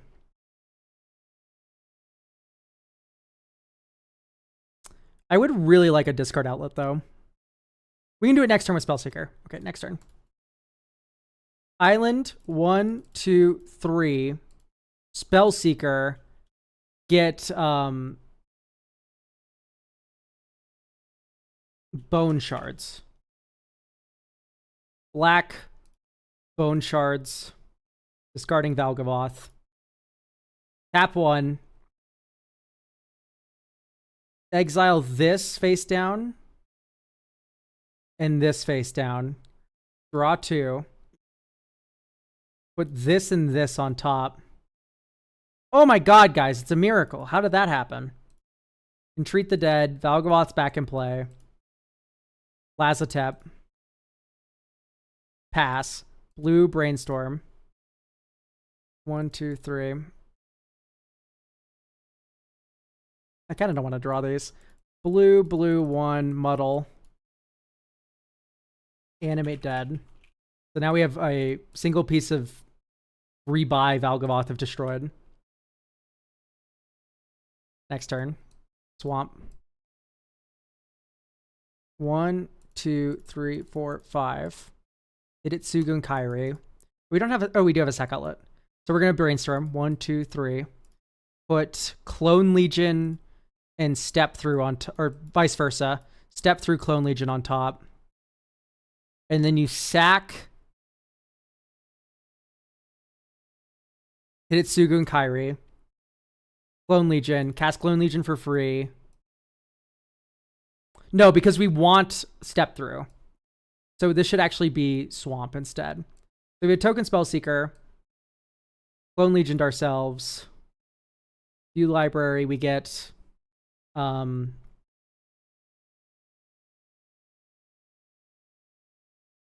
just like Stubborn Denial. Namada Council would be okay. Nah, let's just get Stubborn Denial for Valgavoth. And we're leaving that in our graveyard. So next turn, we cycle Step Through, we get our Chaomancer. Okay, and then here's the vibe. Swamp. 1, 2, 3, 4. Archaeomancer, retrieve Clone Legion. Black 1, animate dead. Animate dead animates Hidetsugu and Kairi. We then activate Scroll Rack. We put Clone Legion on top and draw a new card. We then sack Hidetsugu and Kairi. Oh wait, we get a brainstorm on ETB. We don't even have to activate Scroll Rack. So draw 3 first, and then put this on top, and then we get to Clone Legion ourselves. And so instead of Lazotep quarrying them, we should be sawing in half Hidetsugu and Kairi. So then we're going to do that multiple times, and then we Clone Legion ourselves. Archaeomancer copy, 2 Spellseekers, a new Hidetsugu and Kairi. This is infinite, isn't it?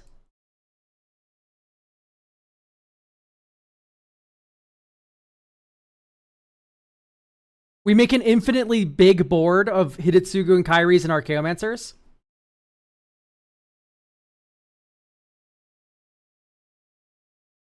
I wasn't even expecting that. Well, there we go. You win without combat. The Hidetsugus die to the... Yeah, when did I say otherwise? They're just Archaeomancers. Yeah. Can you point to where I have falsely duplicated my board?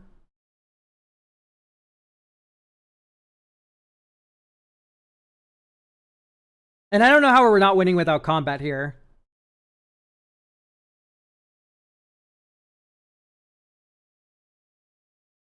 You don't play every big spell over and over again. You're only ever triggering Hidetsugu and Kairi once. Each loop. We don't have infinite mana. The drain on Hidetsugu's death, right? Yes, you are correct, actually. Ding, ding, ding. This drains. I forgot.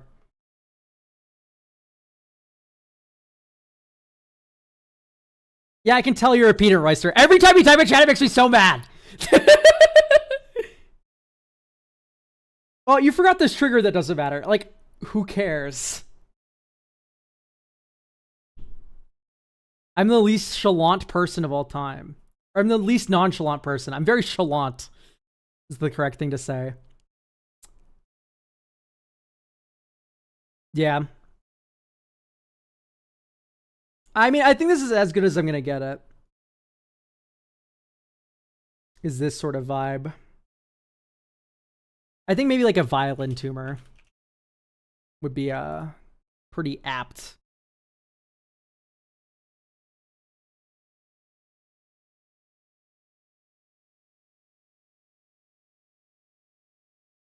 No, Ancient Cellar Spawn would work, wouldn't it? I'm going to put Ancient Cellar Spawn in.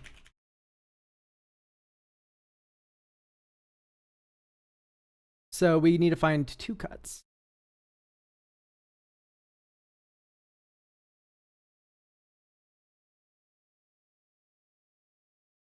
I like the Ancient Cellar Spawn idea. It also gives Delirium for Demonic Council. Yeah, maybe Violent Tumor's too cute.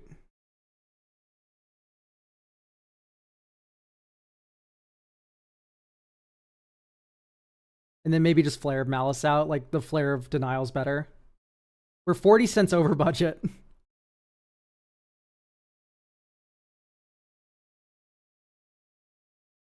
I'm sure the Magic Mirrors boys don't care about 40 cents over budget.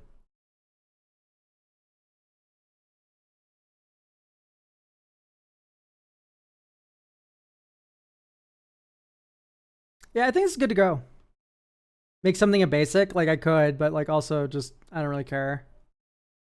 We're not ignoring land costs. Like, this land zone is expensive. And that's something we have to respect. Anyway, I think this is good to go, though.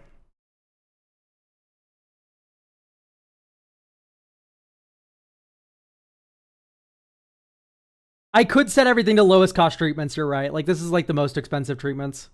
Not the most, but you know what I mean. Are you going to be playing this with the Magic Mirror? No. This is just like a play testing, like deck building, like challenge thing. My build was $250 budget, Demir Stompy tokens. And I think we succeeded in doing that. Okay, but that does it for the stream today. Sorry, Rice Quinn, if you showed up late. Regret to inform you that I'm too hungry to help to you with your deck. We can postpone it to a Tuesday or Sunday stream in future, but I don't even know if you're here. So, YouTube, that does it for us.